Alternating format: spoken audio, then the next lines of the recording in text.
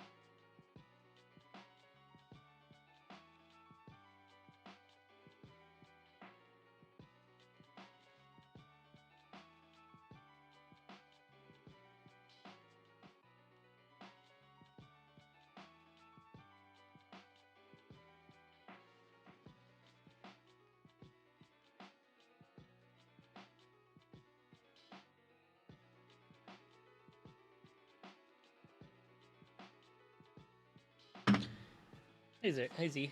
There he comes. Stop!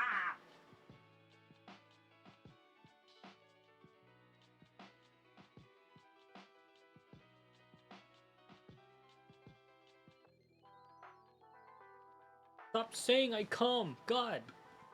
Yo, dude. I was heating up my food real quick, and Dalton walks in, or he runs in, and he's in the kitchen, and he's like tearing open a box. I'm like, "What you get?" And he's like, "Check this out." And he's got a fucking Naruto flavored G Fuel called Sage Mode, and I'm like, "That is so fucking cool. That is actually fucking cool as shit." I was like, "What the fuck, dude? Sage Mode." So fucking cool. Yeah, he got it. I was like, yo. And I got my other Christmas gift, which is my other Lily Pichu jacket. Here. It's super simple. It's blue. It says stay comfy, right? I love it. It says stay comfy. And inside the hoodie, the material inside the hoodie is like a nylon. And like, oh God, it's super cute. Inside it has like blue, oh God, super cute. Doesn't come, feels bad. I'll have you know, I just jacked off. Shut up, Z. So this is the boot up phase where I just sit down, I chat with you guys, and I wait for people to know that I'm online so that they don't miss any of the story live. But how is your day, everyone? Are you chilling? Um, how are we doing today? I woke up. I got up really late. Dee woke me up because she went to work, and then I woke to her coming back home, and I was like, "Is it 2?" Because she said she would come back at 2, and she's like, "No, it's 3." And I was like, "What the fuck?"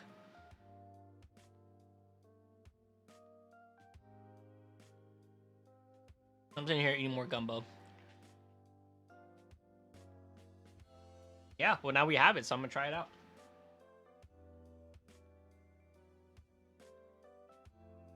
How's everyone's day so far? Z, Ig? You said you got your job, right? Congratulations. Did you get your job? Dude, like Maiden's Blood is super good. Mega Potion is really good. I really like Yuzu Slash as well.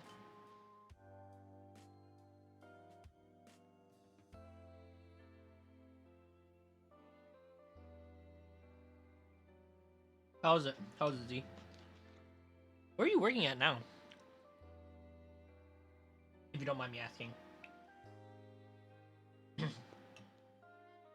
And for it to be forever archived on YouTube. I never. Peach Ring is good. Oh, Mamba Fruit is really good too. Gas station, that's right.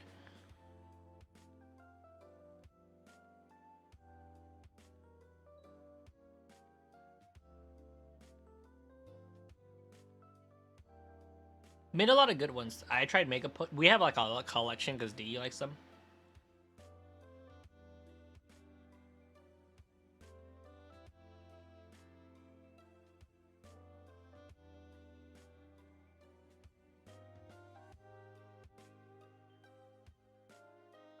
Oh, Phase Berry is really good. D has Phase Clan. That was really good.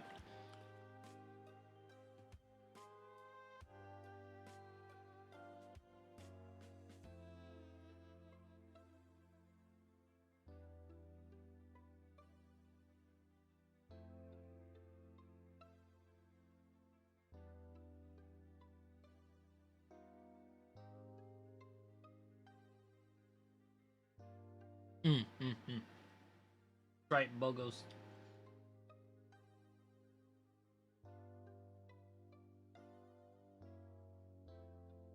Well, we haven't bought G Fuel in a while because we haven't ran out, and we're also trying to save money. So,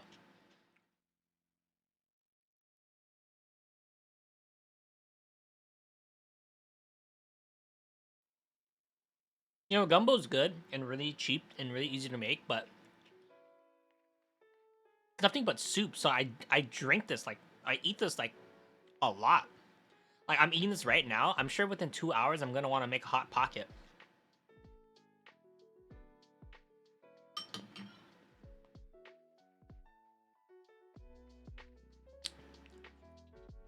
I see. I see. Just had the thought, man, I kind of wish they would make another the City game, a Fun Fantasy game, because I remember really enjoying the City. It did make a new one for PS4. It did. That's right. It just like fell off the market completely. Oh yeah, because you know what? They had to. They had to. They knew chili dog was gonna be bad, so they had to give because it was a joke flavor. They had to give people peach rings. Chili dogs.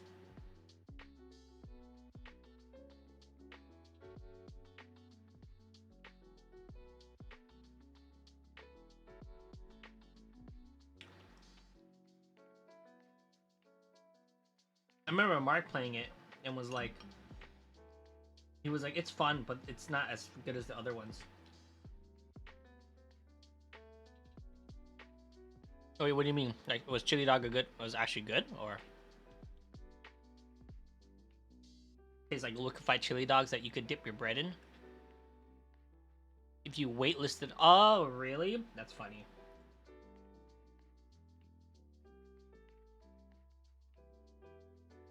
Can you imagine being a tester for that? Being like, no, not a lot, not enough chili dog. I don't taste enough chili dog in here.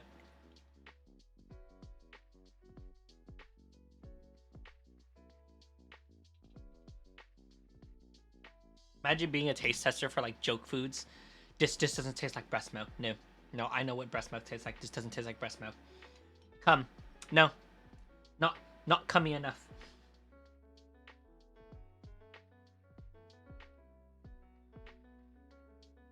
Peach rings is good, Z.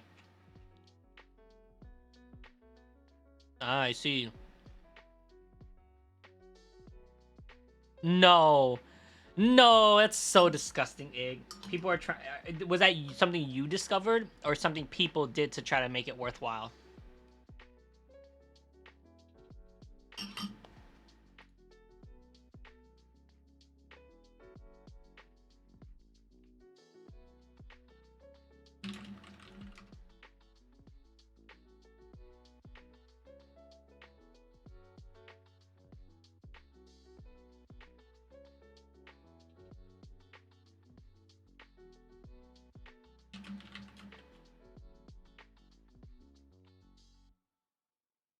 I mean, I hate wasting food, and people on the G Fuel subreddit talk about how ketchup helped offset the flavor a bit. Really, that's nice. That's pretty cool. The canned flavors. That's pretty nice.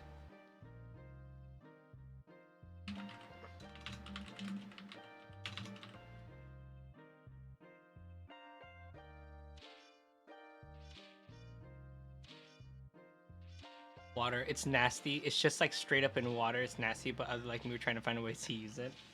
I think Michael bought it as a joke.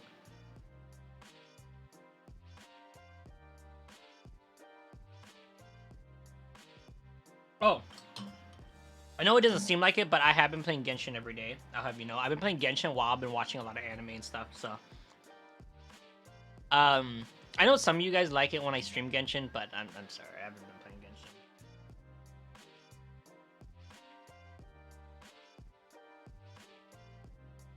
Red licorice. Oh, hey Ether, thanks for the follow. I appreciate it. Are you from Mia's stream?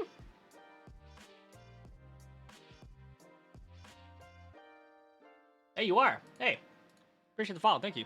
We're doing a little boot up while I eat and just chat.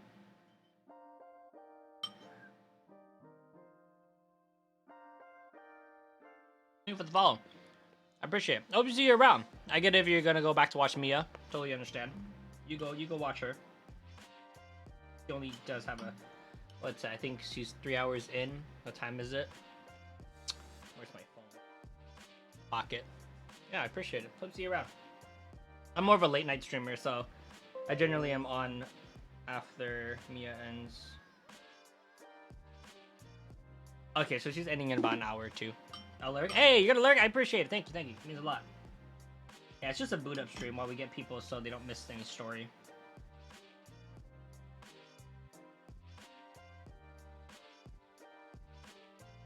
You know, you're right. The fact that you can tell someone's like, yeah, I've actually consumed my chili dog flavored G Fuel.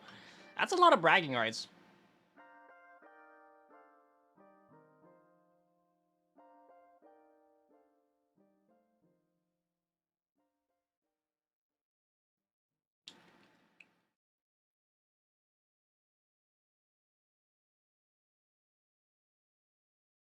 Ah, I see. Alright, I'm almost done with my food, guys. Just soup. No, I realized, looking up gumbo recipe, that a lot of gumbo is supposed to be served with like jambalaya style, like with rice and stuff. I just like gumbo as a soup because when I had gumbo, my sister and my mom made it, and they made it thick. They made gumbo thick, you know, with flour and I think potato starch. So every time I have gumbo, I think of like just wet soupy gumbo. Well, when I make it, I don't really like it thick. I like it soupy. But generally, I have it thick. But every time I look up online, it's normally served with the rice.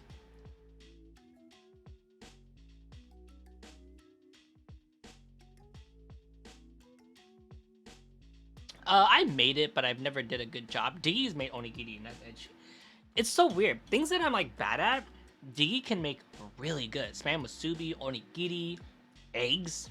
I don't know what's up with Diggy, but her eggs are just good. Pancakes.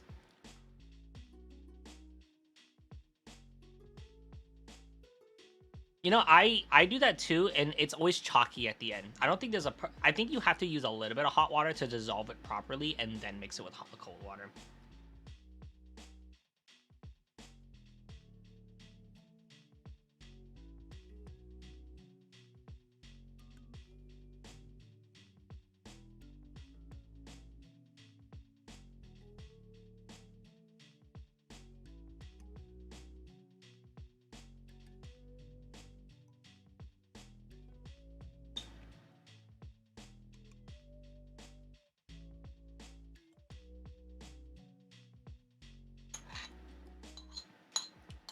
Is there a difference between using half and full scoop? That's correct.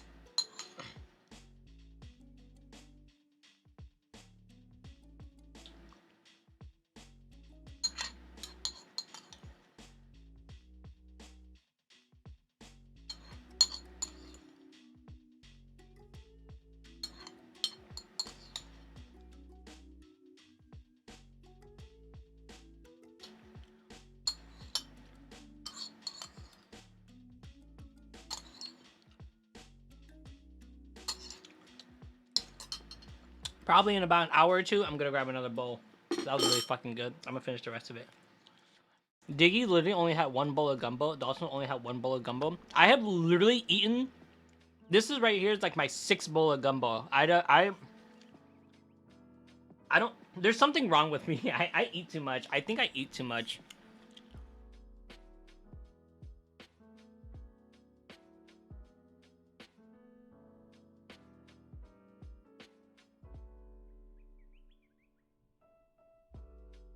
Yeah, generally when I get to the end of it, it gets very whatever. Yeah, I fucking gumbo's good, dude.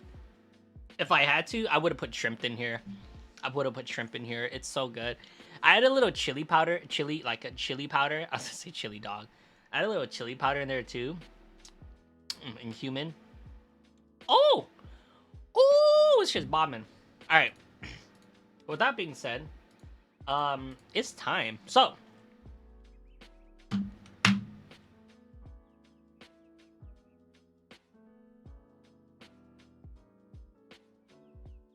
oops.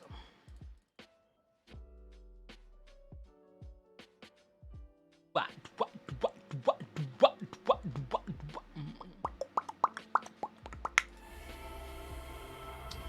I not turn on my switch?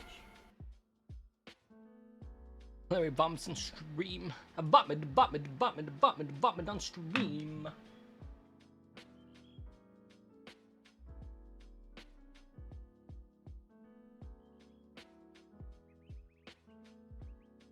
Wait, why am I getting no signal?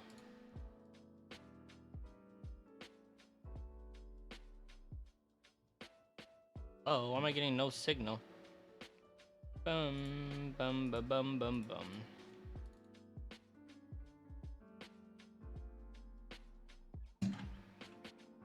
That's weird.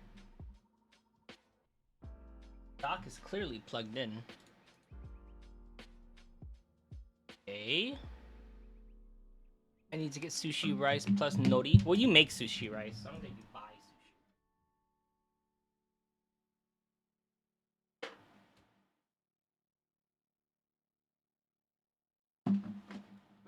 technically need a certain quality of sushi.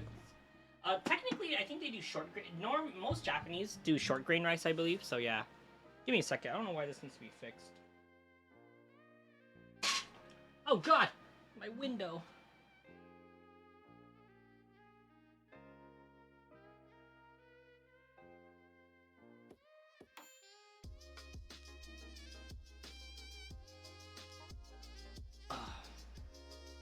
No signal. Is it? But yes, it is. What is going? Hello?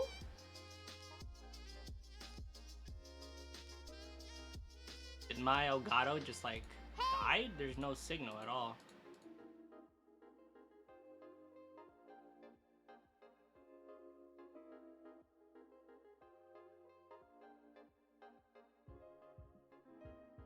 Hello? Elgato? Why are you not working?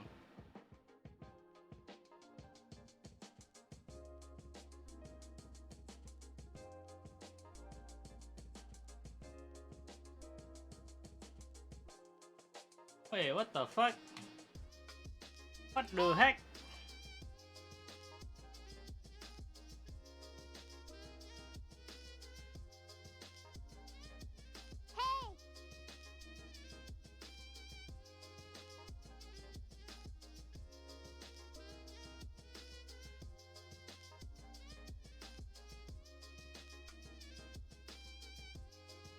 What the heck? Hold on, troubleshooting. Wait a minute, what the fuck?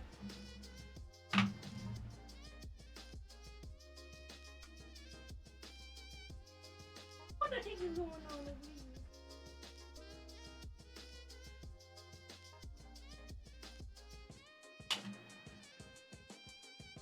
What the heck is going on over here? Docs plugged in. I think I might need to actually turn off my computer and like replug in my Elgato. Don't call Geeks Call. What the heck?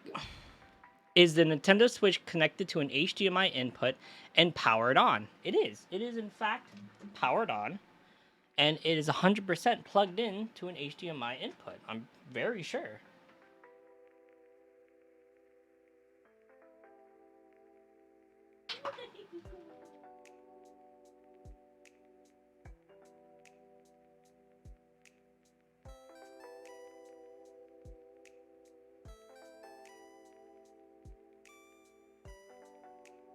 Okay, this is odd. Ugh. This is very odd. Give me a second.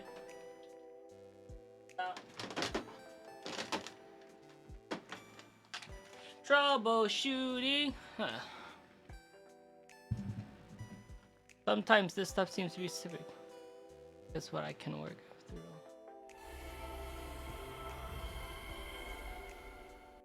Past couple of days. Background while I paint. I've been really good. Really? Anime's good, huh?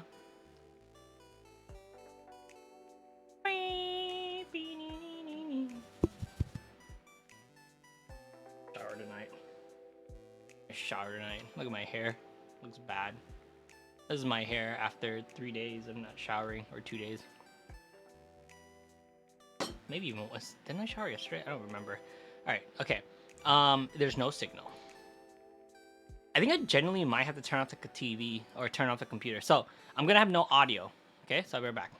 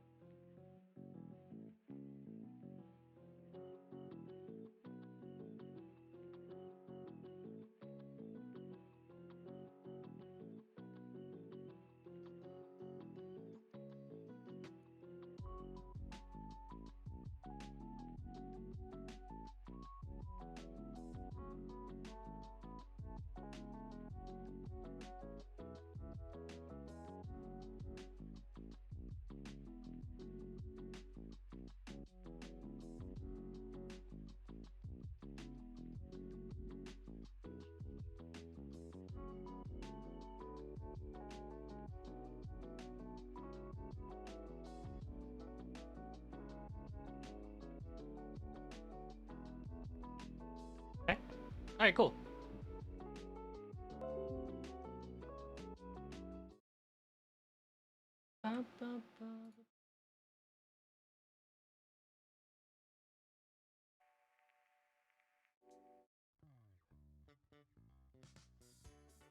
Dun, dun.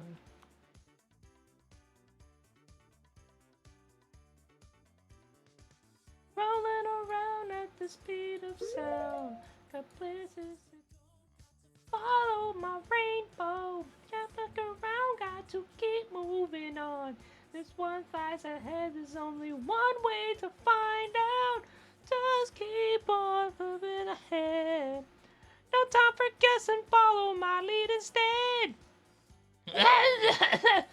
Just see, take my hand and set you free.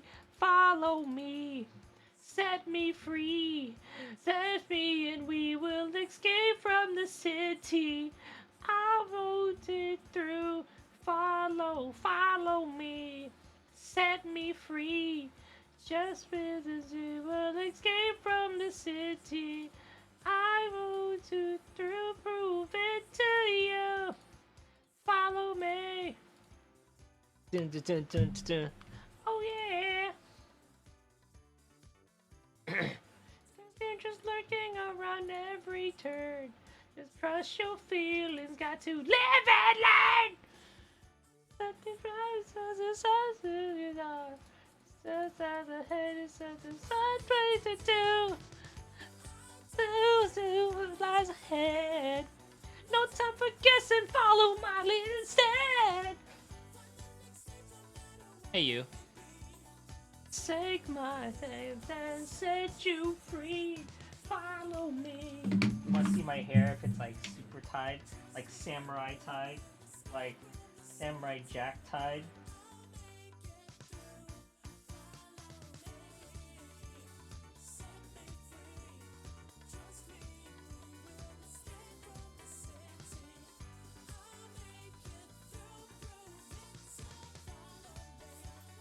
You have dishonored my family.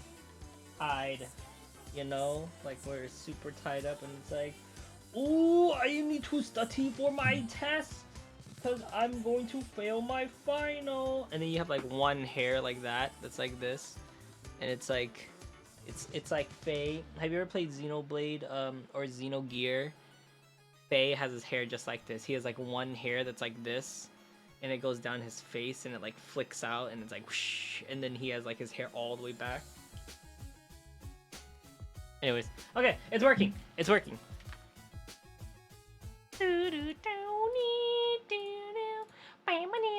Alright, no one will heal your bitch ass.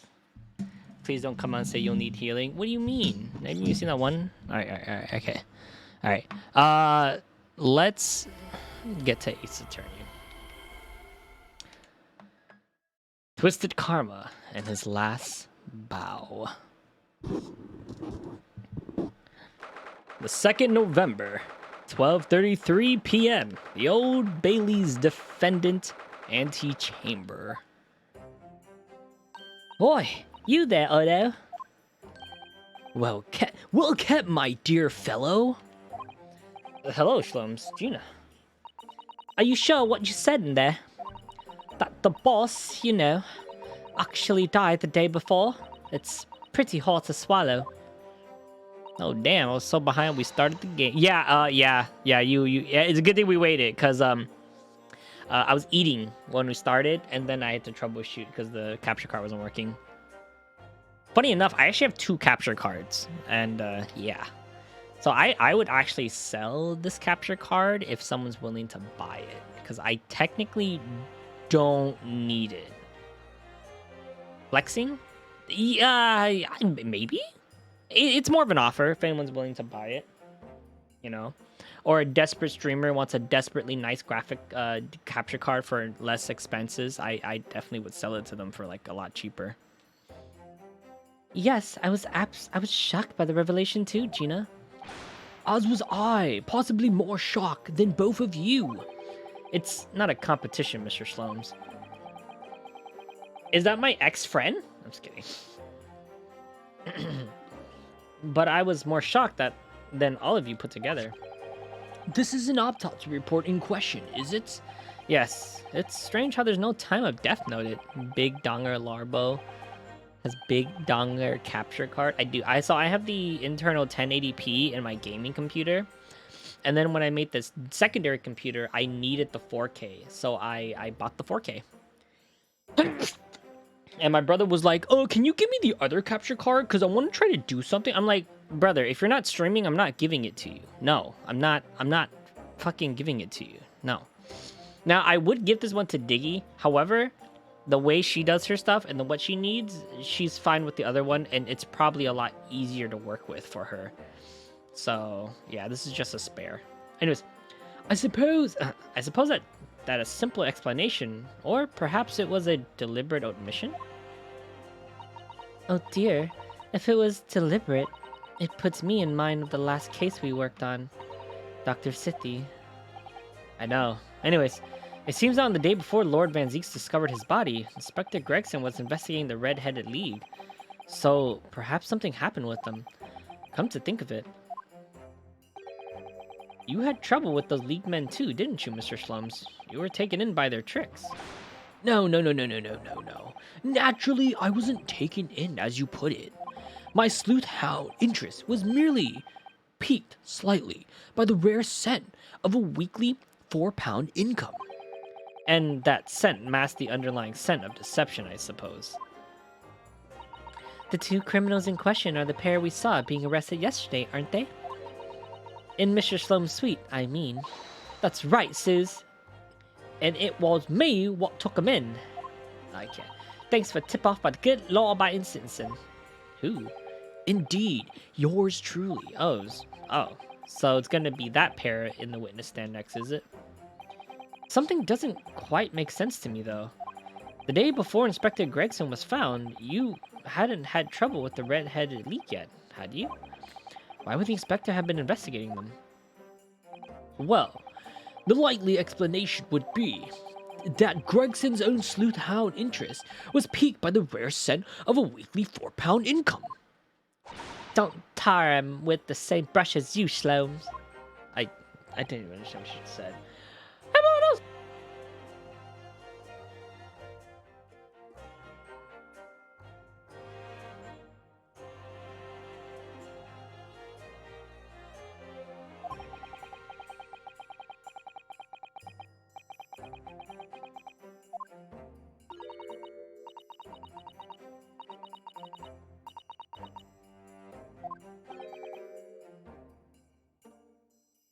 Oh shit, I'm muted. There's a command for that U, by the way. Fuck, oh my god. Let me just reread that. I sneezed and I forgot. Yes, well, there's this whole issue with Inspector Gregson being investigated by Lord Van Zeeks for some reason. Shut up, don't call me a Dumbo! The Reaper, the Red-Headed League, Inspector Gregson, Lord Van Zeeks. Which one is it again? It's exclamation mark mute. And then it tells you like, mic? Oh no, mic check. Exclamation mark, mic check. And Kazuma. I feel as though he knew that we arrive at this point somehow. Oh! Let me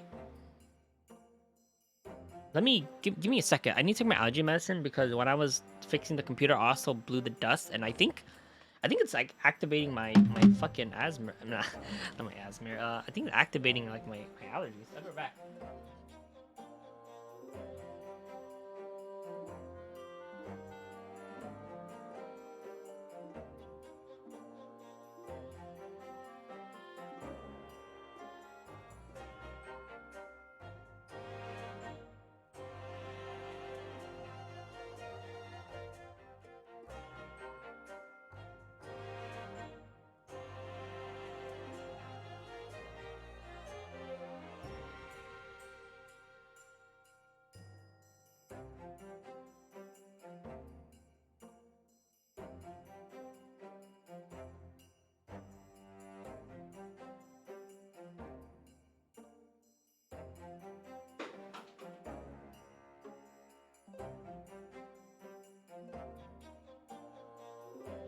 Okay, I'm back.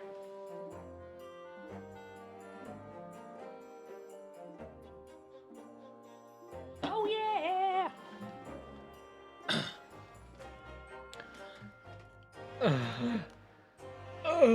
Alright, I'm better. I think I'm better. Okay. Gosh, I think you're right. What he's really trying to achieve here today. All the answers will soon be revealed. Observe the time, my dear fellow. This recess will be over very shortly. Yes, you're right. Cosmo was determined that he should be the one to prosecute this trial, and he was determined that I should take the defense. Just what is that he's hoping to make me see? I wonder. I get the feeling that we're a long way from the end of this trial yet. Excuse me. Are you ready then, Miss Susato? Yes. Ready as I'll ever be.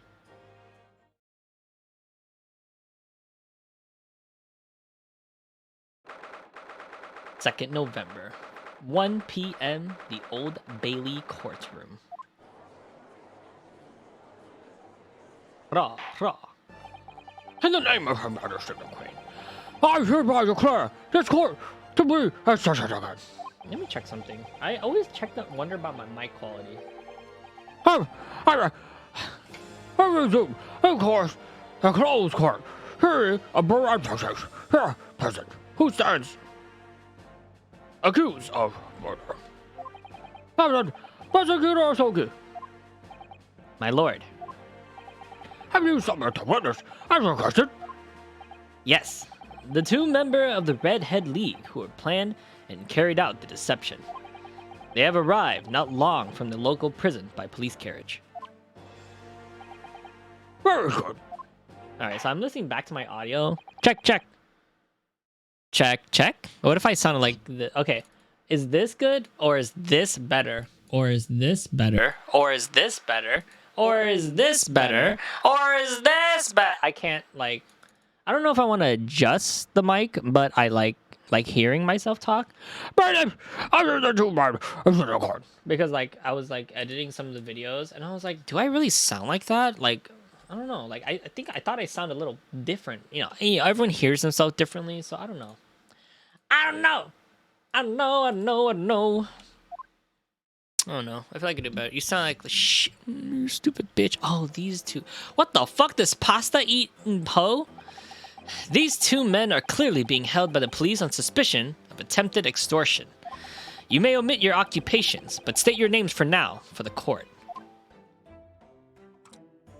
I am Fabien de... Oh, God. Wait, what is this? What is de used in? Is that French? Is that French, you? Fabien de Roussillon? Ew, French. This guy. Wait, as someone from Italy, do you, that's super French? I'm an Fabien de Roussillon. Alright. A descendant of the great de Roussillon family from Nice in France. Alright. Tall one is a little one. It's Italian. My name is a Pepperoni de Rossi. You're fucking kidding me, right? I am the third son of the great family de Rossi, the landowners from Napoli. Alright. Alright, so we got an Italian and a French person. Alright.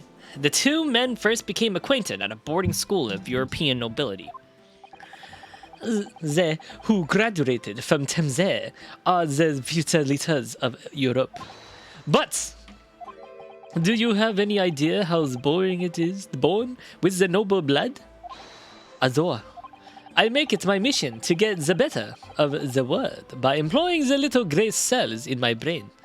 Let's just put this into context. Yes. Is his name like Long Spaghetti and her name is like Small Spaghetti? Is that the joke? That is all I'm trying to do. The Italian guy is from a city where mafia's hardcore. Really? Oh, the Italian guy. Oh, so the small guy. And what about this French dude then? You? So, that's the only reason for this whole grand deception you've been carrying out? Oui. You could say that. Not bad, eh? He is the Grand Azil. But the Penny plan.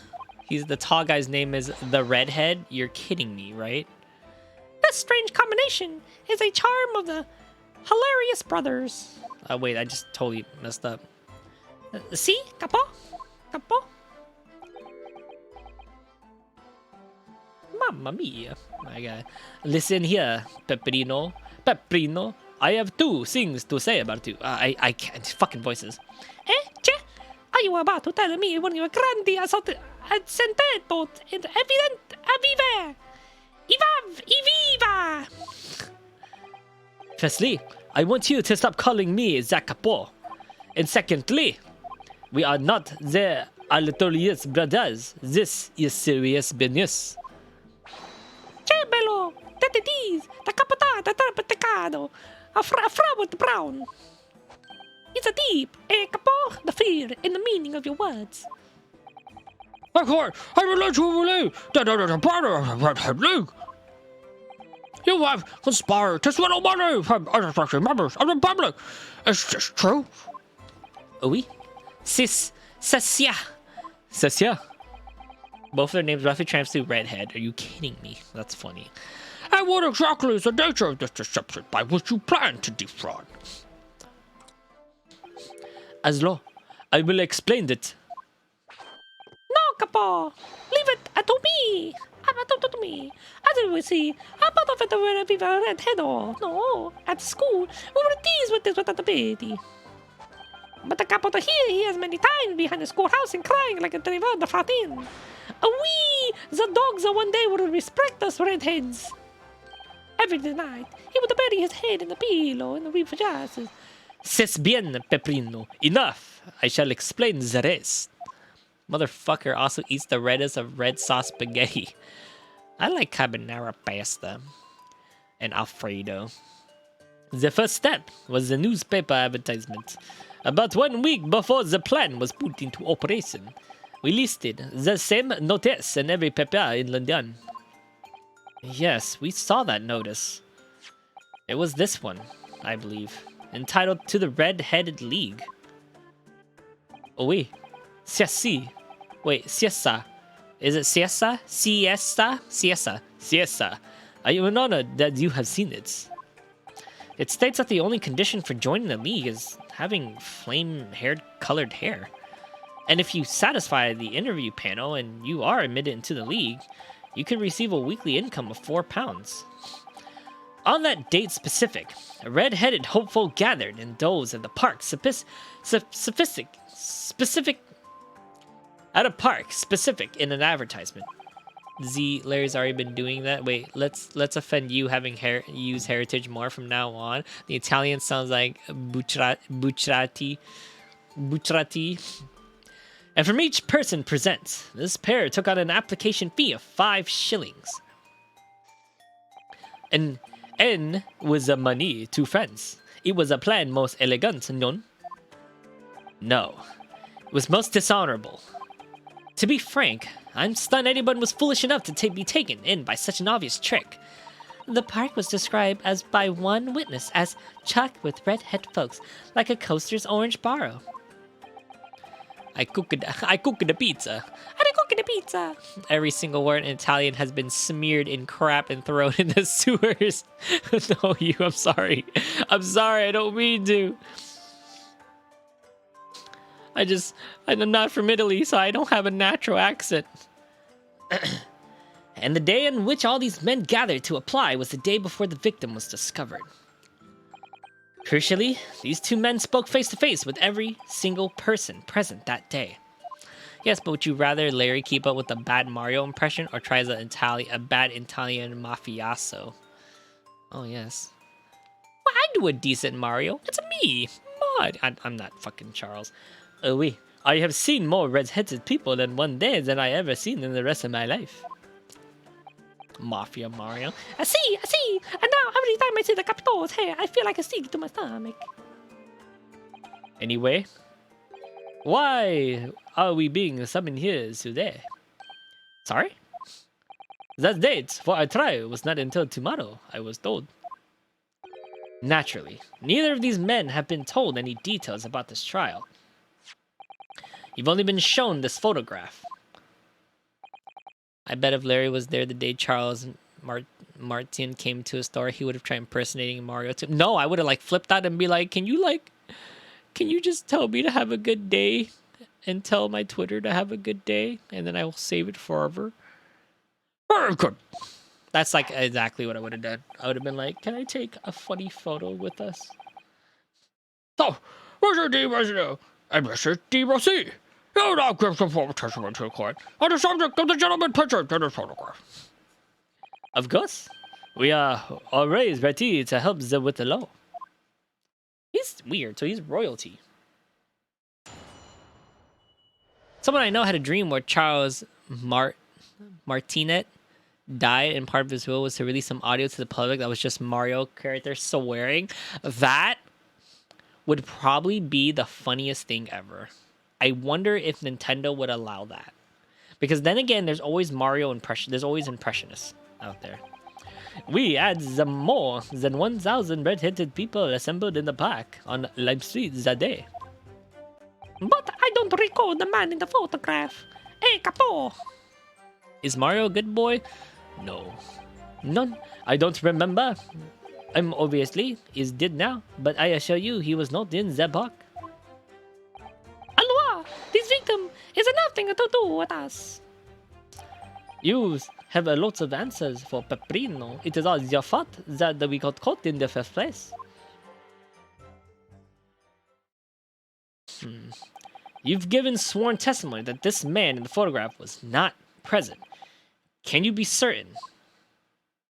Oui, oui, I am quite certain. We did not interview this man. Nobody looking like these came to the park. These I can promise. It must be noted that you have been arrested for greater something, however. Accordingly, this court has no confidence in your assertions. Ofa! With this attitude, we get to know, huh? He's really a soaking now. He's really a soaking now. Fuck, that was a good one. This confidential document was obtained directly from Scotland Yard. It records an entry from the inspector's private diary dated the day before the incident. It reads, Lime Street, Red-Headed League, undercover. Ah, I have the answer. Why do you have a fork? Maybe there was another similar event at the park on the day in question, eh? That is ridiculous. There's no question that Inspector Gregson was investigating the Red-Headed League, which means it's quite possible that when he was killed... Very well.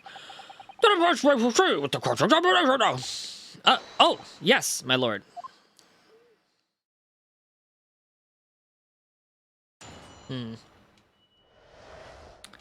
I think there's something that's really iffy. It doesn't matter, but I don't recall the man in the photograph. A capo? That doesn't matter. None, I don't remember, and obviously is dead now, but I assure you it was not in the park. I lied, this victim has nothing to do with us. That is a lie. But we only have your word for that. See, but what else can we do, Maybe I should give him like a super deep voice. True. Ufa, we do not have much of a fun these days, but we are arrested, and we are shown the horrible picture of that man. And now you question every single thing that we say. We are the victims here. Hey, capo. No, you were caught carrying out a plot to swindle hundreds of innocent people. Warrior voice. Oh, wow. You will have to bring that up, It's not fair. Hey, capo. I learned about Nickelodeon Storyboard Jam the other day with artists would make super messed up storyboards for shows just to let off steam. One of them is for Rugrats where the parents just beat the shit out of the babies. I bet that sounds funny. The kids just beat up the babies. I got a cut in my lip. Alright, I guess we'll press every freaking statement.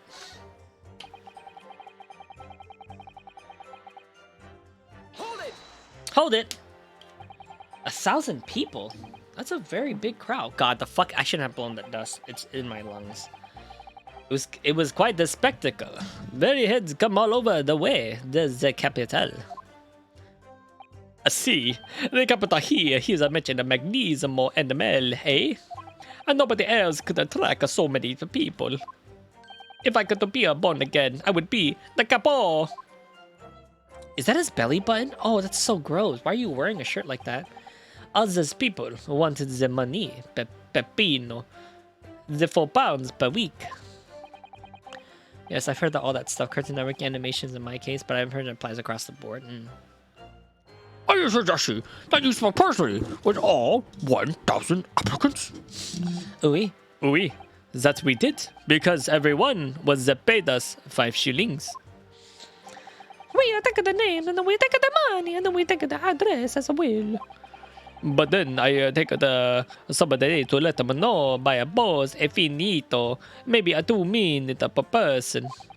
We start early in the morning, but we stop in the late in the night. So you earn 5,000 shillings in one day? That's a small fortune. Who would have thought that there were 1,000 such gullible redheads in London to start with? One of whom which was a great detective with chemically altered hair.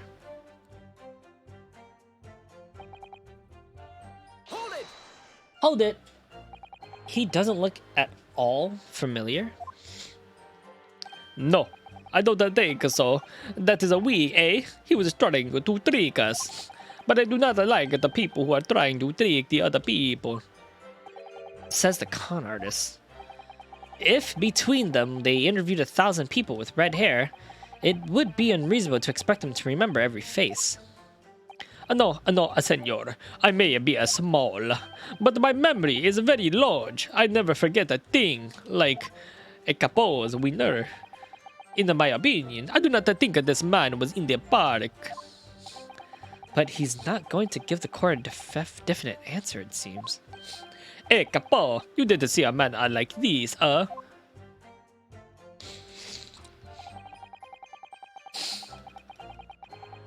it! That's really fucked me. But according to what you said, you spoke with 1,000 or more people that day. Oui, that's true. My eyes were burning by the end of the day. Surely then you can't actually remember every single face. How are you so certain that this particular man wasn't present? Normally, red hair is very distinctive, eh? But not when you have a 1,000 red head crowding around. It's just an eyesore. But if there is some other information you could give us, then maybe we would recall. That is not the line, Peppino. Remember, we do not remember it. I must serve that fact, eh? If that was a man with a red hairpiece, but his mustache did not match his color, then I do not think I could have forgotten them. Kazuma said those two had been shown the photograph and they've been told nothing else. But what if I just fed them one other detail about the victim? For example, his fish and chips. His fish and chips? There's no way. There's no way. There's no way. His profession. I can certainly appreciate that you knowing the man had red hair wouldn't help you remember in this situation.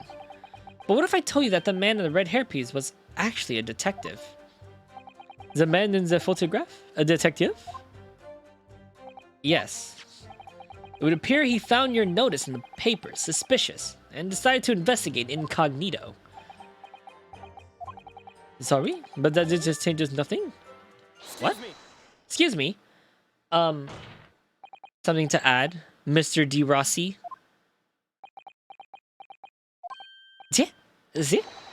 I am always adding. Oh wait, I am always adding something. Parmesan, olive oil, a pepper.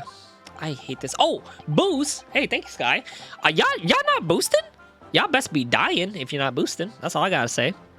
What I mean is, did you not agree with your friend's last remark by chance? What did he say about the detective? Hey, thanks you. That's what I'm talking about. Keep your mouth shut, Peppino. You said enough already. But why, Capo? Is that a problem? There is a man who said I am an inspector from the Scotland Yard. What? Good Lord! Oh, they're working at Best Die, not Best Buy. Order! Order! Explain this faulty face in your testimony witness. It is simple. A man with who is at the park. There is no such man. Madai! What are you saying, Capo? Have you forgotten, eh? I've forgotten nothing. Nobody like this came to the park. Basta, Capo, basta. You beat me at many things, but not two. The memory and the meals. Like as I said, it is the time to eat the pasta. No one is a faster. But you are inferior to me in any way. So shut up. Objection?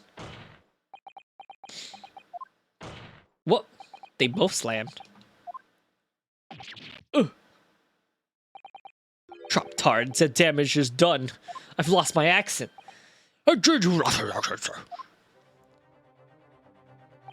Oui, there was a man who came to the park and said he was an inspector from Scotland Yard. And what? It looked nothing like the man in the photograph. It was someone else. How can you be so sure? Because I started with the face is completely different. See, it is true. It's true. The man with the coming was younger.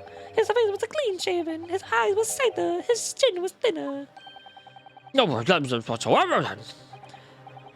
Anyways, I was not to be fooled.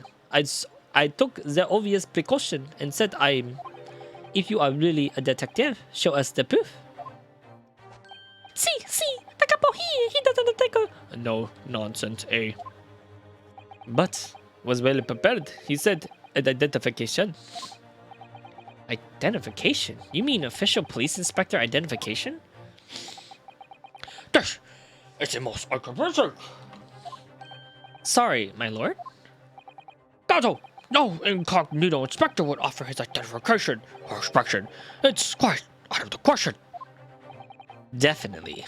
Why would he expose his true identity? Clearly, the paper were fake. Satir capo, you are dangerous. As if we say in Italian, it takes a thief to recognize another, eh? And what had happened after he announced that he was a detective? It had become very annoying. Oh, it's become very annoying. He said, you are under investigation. So I took his paper and I chased him out of the park. It was a fantastico. And a look at the pita identification. Oh, you took it? So you stole it from the man. He had the coming. He made us very scared. Oh wow, he made us very scared. He was not who he said he was. Indeed, the person described as appeared does not appear to behave as a true inspector would. However, I believe it will be prudent for these identifications to be entered as evidence. But I like them. Okay.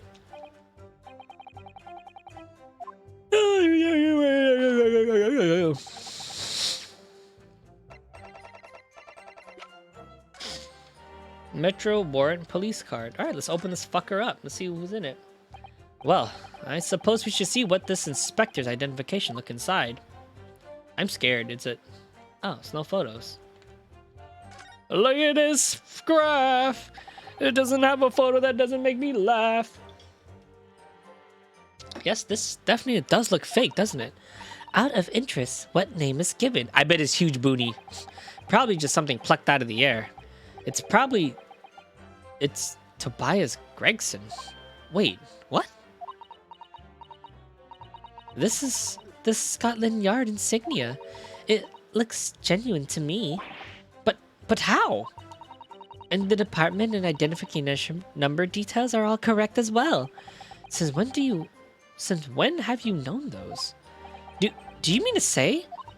I know it seems incredible, but yes. I think this is a genuine identification book issued by Scotland Yard. But that's unbelievable. This is the real thing after all?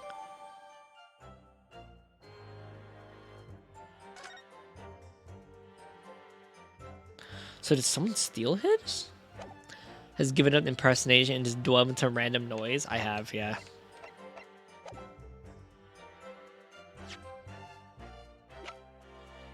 Police identification.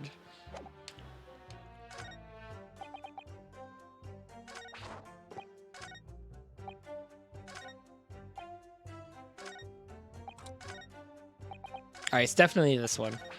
So we use that evidence against him. I'm just gonna save because I'm getting into the habit of this.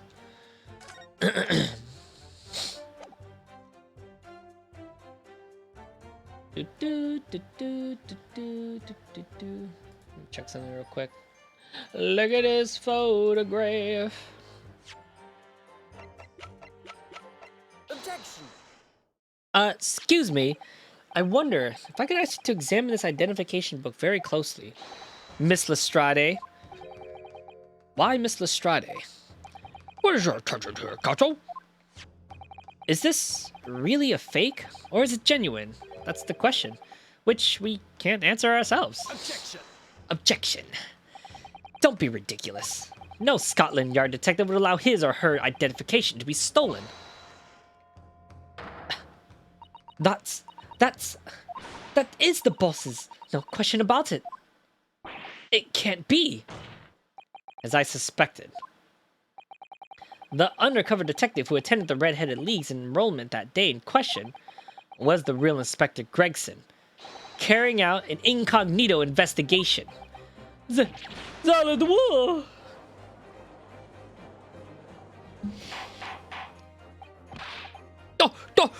Order! He's just like freaking out. But if the boss's identification is stolen, then wouldn't have reported straight away. I mean, he was always on me about it. If you lose something, report it at once, he says. Could it be then that the inspector was physically unable to report it? Physically, eh? What are you saying? Unable to? You're not suggesting? Yes, it's quite possible that he was killed before he had a chance to report his identification stolen. No. No!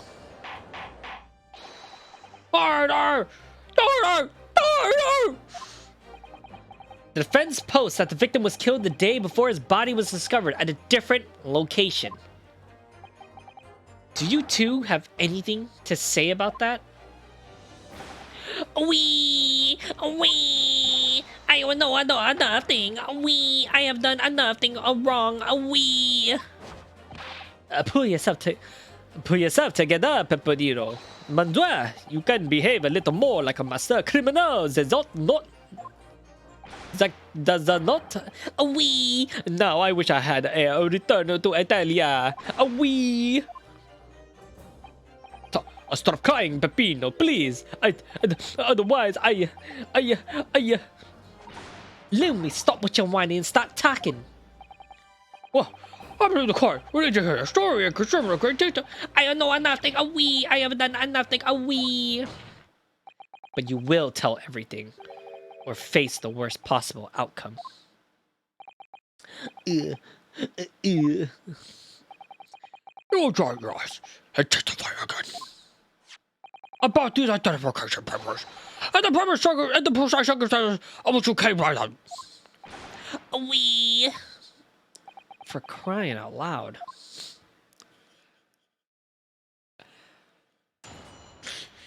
It's like when racists get caught for something and actually get tried for like something really bad, and then they start crying on their mugshot, and it's like, well, no shit, dude. Fucking rolls up to a black person's home, and started like coming at them with like your Nazi flag. And have you seen that, by the way? There's like this person who literally busted a hate crime, like elementary, like a child. Right, she's a child, you know, African American family, black family, however they like to be, you know. Some people say just call me black is fine. For the African American, I don't really know, to be honest.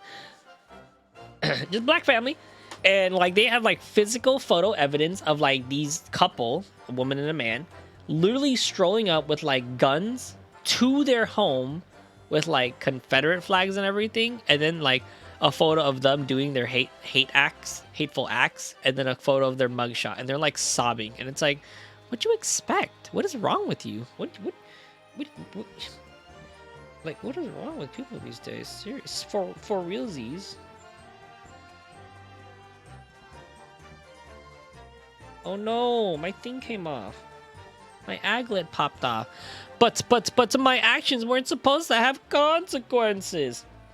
Well, damn. Maybe you should talk to Newton about that shit, boy. Maybe you should read a book. What was that one court case where a woman was responsible for her kid's death and the mom was crying in court and the woman started laughing at her?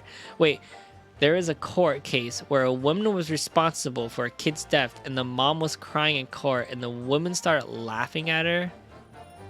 There is one like that? No fucking way.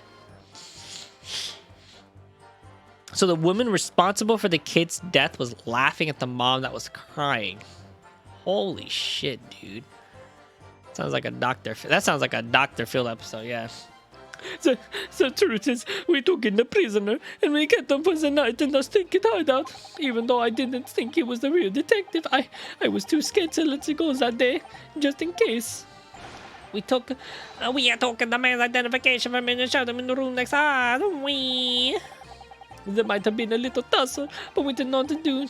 But we did mean no at arm.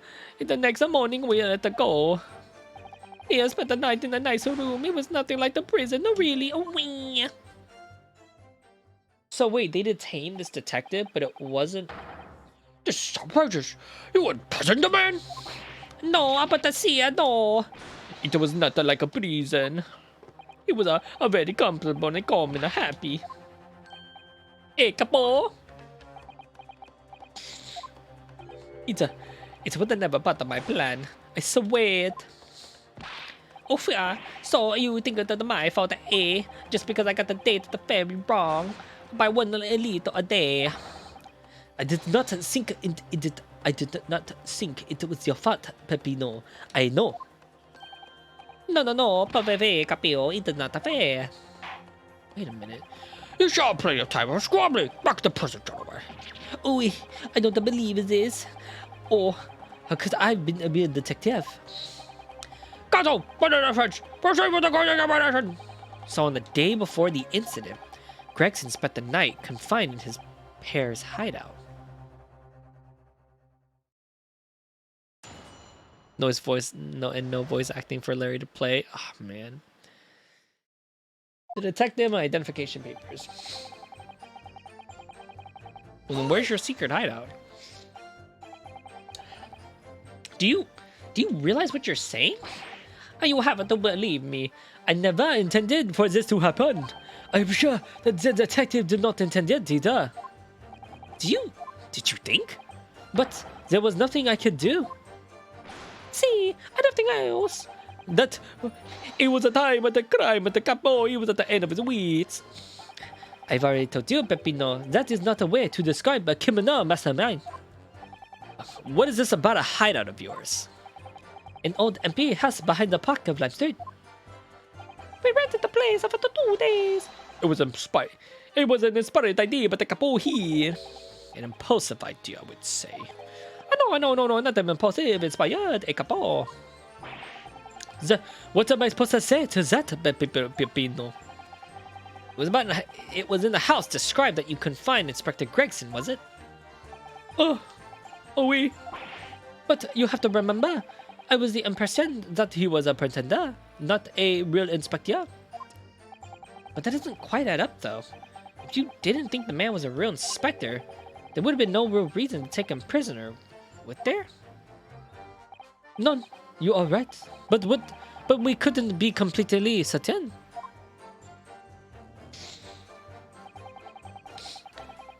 Huh. Hold it. Too scared? Why? Because. Why would they come to the park? We didn't know. There was a chance that he would have seen through my plan. And if it were the case, he would have gone straight to the police station to blow the whistle on us. Even if it was just a fate of him to be an inspector, he was just up to no good without a doubt.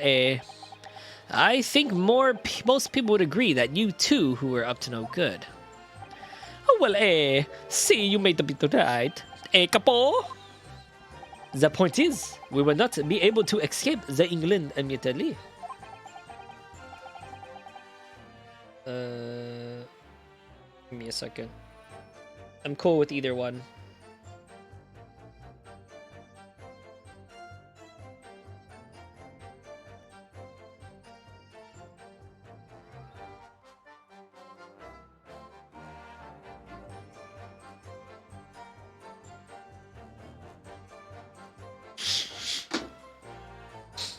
That is why I had no choice but to take the men prisoner. Prisoner, I would say that now. What I don't understand is why the inspector felt the need to show you his identification in the first place. See, I asked myself the same question. We were writing the name on the address and the people who took 5 shillings that day.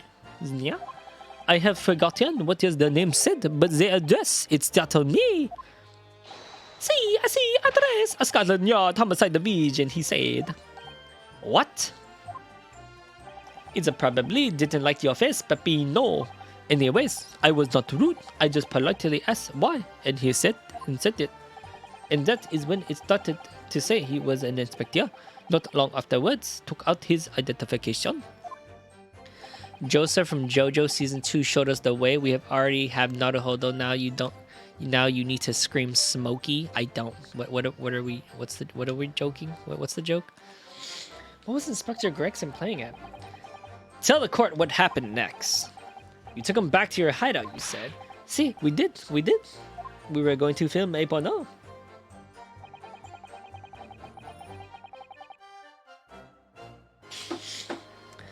We took the man's identification from him and shut him in the room next to us. Oh wait, then press that one.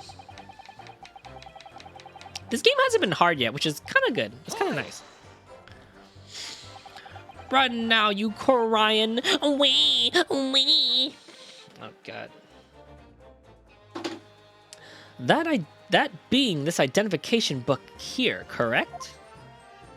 See, I thought this is the one. Oh, by the way, on Monday I won't be streaming. I'm coming home late, and then I have an opening shift. So I'm basically gonna come home, just cook food, and go to bed. So yeah, this game has been hard. Yeah, fucked up a few times yesterday. Oh, right, okay. It was like 3 choices. All right, excuse me. What pressure, Pele? That it was forgery. I've never seen the real one, of course. Maybe some tasty, make some tasty food. Yeah, the dreaded Clopinin. Yep, the Clopinin, dude. That's what I call my cheeks, you know what I'm saying?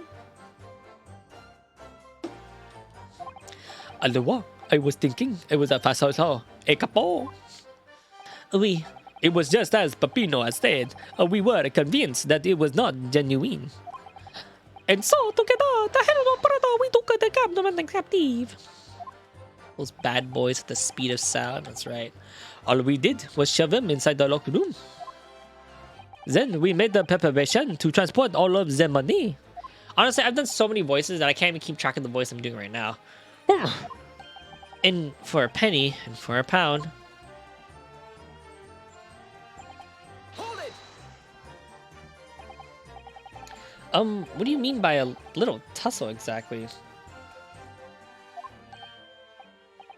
Boof. It was nothing. Just a minor incident there. The false inspector. He was a real piece of the work of the cabal. What happened? Ufa, it was a duster. We gave him a nice room. And what I hear though, in the middle of the night, he tried to escape through a ventilator. Can you blame him? We had the chase Ben Sear, and then we caught him again. Can you blame us? I can't keep this up. French to Italian, Italian to French.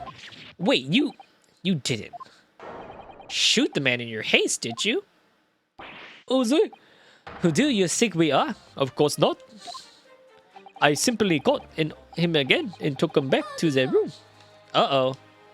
Excuse me. You look like you about to... shit. Mr. D. Rossi. Is something wrong? Me? Something Mr. D. Rossi just said seemed to make you, well, shit your pants? and act even more strangely than usual. What's that all about? Carlo, at times like these, I don't want to have a copa after you. Believe me, I just shit in my pants. And I speak of a personal experience. Personal experience? That is enough, Peppino. There is no need. There is no need to say more. The truth is, at the night before we put the Redhead League in the plan of action, I was scared. That's one Simpsons gif. Some tasty food. I can't do a Homer voice. Don't. I need to watch like a few Homer to like actually like do his voice.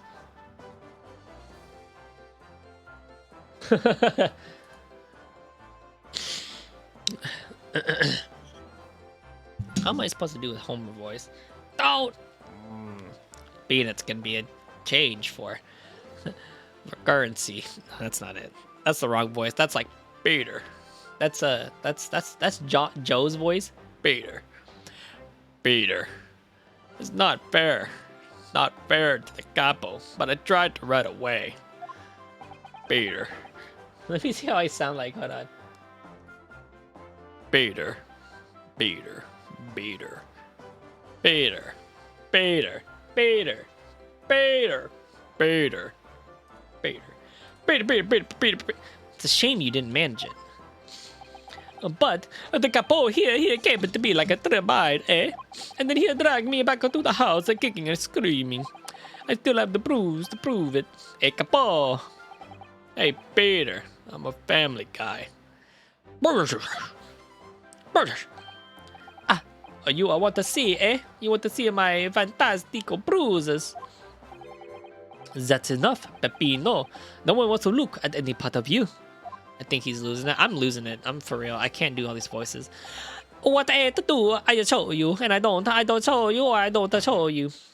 Fucking show us. Do it now. Aloha. If everybody want to see, then I do it, eh? Ooh, he kinky. Echo, you see? It is still a very visible, eh? That's a red ring around your neck? What are you, an Xbox? Did you get that back when you were dragged back into the house? See, the capo here, sometimes he's a very rough. And I like that. I said that is enough. Look, Peppino's neck is nothing that do with what we are talking about. You have my word. Yes. It appears you have a lot of kinks that you don't want to talk about. But what is your opinion, Kato? About this red ring around Mr. D. Rossi's neck? I wonder, does it matter? Yes, it's important! Mr. D. Rossi, I'm gonna have to ask you to amend your testimony with details about that mark on your neck. Oh, oui. Oh, capo. Hey, you see, everybody is interested in what I say, eh? Ugh. Very well. Do you want to talk about as requested, Mr. D. Rossi? See? If you really want to, I know. He tried to escape, but the capo put the collar on him and dragged him back like what he did to me, I see. Oh, what the? He put a collar on his neck?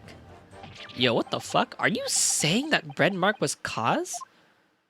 See, a big collar made from the leather. A leather collar?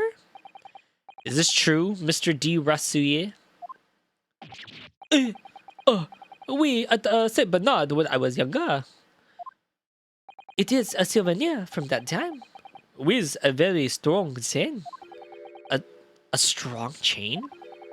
And you put that around your friend's neck? I'm sorry, I was so angry. He was leaving me alone. A BDSM friend. You did not have to tie a train to a lake to the peto. I would have tried to run away. Oh, what the fuck? You didn't do that to Inspector Gregson as well, did you? Treat the people as equal. Is the capoto here, moto? It's starting to sound a lot more like a prison all of a sudden. Hey, the capo's the top one, hey, but the capo's a rough. I shouldn't have done it. Oh, I really need to take a shit. So the following morning when you released the inspector, He had the ring around his neck, just like a bee. Tapino, se le voit platy. Leave it now. Now you know, the capoeira. He doesn't want to tangle with him, But the inspector, not so bad.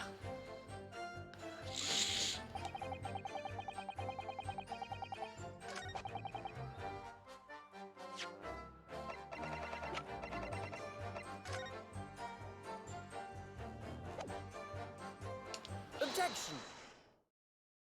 So, the day before his body was discovered, Inspector Gregson was taken prisoner while working incognito. No, it was nothing like that. It was hardly a pigeon. It was an invitation to stay. It was homely. But whatever you described it, there's one glaring inconsistency remains. Like, it doesn't matter. You chained him. You chained a man to a bed. You chained his collar. And you... Hey, Peter. Let's just fucking clip.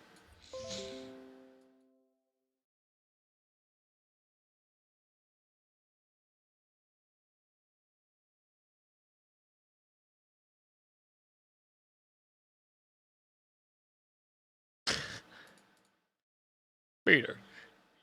Peter.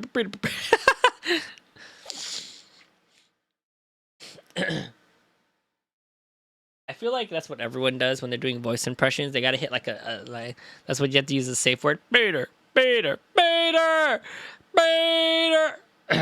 However you describe it, there's one glaring inconsistency that remains.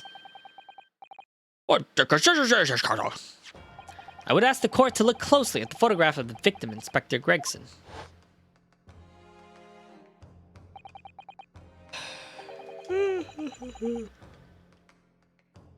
You will see that there's no red ring visible around its neck. But that doesn't make no sense. It was me who took the collar off the man in the morning. I saw the red bruise on that neck, just like I have.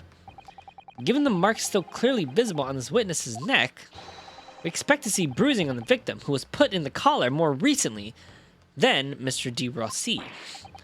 Indeed, this is what's peculiar. But what I have to tell you, we say this from the beginning, many a times. Pepino is right. The man in the photograph is someone different to the men we had captive that night.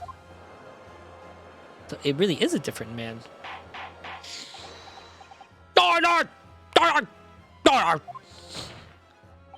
It would appear then that on the day before the incident, the man who visited the park on Lime Street posing as an incognito inspector was not Inspector Gregson at all. Objection. If that's true, however, how do you explain the inspector's identification? This is a genuine identification book issued by Scotland Yard. It's inconceivable that someone could have stolen such an important item from the inspector. The prosecution had made that assertion itself.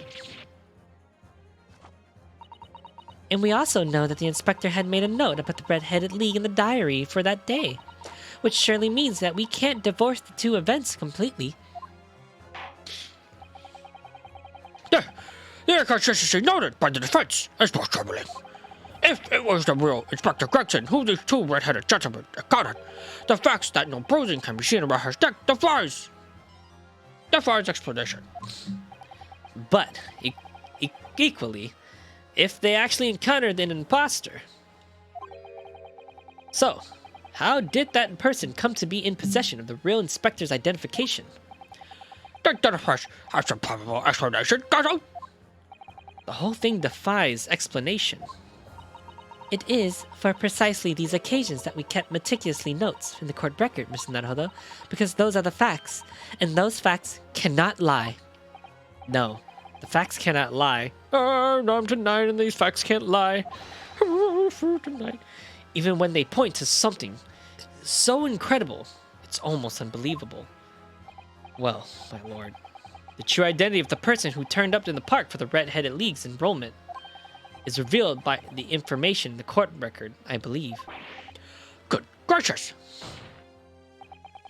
Very tantalizing, Mr. Naruhodo. So, why don't you help us all see to whoever's truth this is that you've apparently seen? Who exactly is this inspector that appeared before Mr. D. Racine and Mr. D. Rossi? Oh, an imposter, of course. Though it seems incredible, I admit, the undeniable facts point to only one thing. Since no bruising can be seen on the victim's neck, the person who these two red-headed men took prisoner that day cannot have been Inspector Gregson. In other words, your whole argument up until now had been a waste of time. Objection! Objection! On the contrary, I haven't finished my sentence. What? There's no bruising on the victim's neck. So the question immediately poses next. Who exactly was this man in the park on Lime Street found to be carrying Inspector Gregson's identification? See, that's alright. We tell the same story every time. Whoever this man was, the captor dragged him from a pillar to the post of the Doncole. Monday Peppino. I was not so hushed to say that, So it was the false inspector you say. Who was he? Clearly, the defense have an idea about that. About the true identity of the man who's tuned in prison that night. I must ask the counsel. Under the defense to elaborate post case. Or the witness encounter to the park post. I suspect the Gregson.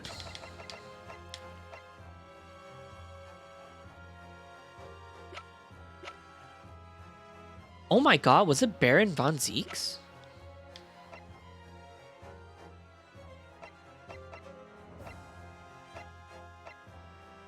Oh, this guy. Here he goes. It's gossip. It's gossip. It's gossip, of course. Take that! Goodness me. Is it? One of the witnesses who was in the stand in this very courtroom earlier today. A nameless man whose only occupation appeared to be peddling heresy to pass-bys. Objection! What on earth would a street seller be doing with the police inspector's identification papers? Witness. Is this the man or not? What is happened to his lips? Oh, his lip is bruised. Oh. See, it's a man. This is a man. It's not for the Red Hat League anyways. He's looking for the Twisted Lip League, no? Oh, he fucking got destroyed. Perhaps rather than make such a rash claim next time, you should bite your lip instead. It seems improbable, yes, but one undeniable fact remains. During his testimony earlier, I noted something around the man's neck. A red ring of bruising. Eh? What? The defense demands that Mr. Gossip be brought back to the stand. Okay, so where's this all leading? What does Gossip have to do with this? Who is Gossip? Oh my god. Wait a minute.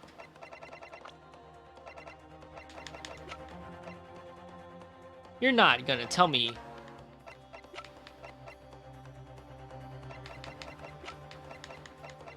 You're not gonna tell me that these two guys are the same, right? You're not gonna tell me that Gossip and Visual are the same people, right?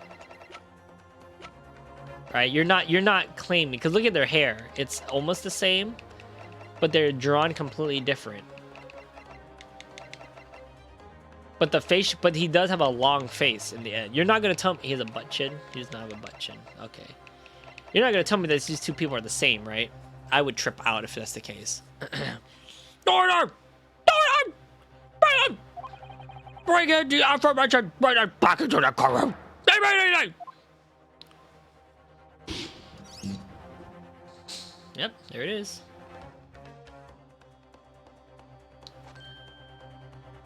Kinky. What?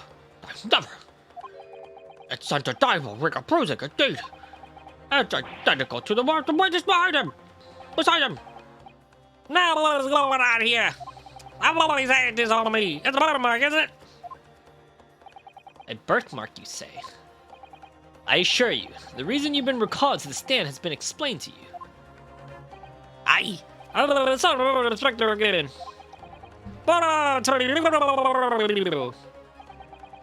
You're denying all knowledge of it. Well, of course I am. Are you trying to imply to kill me with all this nonsense? Oh.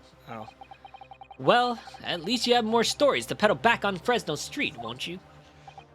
Now, we're going to need you to testify again. And you, Mr. D. Racine and D. Rossi. I'm sure you'll cooperate, won't you? Do we have a choice? We are the big trouble, eh, capo? That's quite enough. Proceed with the testimony.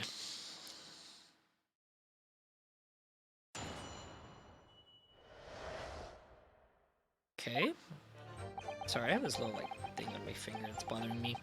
The man who claimed to be an inspector that day was definitely not this man. He's right. See, you would have think that we have gotten this little gun, eh? But I never leave for no sleep, alright? I have no interest in the Redhead League. I'm all alone in the world. Me, I got no kin, folk, or nothing. Like that. Just look at me, eh? No, carry on. Look at the sky and face like this.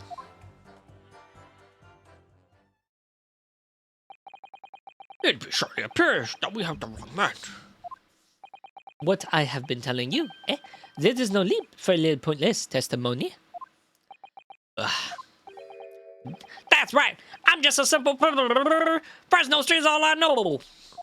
How would I have come by a police inspector's identification book, eh? Well, yes, that's hard to explain, but isn't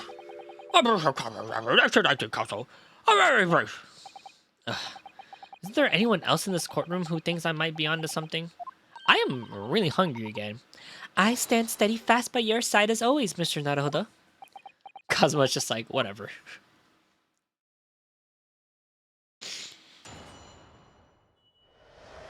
The inspector and identification revisited.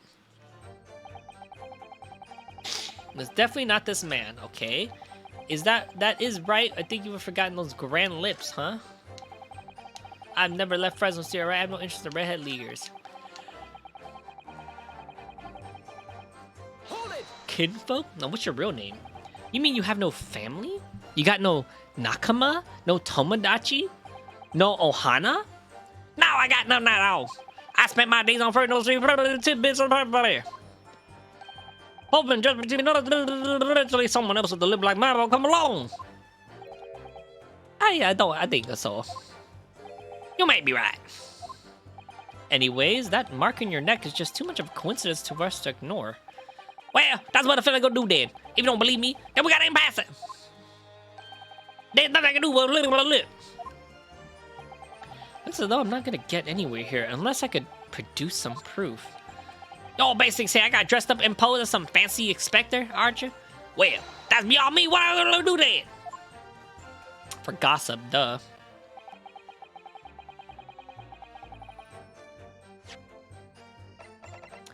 I think you can. I very well think you can impose. You can do a disguise because you just need a name. This thing doesn't have a book.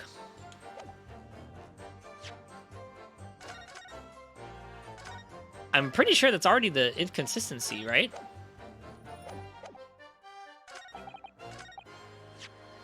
You don't need a face. Objection! I guess I was wrong there. Maybe I gotta press it first.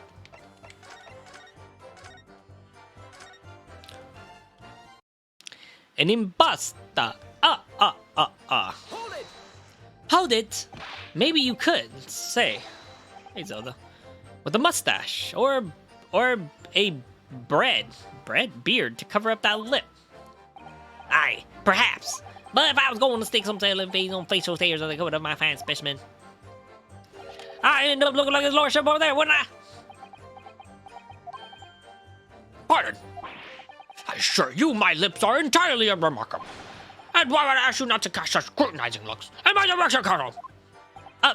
Sorry, my lord. My imagination's got the better of me there.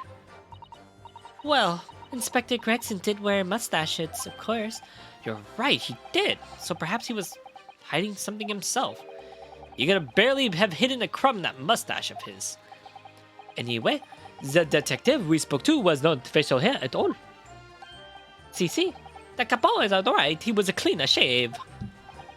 It certainly seems beyond the well. About the millions that this witness could have disguised himself as a victim.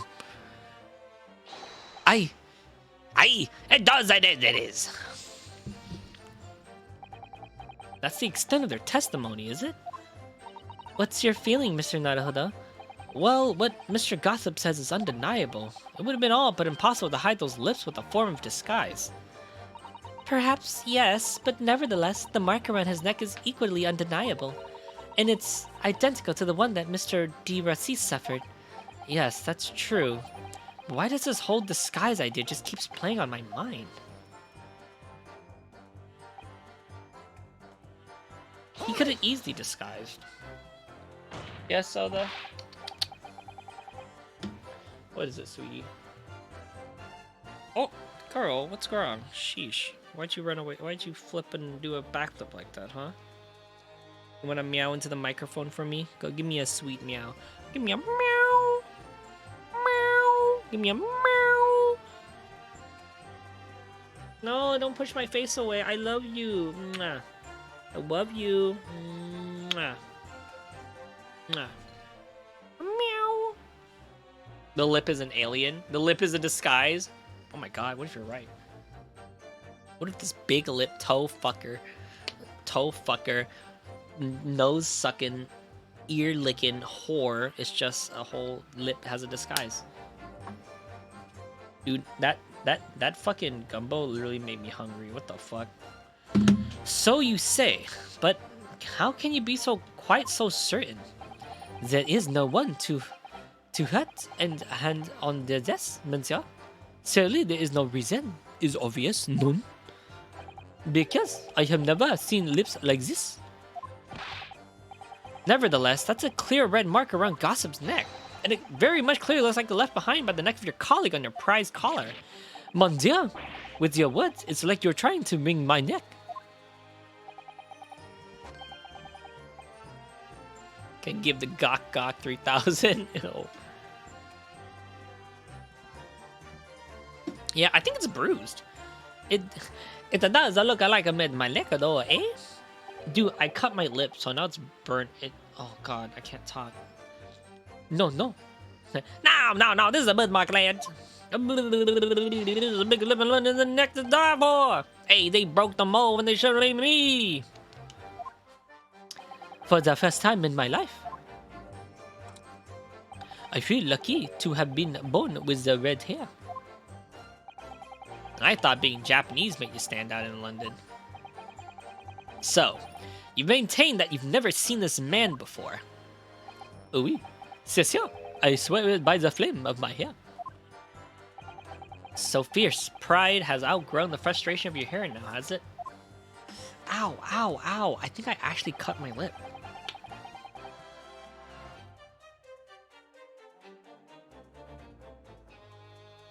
Fuck, dude, that sucks. I cut my lip.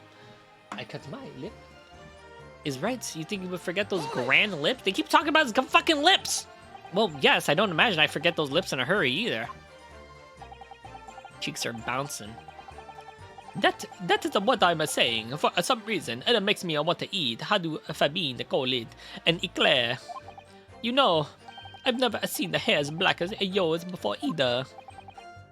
Likewise, I've never seen red hair like yours until I came to Britain. Except in that really cool manga, Rurouni Kenshin.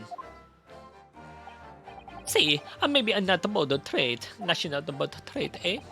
Hey, Shark, thanks for the... You didn't boost the full amount. What are you, poor? Maybe all of the people of this country have a grand leap. No, lad. I was born right here in the original tree. I've never been live. Oofa! That is a problem, sir. So you definitely didn't go to the park on Lime Street that day, Mr. Gossip. Now, how many times do you want to say it? Thanks, Shark. I appreciate it. Hold it! So, you've heard of the Red-Headed League, have you? You don't get a name like Gossip for nothing. It is my business to know what's going on in the town. I sold that tasty tip to the people were ahead as I can't even pass me. Just between us, I even got a sandwich to cough it up for me. Well, he does seem to have a very red nose, if that counts. Who knows? But as you can see, my own hair's got a hill hidden red in it. In any case, Fresno Street's my patch. You won't catch me sliding off south part of town. No, sir, not likely. Excuse me. Excuse me. Mr. D. C. Oh, hold on. Good night, Mia. Take it easy. Mia's ending stream, so I gotta say goodnight to her at least. What am I looking at? Oh.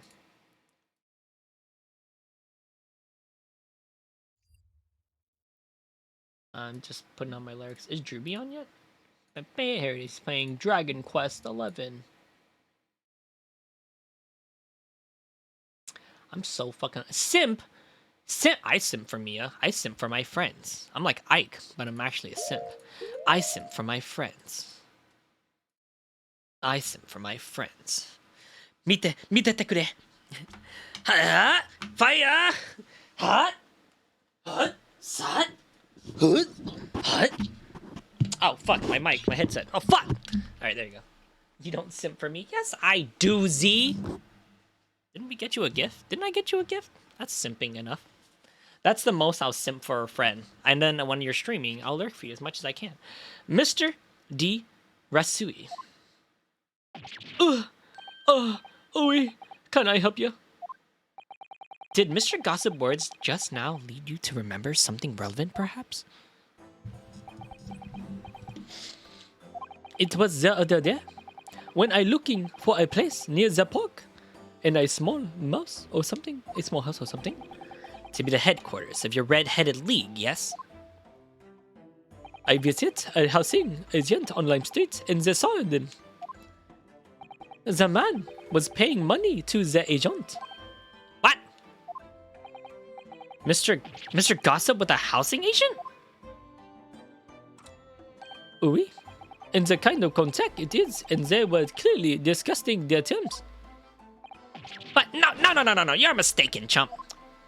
I've never left Fresno Street like me. Like I said, you mistake me for somebody else. So I'm the same face on me. No. The couple is right, oui. I remember who? He was paying a man with a blank notes. With notes? Like I said, that wasn't me. I was curious about the man with the dirty clothes, had so much money. So I looked at the name of the papers. And what name was written?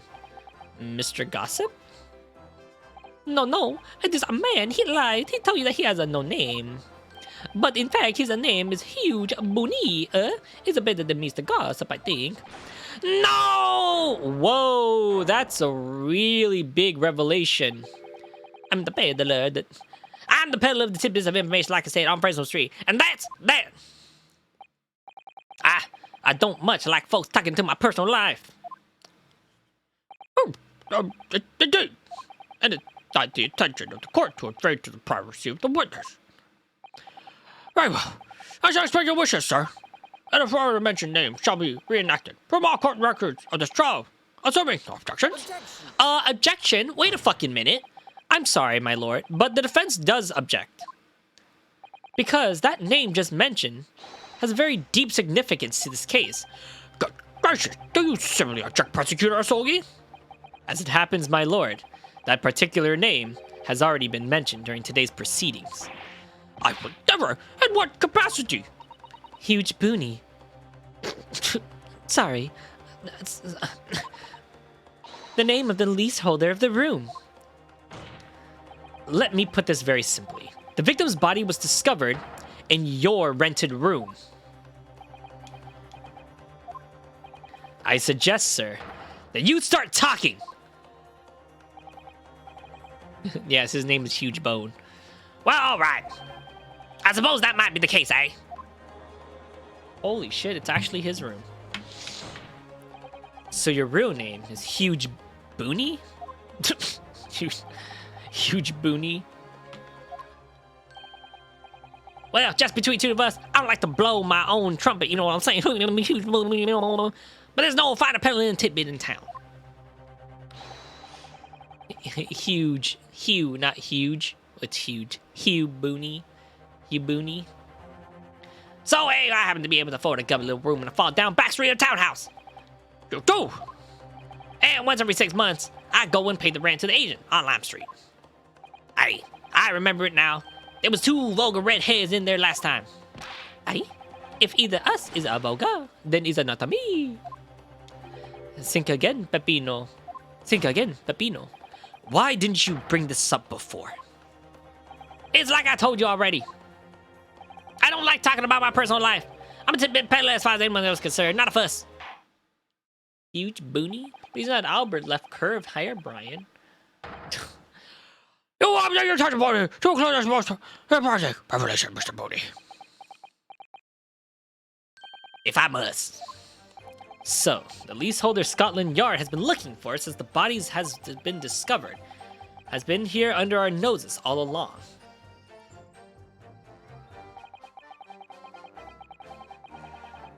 Hold it! I'm really hungry, fuck. That fucking gumbo didn't fix anything. So you live in that room, presumably. Do you? No, I don't live in there. What do you think? There's no bed, is there? Just a desk. You can get freaky in there? Nah. Then, why would you rent it? Well, because I don't think I should have to say, really. Then, how about the notice board in there? Which was covered from top to bottom in confidential documents only the police should have had access to. Well, no, that board's not mine. The inspector must have brought it along. It's the only other bin and bar that belongs to me. The desk and the chair, and that's it. People don't generally carry enormous notice boards around them. You just don't. I guess you're kind of right. The real question is, why was Inspector Gregson killed there, in your room? Well, obviously, not the faintest idea. Well, I mean, it's causing me to no end bother, to be honest.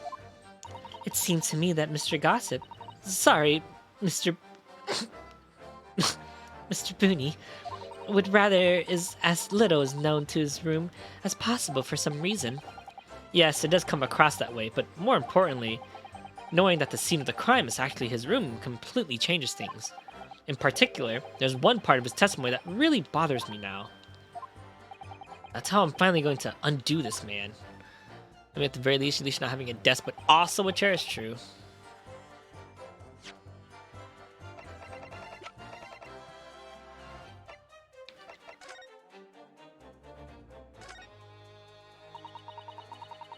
There's a whole raft of cases dating back from years, aren't there? This paper from 10 years ago is browning with age. Look, out of interest, the most recent thing appeared to be the newspaper cutting here. Oh, it's the same red-headed league advertisement that Mr. Sloan has picked out. Do you think you remember? It was a red hairpiece in the scene too. Was Inspector Gregson an exponent of the red-haired league then?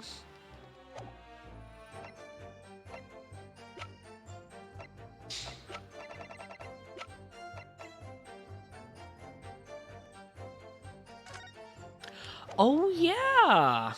Objection! This photo was on his desk. If you have no kinfolk, as you put it, then explain why is this among the space furnishing we found this photograph in the room? I presume, as you've been renting the room, that this photograph belongs to you, does it not? Oh, Mr. Booney, drop the pretense and tell the court exactly who you really are. I don't know what you mean. I'm peddler. I keep telling you so. I don't really need to bother with me. Please, just fuck off. As the man says, leave it alone. Whatever the truth is about this man's life has no bearing on this case. Because it's simply not possible that he imprisoned Inspector Gregson. Fucking Jackson. How can you be so sure? Just look at the man. He's fucking ugliest. No amount of disguise can ever hide those unmissable features. But what if we were to look at this the other way around? What do you mean? Yes, Counsel. What do you mean? He's fucking ugly. No one could ever mistake him for being ugly. Well, there's no denying of that Mr. Mr. Booney's lips is very prominent indeed, and that he's a fucking ugly fuck. But consider the possibility that his prominent lip is itself part of the elaborate disguise. Then hiding that prominent feature, in other words, revealing his true face, would make an utterly impenetrable disguise. Wouldn't you agree, Mr. Huge Booney? Oh my god, you guys were right. It really was a disguise. God, but yes. Are you still hiding your truth from this court? If that is a disguise, then underneath it, his true identity must be... Yes, that's right. There's really only one person he could be.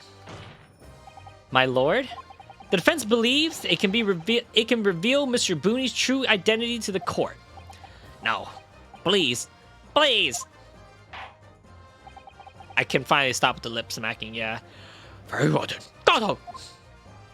What is your identity of this peddler who suddenly goes by the name Gossip on the street? He's fucking Daily Vigil. Daily Vigil? His real name is actually Vigil, isn't it? Mr. Daily Vigil. His name is Daily Vigil. Is that a fucking pun too? What's his wife's name? Daily Vigil and Evening Vigil. EV Vigil. Oh my god. EV Vigil. Oh my god. The daily visuals and the evening visuals. Your name is Daily Vigil. Ah! I don't recall that name, Consul. Who is this Mr. Vigil? It's the name I encountered yesterday, my lord, and it has to do with a certain client of Mr. Herlock Shlom's. A young gentlewoman came to the detective asking him to locate her missing husband. The woman in this photograph, in fact, is Miss Vigil. What? And from what I understand, you haven't returned home since the night before the inspector was found dead. But of course, on that night, you were being held captive by two red-headed leaguemen. And last night, you were put up by prosecution, served in preparation for testifying in this trial, because we've been led to believe that you, Miss Venus, and Mr. Sandwich were all homeless. Being important witnesses in the case, we needed to know where we could find you, of course. And that explains why you're not only being unable to return home, but also unable to contact your wife, who's been beside herself with worry, waiting for you at the Vigil residence. Now, you just hold on a minute. I haven't defended what I'm talking about? Really? No surveillance-related pun will ever beat Mr. Schwartz from the first game. That's true. Mr. Saw It. Yeah. It's simple enough matter to confirm my suspicion. All we have to do is pull off that disguise. No! Please, let me have in my character gag. Bailiff, bring soap, a sponge, and a washbowl at once. Mr. D. Ross and Mr. D. Rossi, you are restrained the witness. Oui, my lord. See, my lord. Oh. No! Stop it! Get off him, please! Don't! Well, this is odd. It's actually him. I called it. It's actually him. Oh! It really just like a paste on lips. It's actually him. So what is he doing? He was pretending to be an inspector. Well, we'll now see your true features, I presume. Lift your head, sir, so the court can see your face.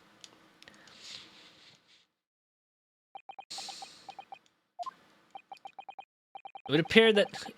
It appears that the defense counsel assertions was entirely correct. This has already been a very elaborate deception. So, witness, tell us the court. Have you seen this man before? I don't believe it, but... See, there is no equation. This is the inspector we saw at the park. Extraordinary! Well, yeah, he did. On the day of the Redhead League enrollment, the man claiming to be Inspector Gregson, who appeared before Mr. D. Rossi, and Mr. DeRossi in the park was you, disguised as an inspector, or rather, it was you posing as the inspector in no disguise at all. Mr. Visual was formerly employed as a chief warder at Bay Clark Prison. The chief warder? Then your career had promise.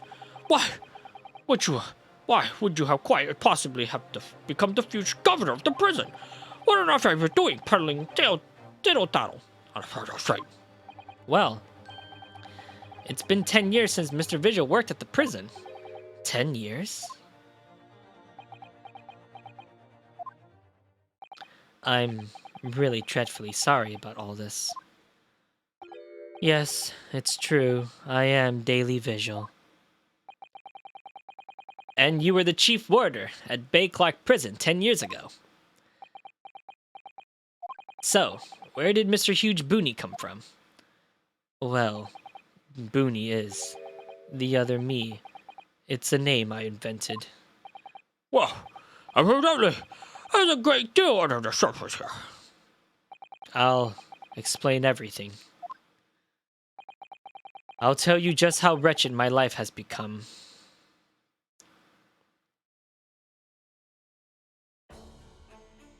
As you say, it was 10 years ago now that my employment at Barclay Chief's Warder came to an end.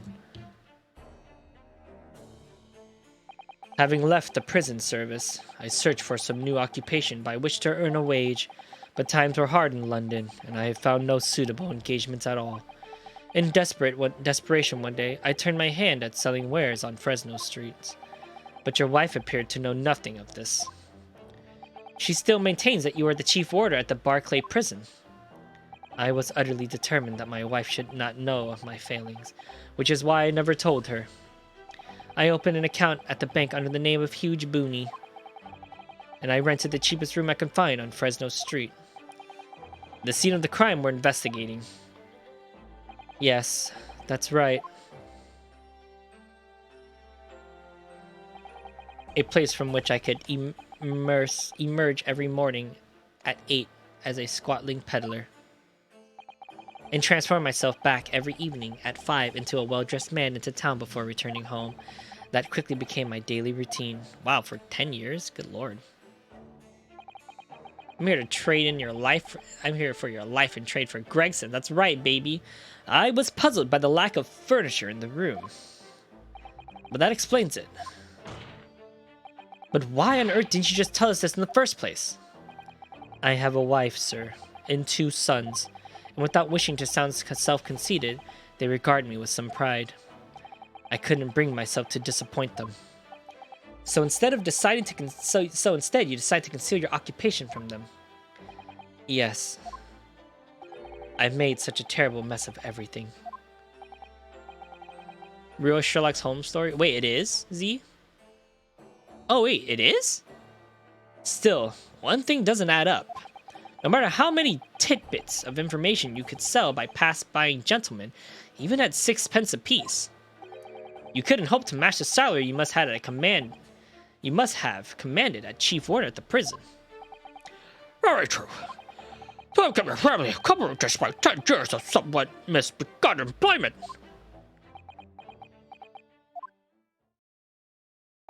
That was all thanks to Inspector Gregson.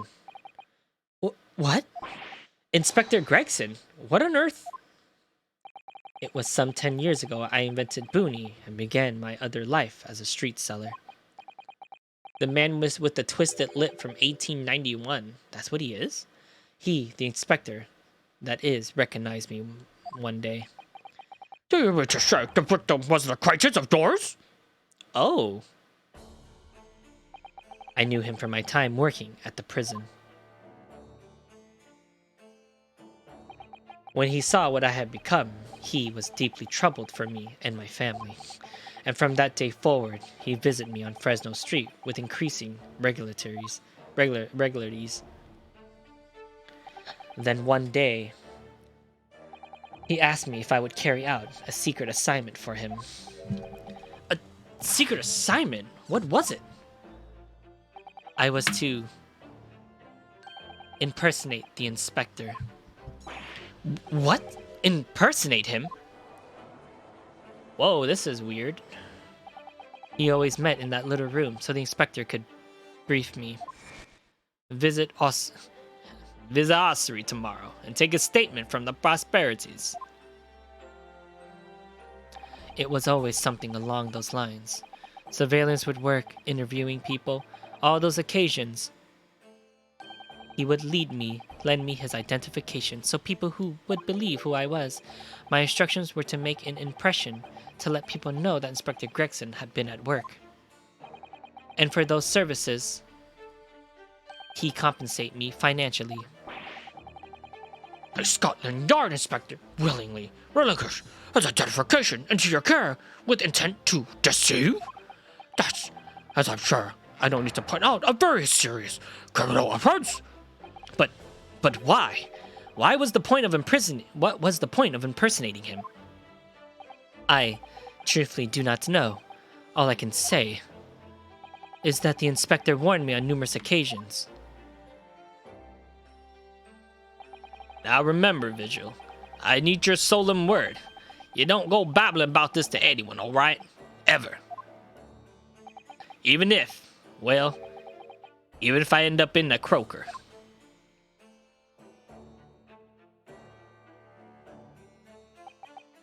In time, he started to bring papers with him to the room as well. It became something of a secret office for him. Okay, so when are they just gonna add in James Murray from the list of characters related to? I believe it. But this is technically the second to last case, Sky. So I believe the last case is gonna get a big deal.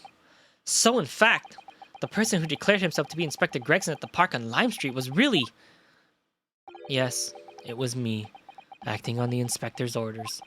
As usual, I removed my boonie disguise, and then went as instructed to the park, armed with the inspector's identification books. It never occurred to me that the bruises on my neck might give me away.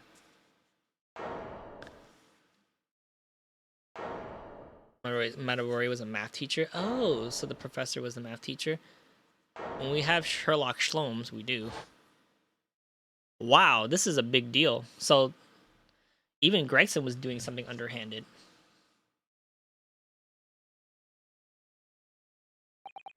Well, it would seem that this confession completely destroys the defense's case. Explain yourself, Prosecutor Asogi. My learned friend's assertion was as follows. The victim was killed at another location on the day before his corpse was discovered, at the hands by these two red-headed league men who they imprisoned the inspector. Ow. Ow. But no, that can't be. Ow. After all, it wasn't the inspector who went to the park that day, it was me. Oh, goodness. Finally, we have clarity.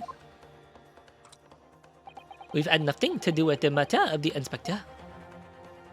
Oh, oui, oui. And merci, Monsieur de la Défense, for proving it. Professor alive since James Morton was always good at being able to get away with shit. Oh, what if the professor is... I'm thinking the professor's still alive, dude. But he was shot in his grave. Oh no! Oh no! I do.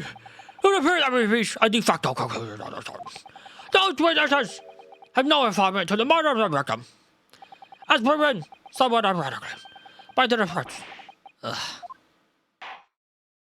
I hereby call an end to the cross-examination. What? Just like that? Alright, I have a problem. Hold it!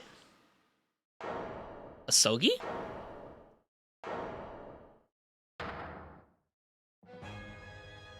Pardon me, my lord. But with your permission, I would like to pose one further question to the witness. Kazuma? And what question, Kazu? And with that being said, I am taking a break. I did say that I knew for a fact that when I said it too. I said it when I eat this gumbo, I'm gonna get really hungry. So I'm gonna finish the rest of the gumbo and I'm gonna make a G Fuel because I'm getting sleepy and I'm getting hungry. So I'll be right back, guys. Like I'm getting really exhausted for some reason. I don't know why. So it's a great night. Everyone take a shit, take a piss, take whatever you need. I'll be right back.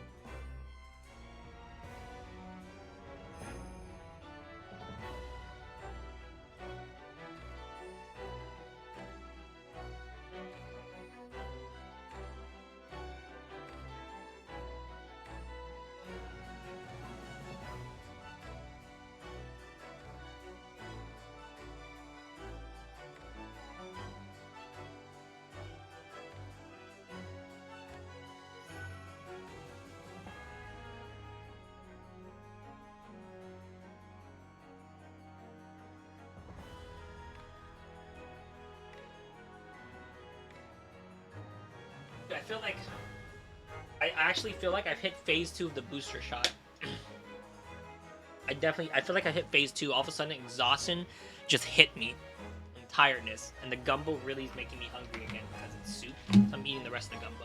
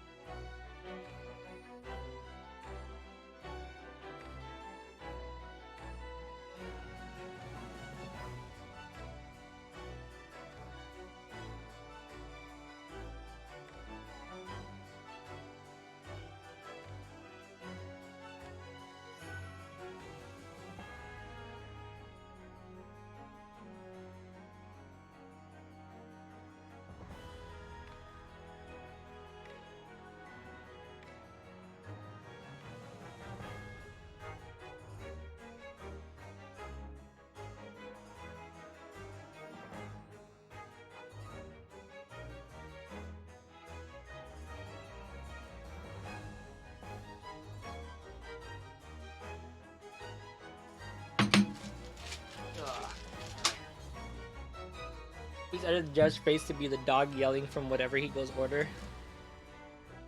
I'm not gonna edit it, dude. The dog yelling? What dog yelling? Order! Like that? Like that kind of yelling?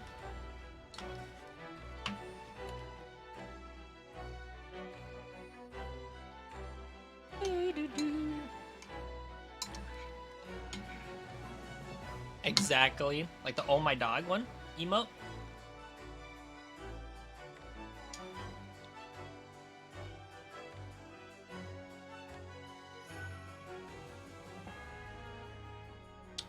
Put a lot of soup in here. Like a lot.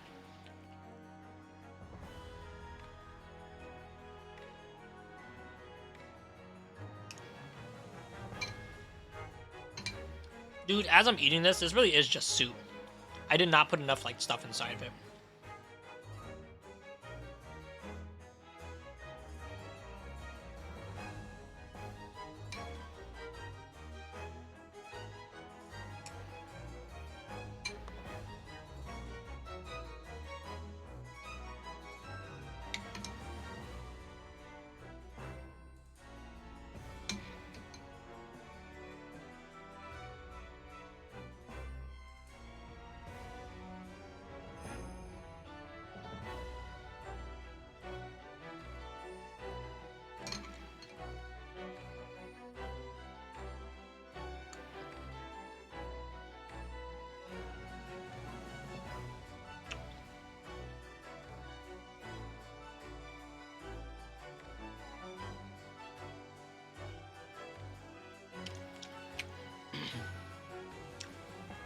What the pop cat give? Up, up, up, up, up, up.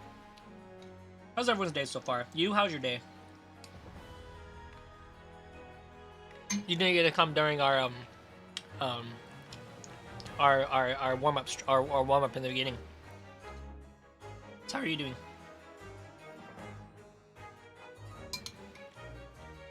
Talk to me, baby.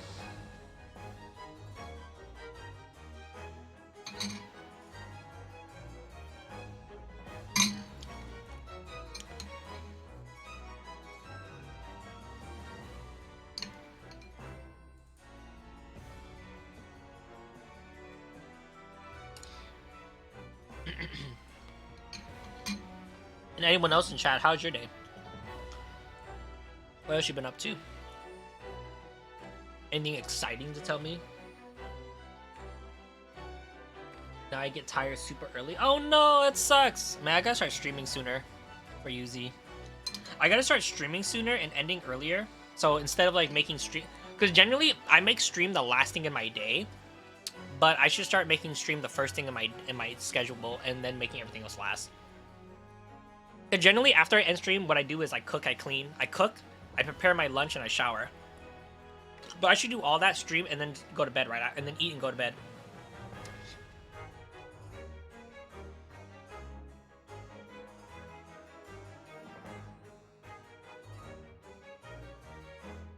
Yeah, I know Diggy went to go take a nap.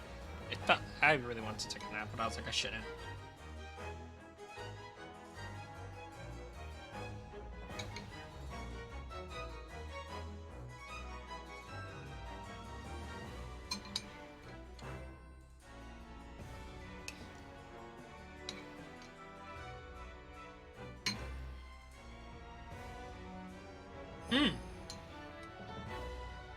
I just got news last night that one of my friends got Mario Party. So I might be doing a Mario Party stream with them. You'll find out when I play with them.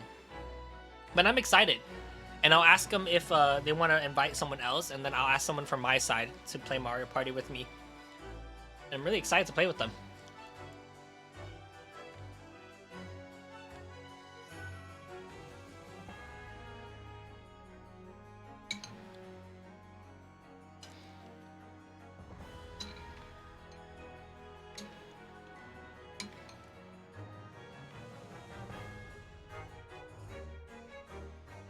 Trying to sketch right now, Ig. Perspective is kicking your ass. Perspective is always hard.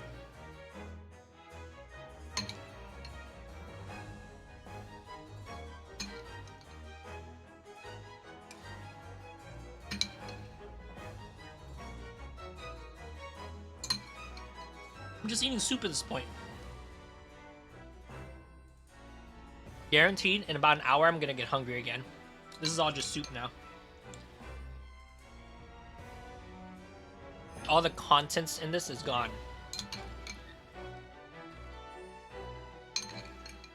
And now I have a butt ton of celery and I don't know what to do with it.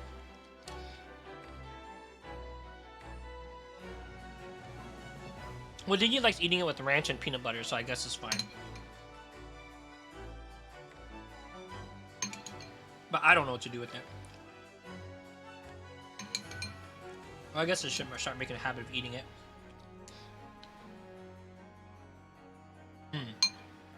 I see.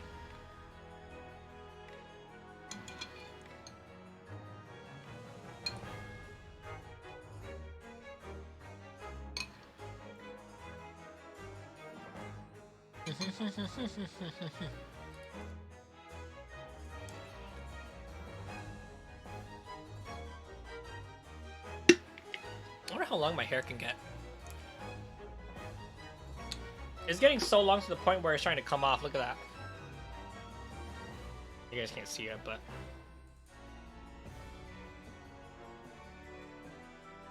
Is there a limit to how long someone's hair can grow? Is that like a genetic thing too? Like facial hair I know is genetics, but in like where it grows. But is there like a genetics thing for how long hair can grow out?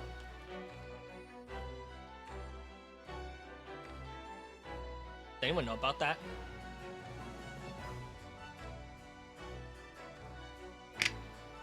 I think this is genuinely the longest I've ever grown out my hair.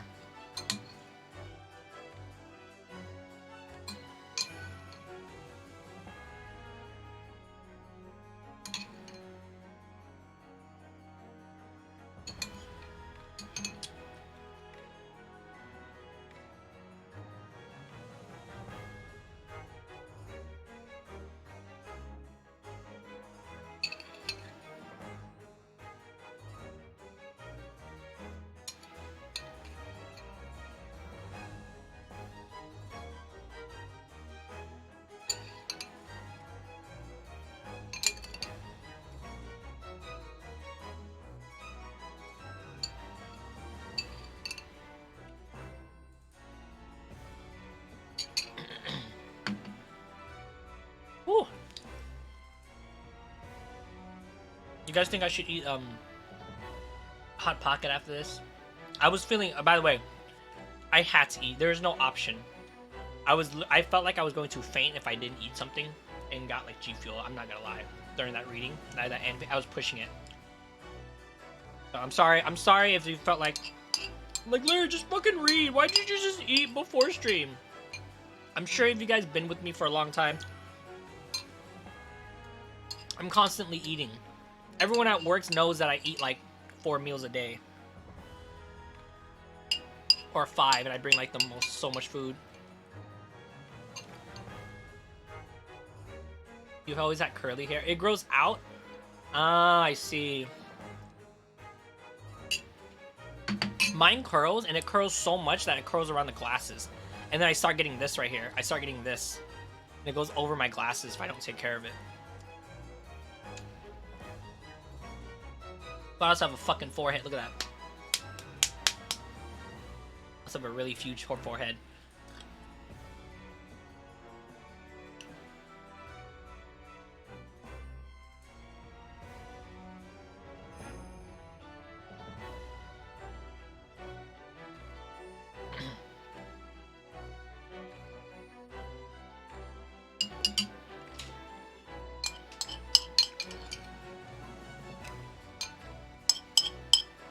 This is all soup!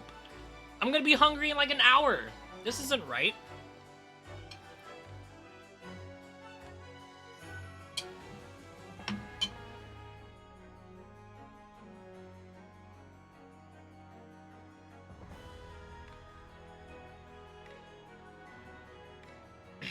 Did I ever tell you I have a thing with soup? If I'm not eating soup, if I'm eating soup,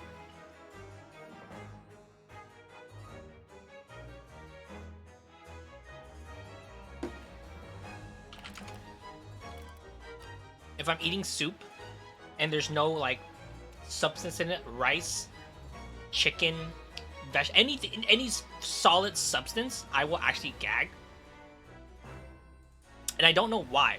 And I think it's because there's too much flavor in just the liquid. I don't know what it is. I don't know. It's something. There's something wrong with me. Like pho. I love pho. It's my favorite thing. But if I drink the soup by itself, I actually go, ugh. Like, there's something that activates it. It's weird. It's weird. I don't know what it is. It's weird with me. Hey, Shark. And I don't know what it is.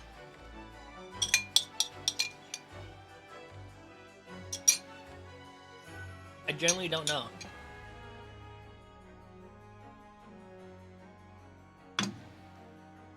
Don't say, Larry, no gag reflexes, cause that's nasty. Got these nuts in my mouth, bro.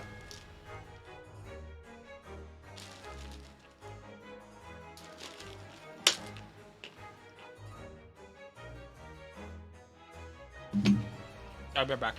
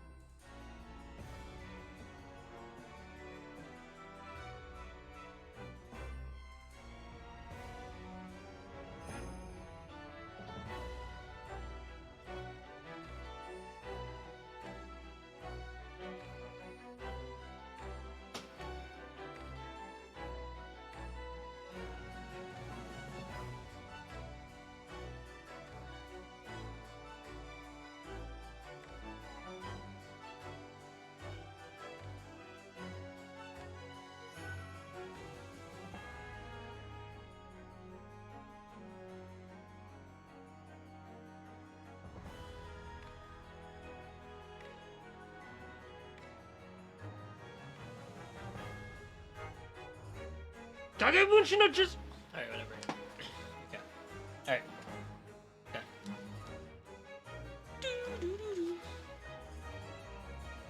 This Mega Potion is good.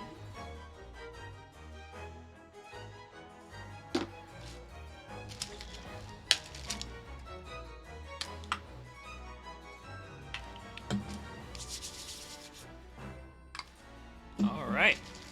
Let me eat some nuts. Get these nuts in my mouth. Just get some of these nuts in my mouth.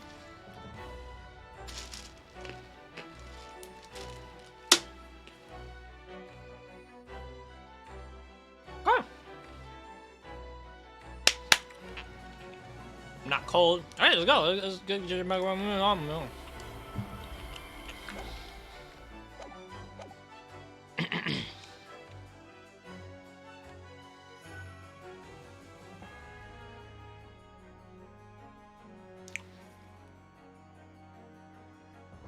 What question, Council? It concerns the events of 10 years ago. I believe you would have been present at the very significant execution that was carried out at the time. 10 years ago? The execution of the professor, Genshin Asogi. I want to know exactly what your involvement was. Oh. Answer me, man. One moment. Council, is this related to the current case? Naturally.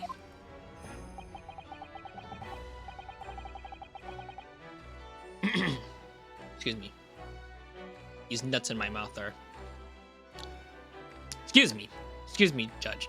The nuts in my mouth are causing me to not speak properly. Allow me to quench my thirst with this G Fuel Mega Potion.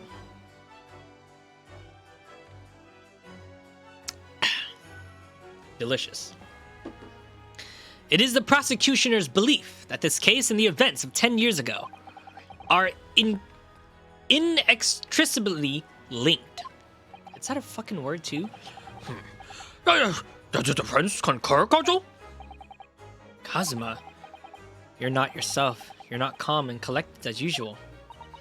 Poor Kazuma-sama. No wonder he's acting this way. Mr. Visual's memory of what happened 10 years ago would tell the tale of Genshin Asogi's last moment. His own father. I know. I do understand that. But even so... Prosecutor Asogi. Do you genuinely believe that this question requires an answer in order to learn the truth behind Inspector Gregson's death? I need you to trust me. Please. Very well. The defense have no objections. Larry G Fuel Kun. I'm gonna name my G Fuel Larry Cum. Call it L Fuel. In this case, you don't answer the question. hello there. The ace of my nightmares, the shadow in the darkness in the morn, the unsuspecting gifter. Like darkness in the valley, we can live like Z and Sally if we want, where you can always find me. We'll have stream on Christmas night, and in the morning we'll wish this never stops. Well, it never stops. The truth is, I remember very little of that time. You've forgotten? I'm so sorry to say, yes. As I said, I resigned at my role from prison 10 years ago. But for some particular reason, my memory of the events leading up to that moment is extremely hazy. Does that not strike you as strange, Mr. Naruhodo? Sorry? Well, 10 years is a long time. But to have forgotten the reason why he left such an important job... Yes, you're right. And not only that, Mr. Vigil's claim contradicts what we already know. The human spirit is a fragile thing. It's broken all too easily, which is why we have a tendency to wrap it up for protection. Sorry? The human spirit? I'm afraid I don't understand what you mean. How are you doing today, Ace? When we experience pain and suffering that we feel unable to bear, we block it out, obliterate it from our memories, seal it away. Capiche? Put it in a coffin, put it in a Ziploc bag, throw it in the freezer, put it in a safe, give it to, throw it away, throw it in the ocean. Kill them. Does that make sense? This case shook you? Oh, it feels like it's gonna shock. I'm waiting for the big shocker, dude. I've called everything so far. I called the general of most of things. But it never truly leaves us. If the seal is broken, the memories resurface. And when they do, that fragile spirit may finally be crushed. I'm good, man. Did you see the draft? I did. It was great. Good episode. Good, beautiful episode. Cute episode, Ace. It's a great episode. But I don't really... Kazuma-sama. I want to slam tables like that. But if it must be crushed, then so be it. Because the truth would not stay buried. It's come out, one way or another. Like, I legitimately felt dread when the truth of the events slowly got revealed. Oh, I can't wait, Bog. That's why I had to play today. Talking about boob bags, big boober bags. Right now, I understand it's clear what his intentions are. He means to expose the truth at any cost.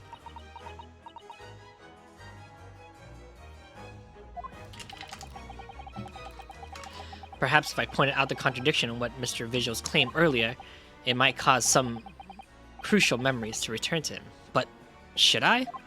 Should I present the evidence or not? Do it. Do it. Do it. Prove it.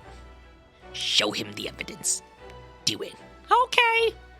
I have no idea how this is going to go, but this is a court of law, and I have a duty to pursue the truth. Mr. Visual, I'd like you to take a look at this. Evidence that clearly contradicts your version of the events. Take that!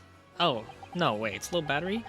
Just a few moments ago, I got an alert that my controller is on low battery, so I have to step away for a few seconds. Please, excuse my discourtesy, Judge.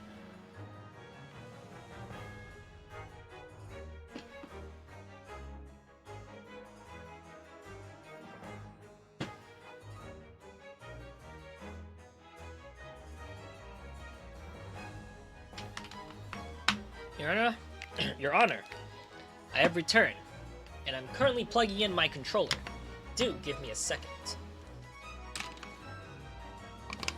But sire, the controller has not been plugged in. Objection! It is now. As you can tell by the alert of the computer, the controller is clearly plugged in and charging.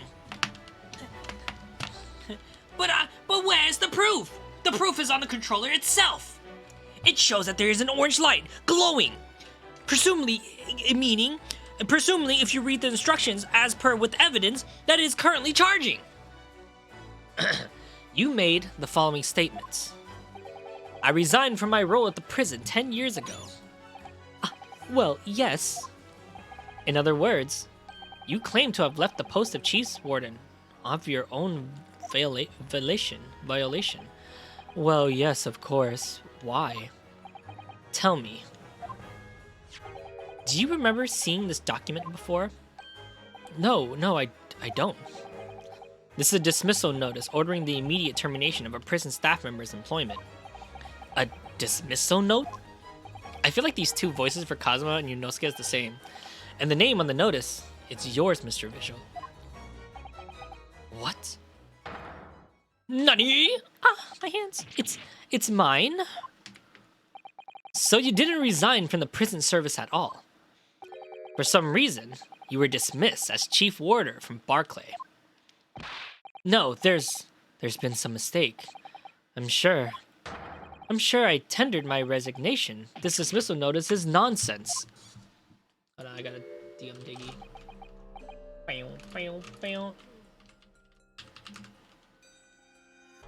Is it? Oh. If you were forcibly dismissed, then there must have been a good reason. Clearly, you did something. Mr. Visual, it's time to break the seal and have you remember. Oh, what if he's the fucking killer? Wouldn't that be crazy? According to the few remaining records, the final execution that you supervised was on the 17th of June, 10 years ago. And on that day, something very serious took place at Barclay Prison. The 17th of June. That's when I got laid. What was that? The professor's execution? Professor. I laid the professor to death. As you were the chief warder of the time, it stands to reason that you would have been present throughout the proceedings. It does sound familiar. And yet, that execution never took place. The convict, obstinately executed earlier that day, later re-emerged from his grave. The convict came back to life? In the cemetery, in the middle of the night, there was a witness.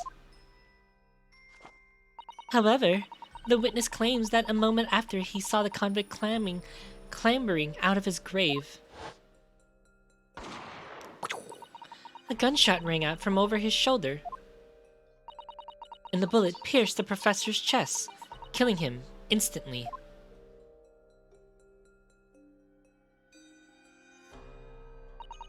Those may have been the professor's actual last moments. Yes. Yes. Seeing as you were in charge of overseeing executions at the time, you must know the truth of what really happened. It's in your head, somewhere deep down. Well, Chief Warner, Daily Vigil, I know there are memories in your head that can explain what happened on the 17th June 10 years ago. And now it's time for you to drag him up.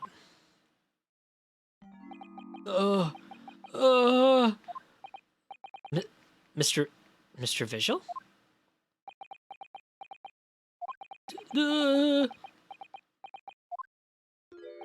Yes, the whole prison was complete chaos.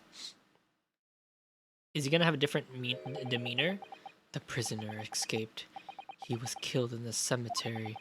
The shocking news ripped through Barclay like a hurricane. What? What? Wait, he actually escaped? He successfully escaped?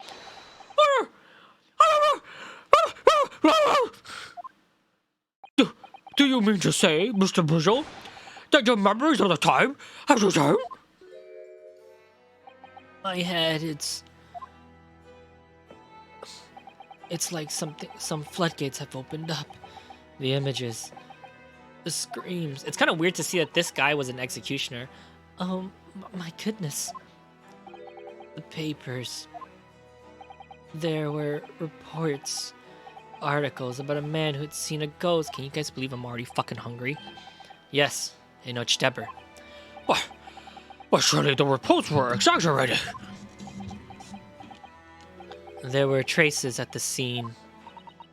Traces of what? Calm. Just kidding. In Lowgate Cemetery, at plot number 139. Blood. Lots of blood. That's where the man was buried, of course. Obviously, something terrible had happened there. The depths of conspiracy and depravity of which this tale is emerging are quite staggering. I reviewed the police records from the time intensively. A thorough investigation was conducted by Scotland Yard to ascertain how the convict managed to escape in the first place. And the conclusion reached by the investigation team was that a member of the prison staff must have been involved. Are you suggesting that a prison warder abetted the man's bid for freedom? Yes, and I was suspect of doing it, of using that mass murder's execution as a way to help him escape. Wait, you did what? I remember now. The horror. It's all coming back to me. One evening, a few days after the execution, some detectives came to prison. I was called for the government's office at the top of the watchtower. Wait, you're not telling me he's involved, is he? I'm sorry, Daily. This is a serious business, but I cannot help you, no. As Chief Warder, you're responsible for overseeing the execution at 4, eh? Hey, thanks, Cypher. Well, it seems that the fellas at Scotland Yard want to have a few wee word with you about it. You best be packing your things, laddie. You're to attend in person. As soon as he told me that, my mind just went completely blank. And the next thing I knew, I... The professor, the most hated killer in our country's history. And I let him escape and finish my life. It's over. Oh, he jumped out of a window.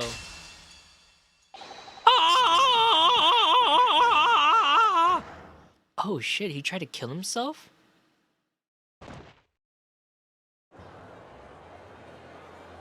But why did he let him escape though?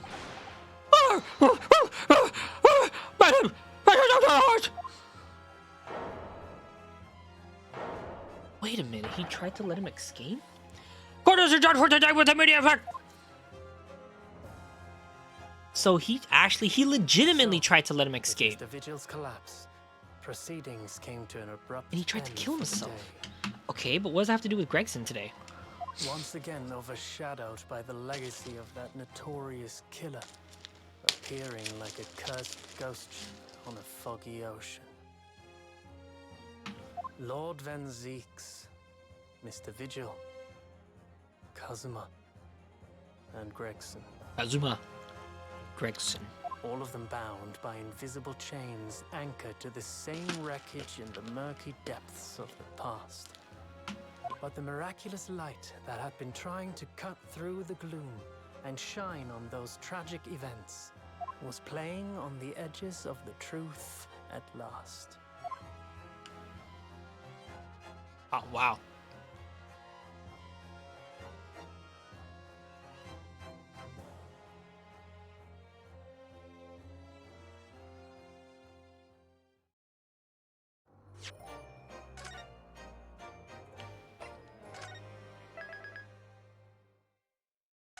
Oh, sorry, the part that made you gasp was that he's still alive, right?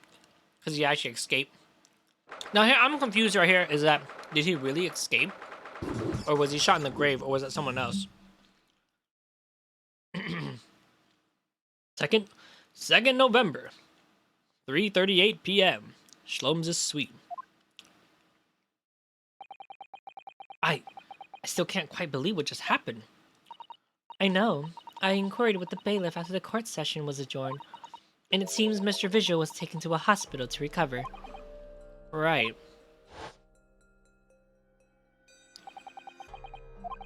Ten years ago now, Mr. Vigil attempted to commit suicide by jumping out the window of the prison governor's office. But ever since then, he's completely blocked out the memory of those events from his mind. Nobody knew his secret, and his family, not even the man himself. But I forced it out into the open. Was it wrong of me to do that? Did I overstep the mark, I wonder? Sorry, I read that wrong. Bruno! Oh, Iris. You were miles away. Anyways, I brew a fresh pot of soothing tea for you. Oh, arigato. Arigato, gozaimasu. You and Susie has an exhausting day so far, haven't you? Oh. It looked like there was a result of forcibly breaking those black psychic locks. Yeah, right.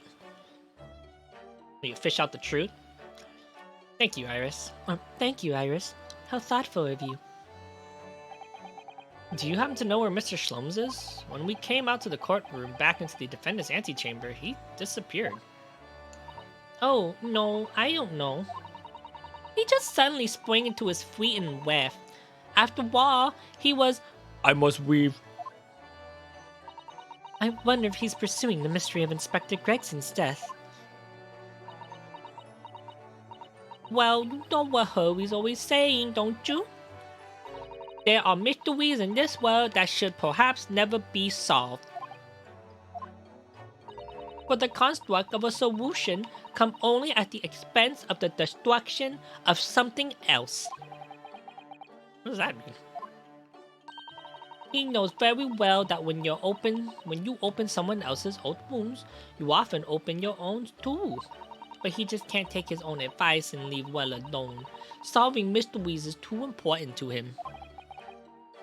What happens to Larry? This is what happens when I miss most of the stream. Oh, I ate food. And now we're here. That's so true. But that's what I like about Hurley after all. I suppose that a lot of the great detectives in some way. So then, let's have some tea, and then I'll give you a hand. Oh, do you have time, Iris? I finished this month's manuscript at last, with barely a day to spare before the deadline. Oh, I'm so looking forward to it. A brand new story to read in the adventures of Herlock Sholmes. You know, I always hide Hurley's violins in the days before I have a deadline. You do? Poor Mr. Slomes. I'm sure that's very wise, Iris. How sensible of you. Now then, my dear fellows, let's make a plan of action before we continue our investigation.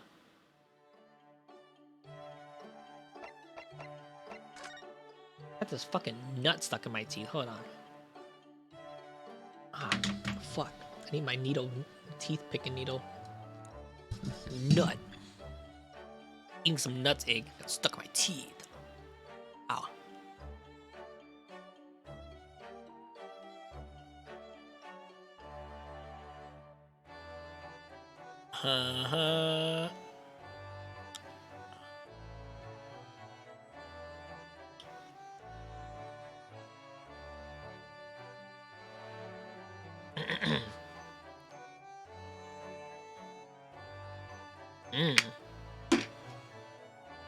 And now that it's very cold, I shall indulge myself in the great Ace blanket.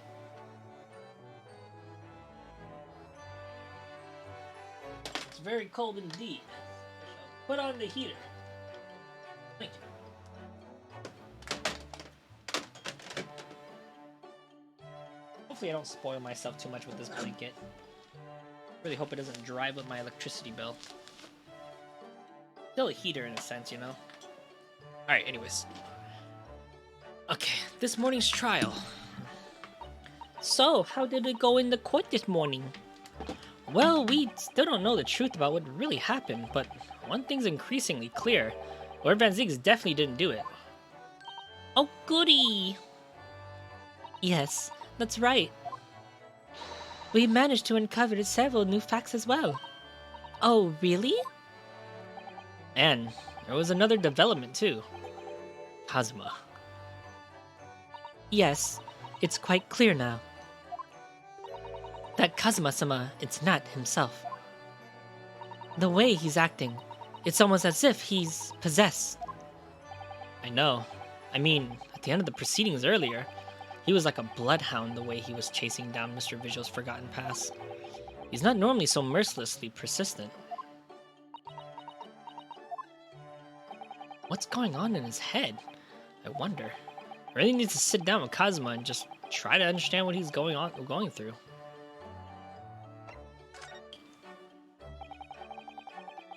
If Gregson was really murdered the day before his body was discovered, then Lord Van Ziegs has to be innocent, you see. What? The day before? Well, that should be easy enough to work out, just by examining the corpse, shall we? Yes, you would expect so, but curiously, no time of death was included in the autopsy report. That is curious. There's still some unanswered questions about Lord Van Ziegs, though, aren't there? Ah, do you mean... I mean what he was doing there on Fresno Street that day in the first place. Well, according to the man's testimony, he said that he was investigating Inspector Gregson, didn't he? And it did turn out that little room was actually the inspector's secret office. Oh my god! It just clicked to me! I think the professor... So. If what we're saying is true, that the professor really did escape, I think the Reaper is actually the professor and he's still alive. Right? Right? Is that the case? And that for some reason, Genshin Asogi had to take the blame for it.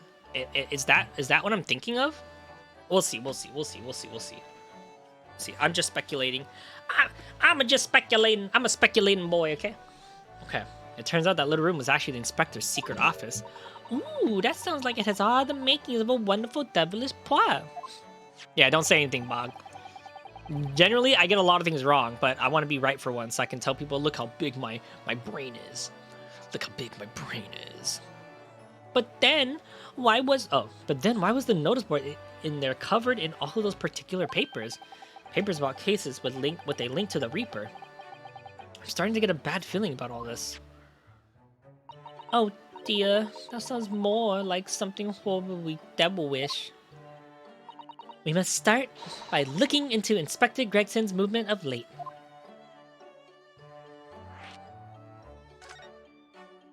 Game theory. I've never imagined I might have been investigating an inspector's movement. Well, according to the entry in his diary, he was carrying out an incognito investigation of the red-headed leak that day before his death. Oh, you mean he was doing the same thing as Hoey? Well, Mr. Sloan was trying to apply, where the inspector was supposed to be investigating. I do wish it would have been the other way around. Anyways, as it turns out, the inspector who went to investigate the redhead leak that day wasn't actually Gregson at all. It was Mr. Visual, in possession of Gregson's identification. You know what that sounds like to me? Establishing an alibi. Oh my, yes, you're absolutely right, Iris. But why would Gregson need an alibi? It would appear that the inspector had something to do that he wished to keep a secret. What if he was the fucking Reaper? That would be insane. Alright. If Gregson was the Reaper, that would be freaky. I don't believe it. I always thought he was just a harmless lover of fish and chips. But perhaps they were seasoned with something a little more potent than salt and vinegar. I think perhaps we should try to move away from the food analogies? Well, I thought it was funny. Well, anyways, if Lord Van Zeeks felt the need to investigate Gregson. Yes, I agree. We must try to find out what he knows.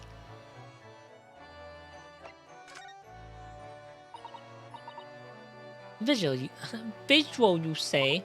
Isn't that the name of the lady who came to visit Hoey yesterday? That's right. To ask Mr. Sloan if he would help her find her missing husband. Only Mr. Sloan's completely passed the bucket to us. Actually, didn't you say that Mr. Visual has been taken to the hospital? Do you know which one? Ah, it's the St. Sinners. St. Sinners? I'm starting to wonder if all the other hospitals in London have closed down. It's the same hospital. But that's amazing, Muno. You found the lady's husband already. Well, I suppose I have, by accident. And 10 years ago, while Mr. Visual was the chief warder at the prison, he was responsible for overseeing the professor's incarceration. No. So, when the convict escaped it, he was held responsible and immediately dismissed. Sometimes I really don't want to grow up. There's more. Well, listen, there's more, Iris, you fucker. This is what happens if you're growing up. There's more.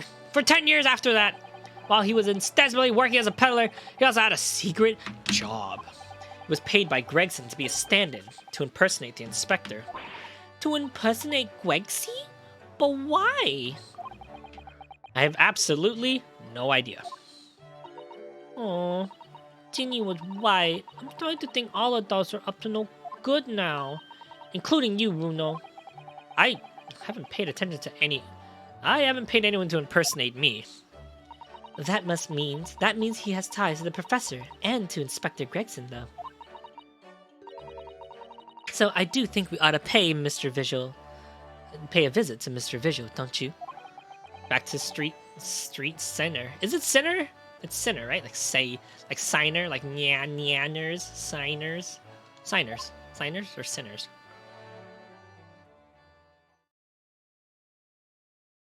Well, I think it's queer that we clear. I just say that. I think it's very queer that what we need to do, isn't it? Let us investigate, my dear Fuawos. Oh, Iris, you're even more enthusiastic than usual today.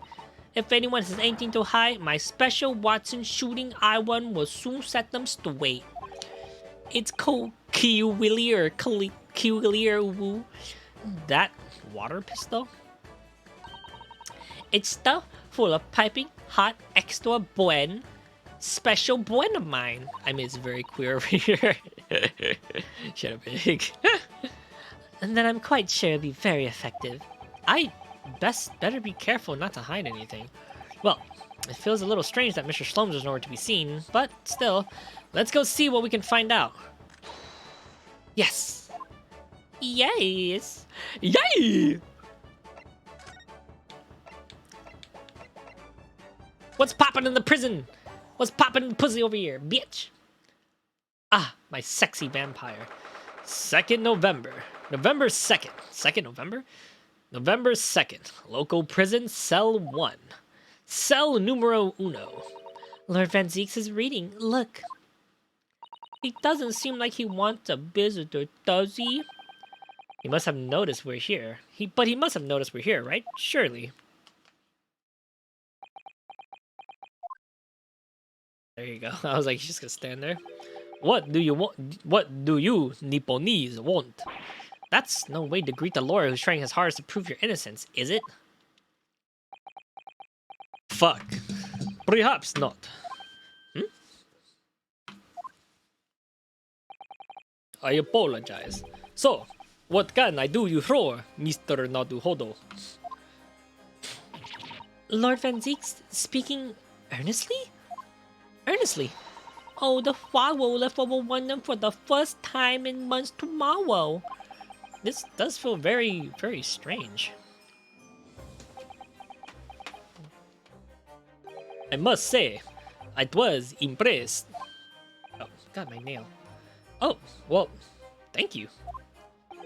Not by you, by your fellow Nipponese, your prosecutor friend. Oh, I see, yeah. It's sardonic, don't you think? For a man such as me, so loathing of the Nipponese, to be entirely at the mercy of the two of you. I suppose it's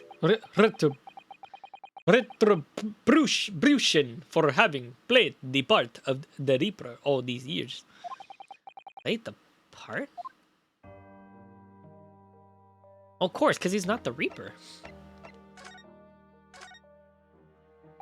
You once told me that you gladly allow people to believe you're the Reaper.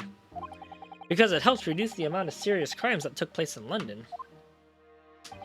If keeping quiet and playing the part benefits the cause, a cause I myself am committing to pursuing, then why would I choose to say anything?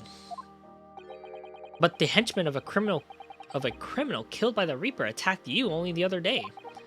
That was just the most recent of many attempts on your life, wasn't it? Someone is clearly profiting from your silence about all this. Someone is using you. Ow, my finger. Believe me, ever since the Reaper first appeared, I've been doing my utmost to expose him, or rather, exposing the organization. Oh. It's a whole organization? It's inconceivable that all these accidentes were orchestrated by one man. No, the Reaper always appears to have a very accurate information about the accused in each case, which can only mean that somebody at Scotland Yard is involved. Oh, does he really think Gregson's the Reaper? There's no way. Someone at... You can't mean... It's taken me many years, but I finally identified the central figure in this Reaper organization. Tobias Gerek Gregson. Oh my god. You're fucking kidding me. I called it. Gregson's part of the Reaper? Or is the Reaper, in a sense? Seasons don't fear the Reaper, nor do the winds and the sun and the rain. I'm assuming that's a song, Ig. No. No! Gregson the Reaper?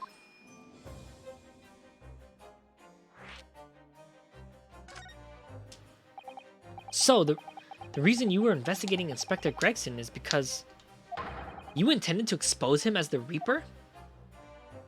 As I said, the Reaper of the Bailey is no single person.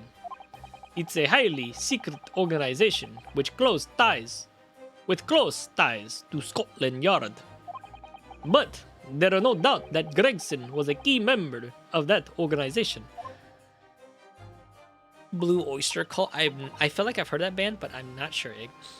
I don't believe it. Are you saying that Gwegsy, that he was behind all of those awful criminal meetings there? Gregson didn't do the dirty work himself. Oh. He provided information. He was the tactician. His job was to covertly investigate the marks and plot their assassination. In order to do that without arousing suspicion, he regularly needed to form a firm alibi. Which is where Mr. Visual came in, posing as an inspector. Visual knew nothing of the Reaper, but the room he rented on Fresno Street was almost certainly the headquarters of the operation. Cowbell? It's dad rock, but you should give it a listen. You've probably heard of it before. I'm sure I've heard. Oh, I've probably heard of it before. Gregson would have met the assassin there for briefing. So we don't actually know who carried out the killings then. Actually, I do have a name. No fucking way. You what? Well, if you can name the man, you have the true identity of the Reaper already then. Or, if I can name the woman. Oh. She's a young woman by the name of Asa Shin. That's the fucking name. It's a Japanese woman. What? Shin? Wait, that's her real name. Holy shit, I kind of forgot about her. That's their name. That's the real name? Holy shit, that's right. Okay. Wait, and Asa Shin was wait. Bog my memory. On the end of the first game, Bog, there was a list of names in the Japanese Morse code. Was Assassin one of them, right? Assassin. Oh my god, Assassin. Her fucking name is Assassin. Oh, you can answer that. It was at the end of the first. Oh wait, did you play the first game? I don't remember. You played the first game, but I want to play further. You'll want to play further. Okay, yeah, because it's all tying back. This is a duology case because they talk about the professor. I still kind of, it's been a while since I played the end of the first game, but I do remember it ended with like us getting really important press telegram information. No, not press telegram. It was like a secret code, a Morse code that was sent from Japan to British, and it had names on there. Anyways, okay. Assassin, Miss Assassin, the true name of a terrifying killer I know too well. She killed him. She came to Japan posing as a visiting student and murdered John H. Wilson. And then, just when it seemed that diplomatic protection would help her escape Japan and conviction, she died. She was killed. A mysterious woman herself was murdered in a small summer beach hut. And that woman was actually the Reaper of the Bailey? But she was killed less than a year ago. But the Reaper is still active. Mr. Naruhodo, this perhaps isn't the best place to discuss. No, of course not. We can't mention it here. The fact that she killed Dr. John H. Wilson, because Iris doesn't know it, and it's very likely that the man was her father. Assassin. I should let father know at once. Yes, I agree. Wow. Wow, it's all wow, that's her role, huh? Kazuma, is it? Kazuma Asogi. He says he's a friend of yours. My best friend, actually. He's the whole reason why I got to come to Britain. It was all in his merits. I have nothing but respect for him. Yes, I understand that only the very best students are selected for such an opportunity, and I had a fine demonstration of how sharp he is in the proceedings earlier today. He missed nothing. In fact, his flawless performance very much reminded me of his father. His father was a defense lawyer, Genshin Asogi, the professor. It's true that the aristocracy at the time was the root of numerous grave societal problems. They were abusing their power, playing with the common man as pawns in politics, in economics, in war. In many ways, Asogi was carving out a canker from society that we British couldn't deal with ourselves. Ah, I see. But that's precisely why it makes no sense. Clint Van Zix was a noble and upstanding man. He wasn't corrupt. Why did that damn Nipponese, that dastardly Nipponese, had to go and take my brother's life? In spite of having once saved mine. He saved your life? How did that happen? Whoa, what's going on here, dude? It was 10, not 1, not 2, but 10 years ago. On a foggy night. What was to be the professor's final strike had sent a wave of panic through the capital. So, Clint Van Zieks has already been killed at this point then. So, he wasn't the first to die. I thought he was the first to die. Genshin and I walked down some back streets at a late hour. Of course, at that point, I had no idea of the true nature of the man at my side. All of a sudden, he pulled out his samurai sword. Don't make a peep, you're coming with us. Oh yeah, he had a sword. We were surrounded. All of our assailants were armed with pistols, their face obscured by scars. Clint was not only from noble heritage, he was a brilliant prosecutor as well. The scum of London hated the sight of him, and they had no sympathy for his younger brother either. I have been targeted several times before. Yeah, it's Van Zieks, alright. We got him. I could hear them muttering among themselves. I knew they were after me. But just when I thought my time has come. As if I let you kill him. As if I let you kill him. Clint would never forgive me. It was Asogi's voice, just a whisper in my ear. Bang. Bang. After that, I don't remember exactly what had happened. The next thing I knew, there was silence all around. Genshin laid on the cobble street. Blood was seeping from his left hand. He shielded me. Wait a minute. Okay. 2 days later, they arrested him. On suspicion of being London's most notorious mass murderer ever, the Professor. Yeah, it's not his dad. It's definitely his dad wasn't the murderer. He was blamed. He was pinned. It's someone in the judicial system. Someone higher. There's no way it's fucking Lord Strongheart. If it's Lord Strongheart, I'm gonna fucking cry. Like, they always do that. They always do that. How awful for you. All at once, I lost the brother I revered, and the foreigner friend I held in such high regard. I'm so sorry, Lord Van Zieks. Genshin took the impact. God damn it, Sky. We weren't gonna make any Genshin impact jokes. That is the end of my miserable tale. I never thought I recounted to anyone. Well, thank you, and for confiding in me. The professor. The professor. The Reaper and Inspector Gregson. Is it Garrison? I don't know. Isn't it in the original Garrison?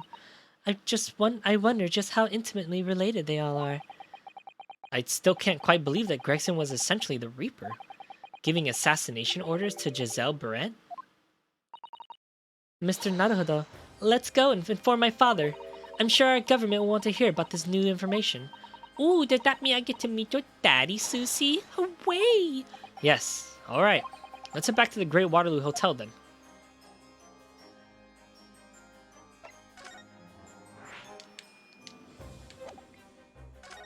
All right, let me eat some of my nuts. Let me eat my nuts, guys, real quick. I gotta chew on my nuts. Chewing on my nuts. Chewing my nuts. I like chewing on my nuts. Yeah.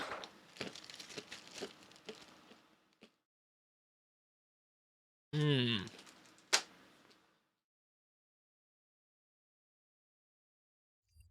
Mmm. Chewing on nuts.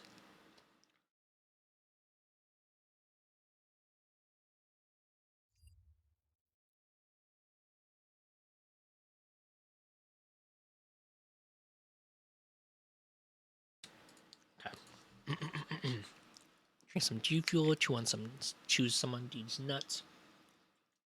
How you guys doing so far today? You guys having a great time? Have you guys had a great a yonder? A great fondo? You guys having a fondle of a time?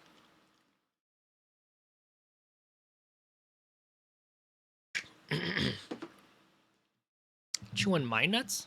I'll chew on them. I'll chew on any of your nuts. Give me your nuts and I'll chew on them.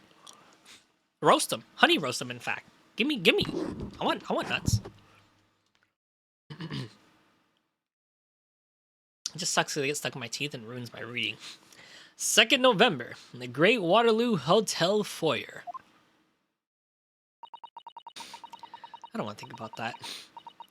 I thought it yesterday, and I think it again today. This place is so princely. It's a wild guess, but I have a feeling you'll think the same tomorrow, too. My tea has a finer fragrance than whatever they're serving in the tea room right here, though, wouldn't you say? Ah, look who we have here. This is an unexpected pleasure.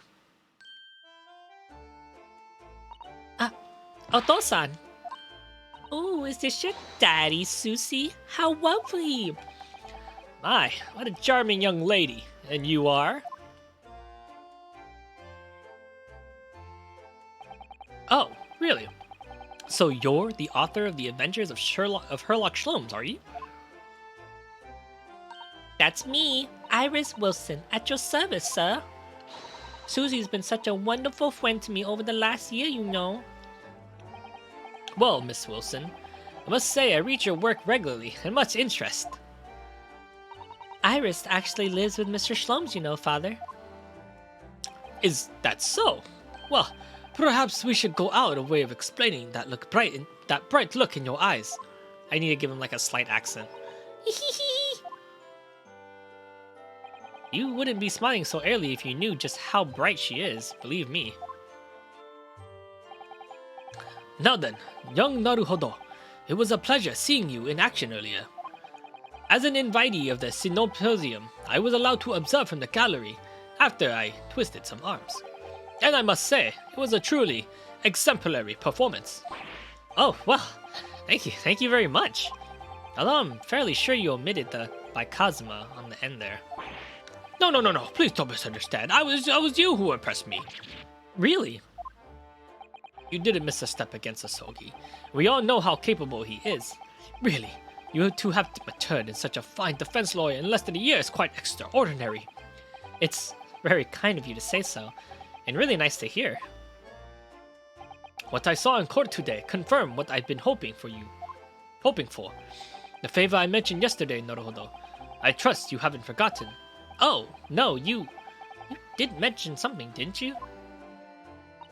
But first, we have something to report, Father. He never even told me what he wanted. Of course. Today, shall we have some tea while we discuss matters further? I wonder where Judge Chikoku has gone to.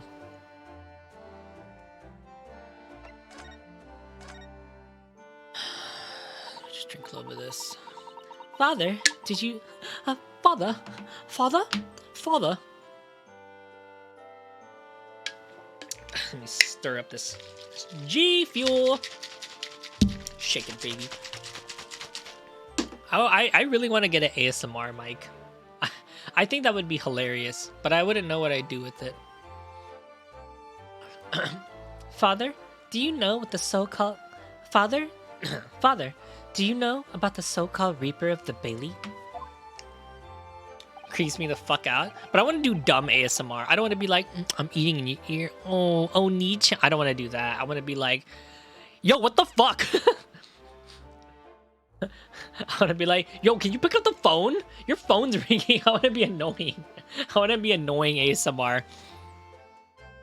I've heard rumors, but some members of the judiciary explained it all to me yesterday. Of course, when I was a visiting student here in London, the Reaper was yet to emerge. Right, he didn't appear until after the case with the visiting student had to return home. Lord Van Zeeks was in the dock today. Who was in dock today? That was Barak, the younger brother of Clint Van Zeeks, I believe. Like, it gives me uncomfortable tingles up my spine, and then I have to shake it off. I know what you mean. Apparently, a lot of people get that. It's not just you. Even people whispering. Like, I've heard people do jokes about ASMR by whispering into their mics, and that just sets it off. Really? Wow. Very sensitive, I see. I do know there's some people who get that, too. I think Diggy's one of them, because she's sensitive to noise. That's right. He's known throughout London as the Reaper, as you've heard, but the truth is, it wasn't him behind all those mysterious deaths. It was somebody else. I see. So, what you're saying is there has been a professional killer at work here. Exactly. Someone's by the name of Assassin, in fact. I beg your pardon. Did you say Assassin? You mean that Giselle Barrett woman who is responsible for killing my great friend? Oh no, a friend of yours was killed? Professor Mikotaba, I think perhaps we shouldn't discuss this right now. Because the friend of the professor is talking about is Dr. John H. Wilson. And that's something we don't want Iris to find out about. Not like this anyways.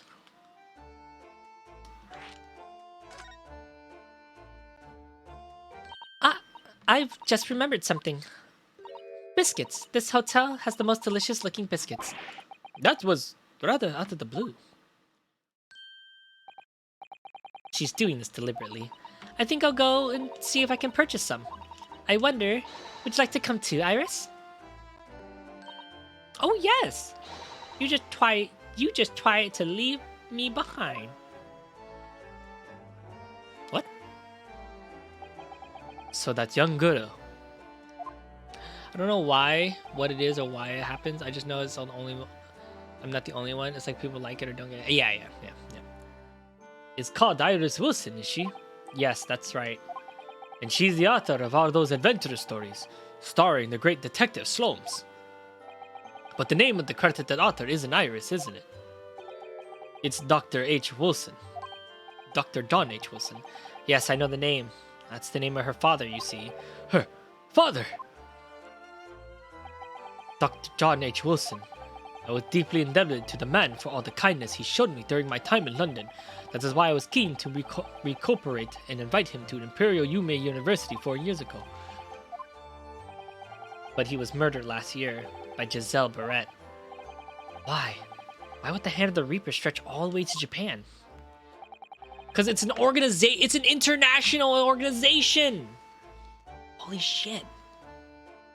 Iris knows nothing about that case, but it seems very likely that the victim, Dr. Wilson, was her father.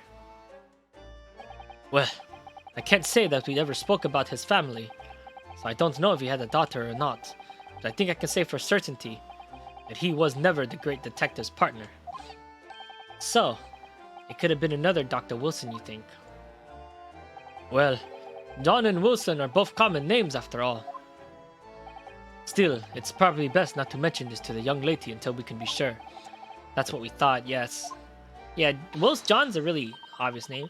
We're back with cinnamon biscuits. Ooh, that sounds good. Ooh, they smell delicious, Iris.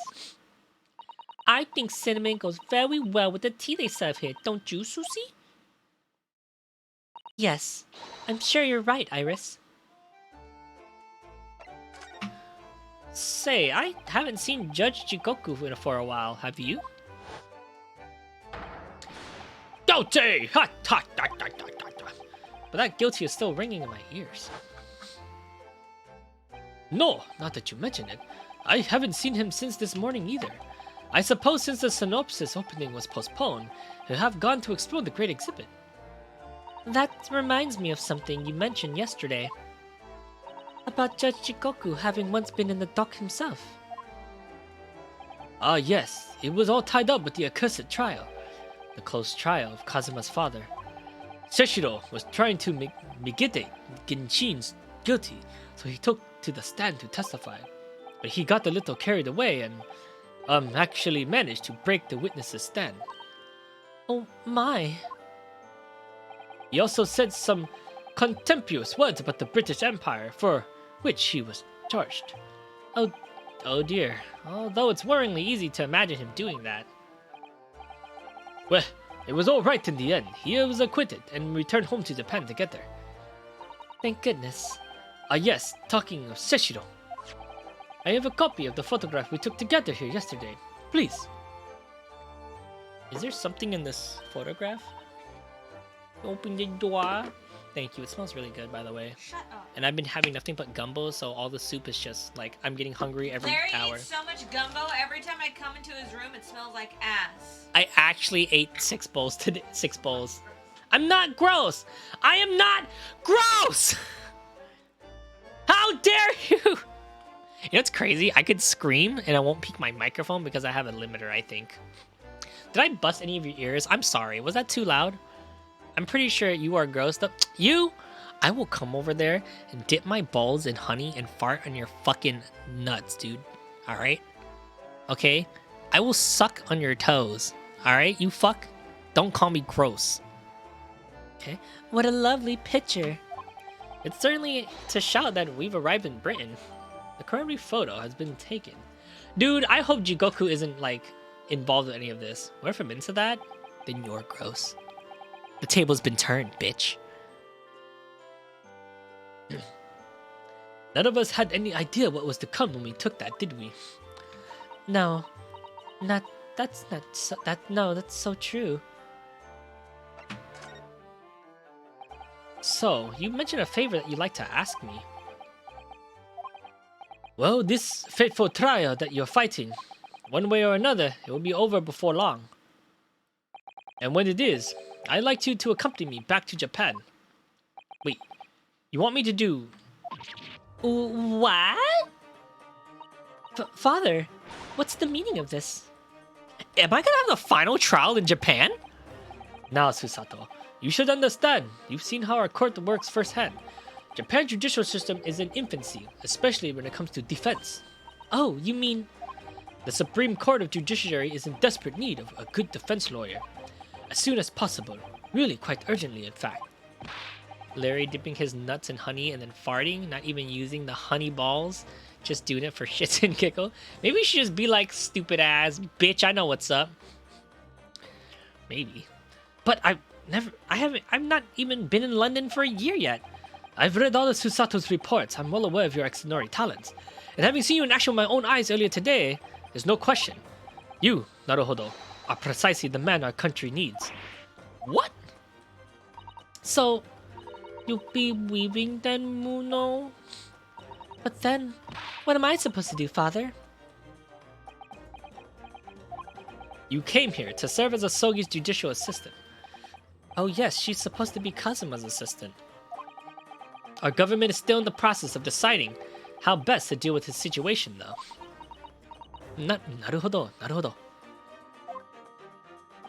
You've always chosen your own path, Susato, and I trust your judgment. In this matter, also. Father, Oto-san. Please, Onegai, the pair of you, don't look so downcast. It's merely a suggestion, you understand, I hope. If I'm honest, I won't force you, but I won't force you. All I ask is that you consider it and come to a decision by the time this trial concludes. Yes, all right. You won't weave, will you, Runo? You think Phoenix Wright is Japanese? translation work? Did it take place in Japan? Or because when they translated to America, they were like in the middle of America, like Kentucky or something. The thought haven't even crossed my mind. Up until now, I just been trying to do what I believe to be Kazuma's will, but it turns out that he's still alive, so where does that leave me? Los Angeles, that's right. Why did I think Kentucky? Someone said like the middle of America, so I thought like, you know, eat your burgers, Apollo. Oh yeah, they kept talking about hamburgers too. Well, if you excuse me now, I need to telegram the government minister and the Japanese police with this information about Assassin. Assassin. Of course, father. Thank you. Arigato. I look forward to our next month's installment, Miss Woodson. Oh, good, and please do come to Baker Street sometime, won't you? We'd love to entertain you. I'd be delighted. The best of luck for tomorrow, Naruhodo. And give my suggestion your full consideration, won't you? But the general idea is that America got influenced by a huge immigrant of Japanese. Oh, is that the general idea of it? Oh, I didn't know that. I do know that like the court system in that game was like fucked. That like every trial only had 3 days, so no one wanted to be a defense lawyer because it was impossible to, you know, proven someone innocent in 3 days. And the state of law was that you're guilty until proven innocent. I think in that game.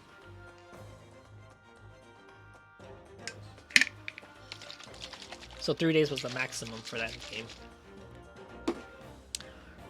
Yes, I will. Going back home, huh? Okay, there you go.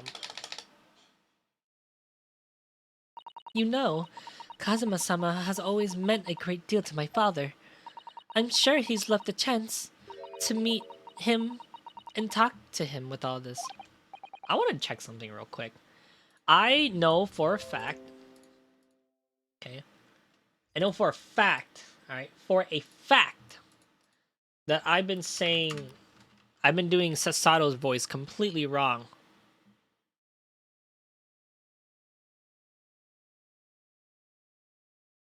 Ooh, I want to see this real quick. So let me check this in. But the giant...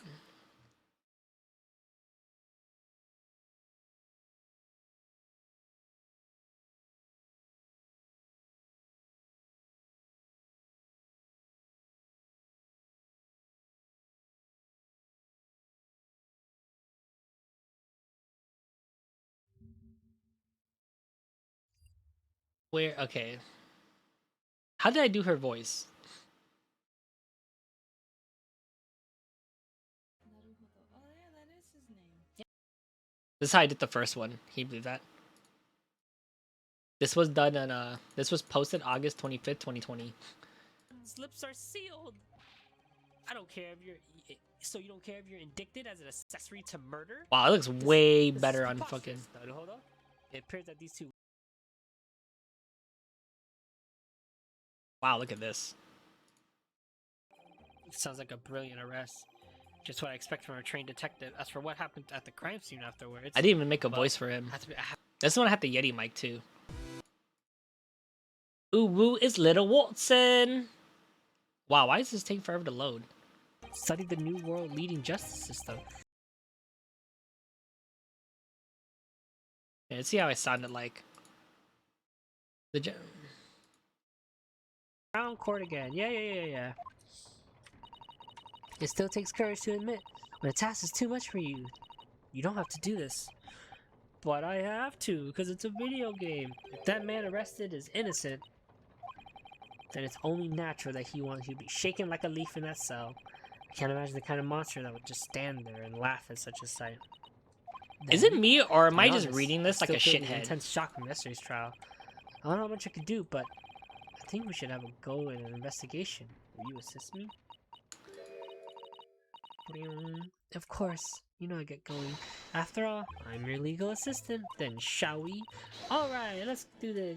I'm definitely reading this like a shithead. This doesn't feel right. There's no way I read it like this.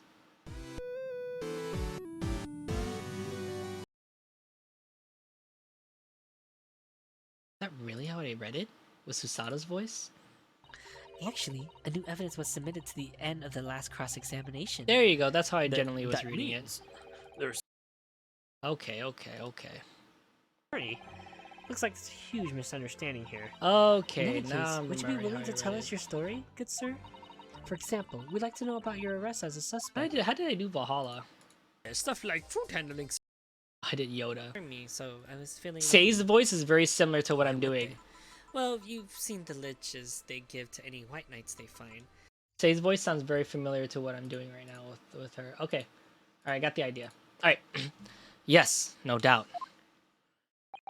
Whew. Assassin. Of course, it's so obvious. How could I have neglected to consider the possibility before now? Mr. Shlomes. Hurley, where have you been? Why, I've joined you all for tea, of course. But an extraordinary question. Guys, I'm fucking hungry. But I didn't notice you at all. No matter, no matter. Anyways, to be more pressing concerns, Mr. Naruhodo. Oh, yes? I must dispatch a telegram to your country at once. It is a matter of much urgency. To Japan, you mean? Tell me, to whom can I trust the task? Quickly now, who? Oh, my father has just left to send a telegram to the Imperial Police Bureau of Japan himself. I see. Well, he looks reliable enough for a bearded fellow. I don't think that what father's sport could be considered a beard, Mr. Shlomes. There is not a moment to lose. Kindly ask your trusty unshaven father to see this is sent. I will, but what is it? Is the mic quality better than what you just heard? Hold on. You know what? I'm like freaking out at this point. I gotta make sure that my shit isn't garbage. Like, my mic quality is way better than that, right? Now, my mic quality is like way better than that now, right? I definitely sound way better than what I was doing in the past.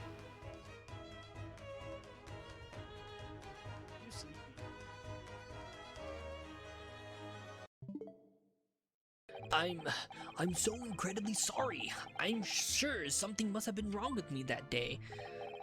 Well, you don't have anything wrong. I keep changing this man's voice. I don't know. Well, if you don't have anything wrong, it wouldn't be like you, Mr. Holmes.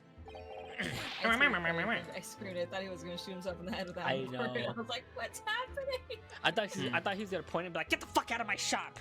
with that. Some customer pledges. My mic quality is completely different, isn't it? Would you guys agree? No, he seems sweet. Ridiculous pledges.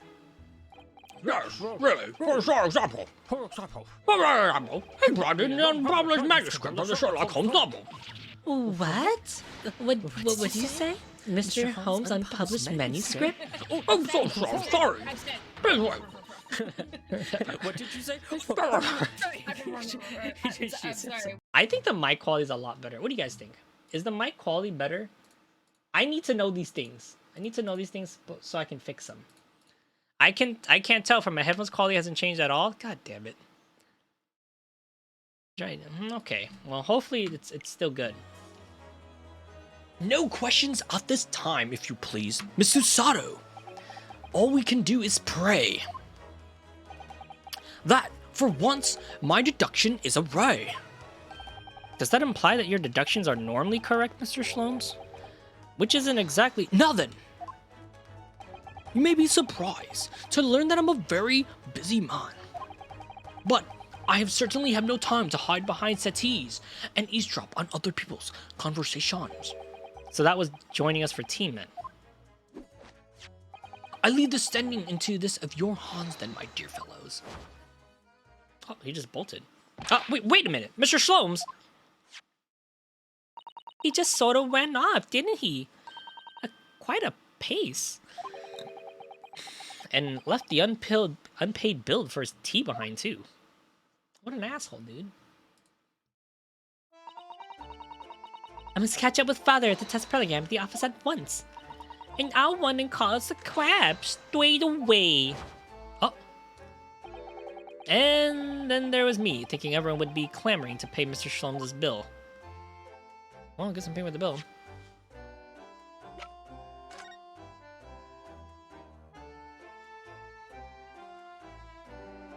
What a cute photograph. He did bring a suitcase, didn't he? I wonder what it is.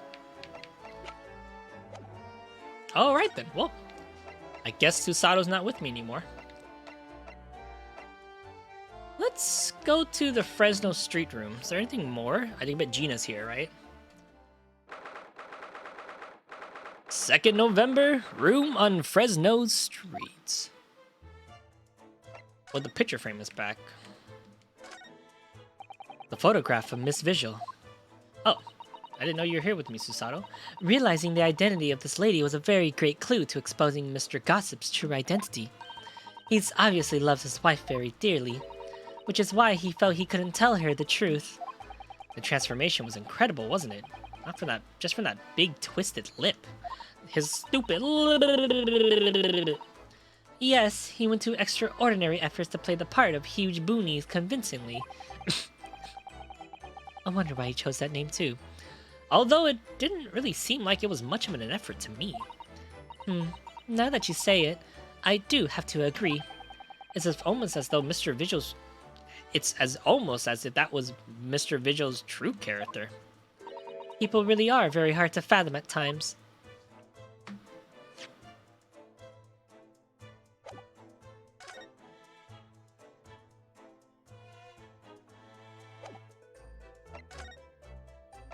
Yeah, let's go here.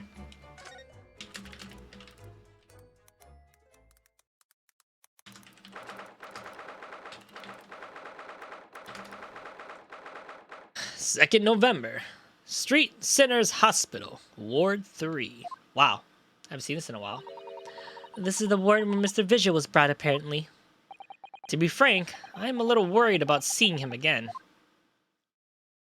Oh, there he is. Ah, the lawyer. Hello again. Oh, are you feeling better now, Mr. Vigil? Yes, thank you. Somewhat better. I'm so sorry to have caused you to... I mean, it was because of me. I had to expose your secret and force you to remember things you obviously tried to forget.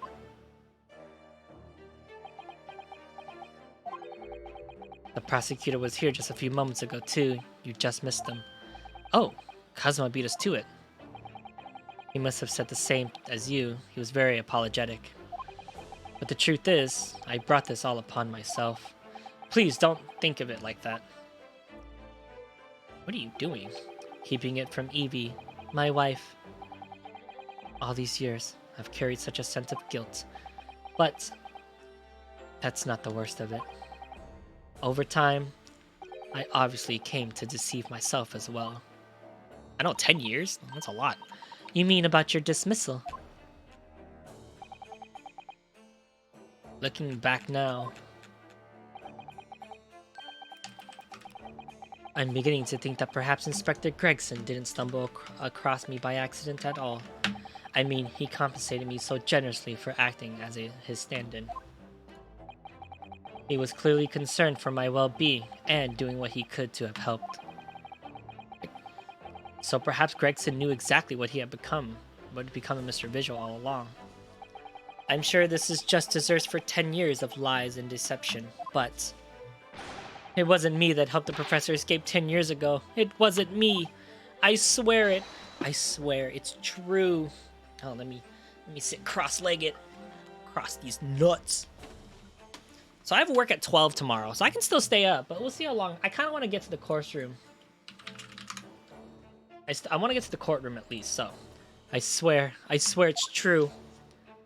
Oh, Mr. Vigil. Oh, tomorrow's just going to be Genshin, by the way. I can proudly say it's probably going to be Genshin and Moonlighter, just as a heads up. I'm sure you'd rather not dredge up... Oh, I'm sure you'd rather not dredge up even more of your past at this time, but if possible, can you tell us exactly what really happened? Okay, I'm waiting to find out if the dude tried to hang himself or as such with that red band. Oh, no. He was confirmed that he was the one who, that guy strangled. Or, you know, put a collar around and kept him prisoner. That's what they confirmed. And then we also confirmed 10 years ago he tried to jump out of a window, and that's how he lost his memory. He did not hang himself. In fact, he got BDSM'd.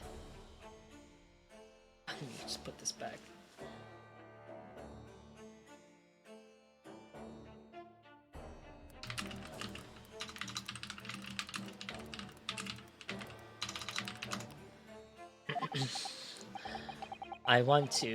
I need to get this off my chest.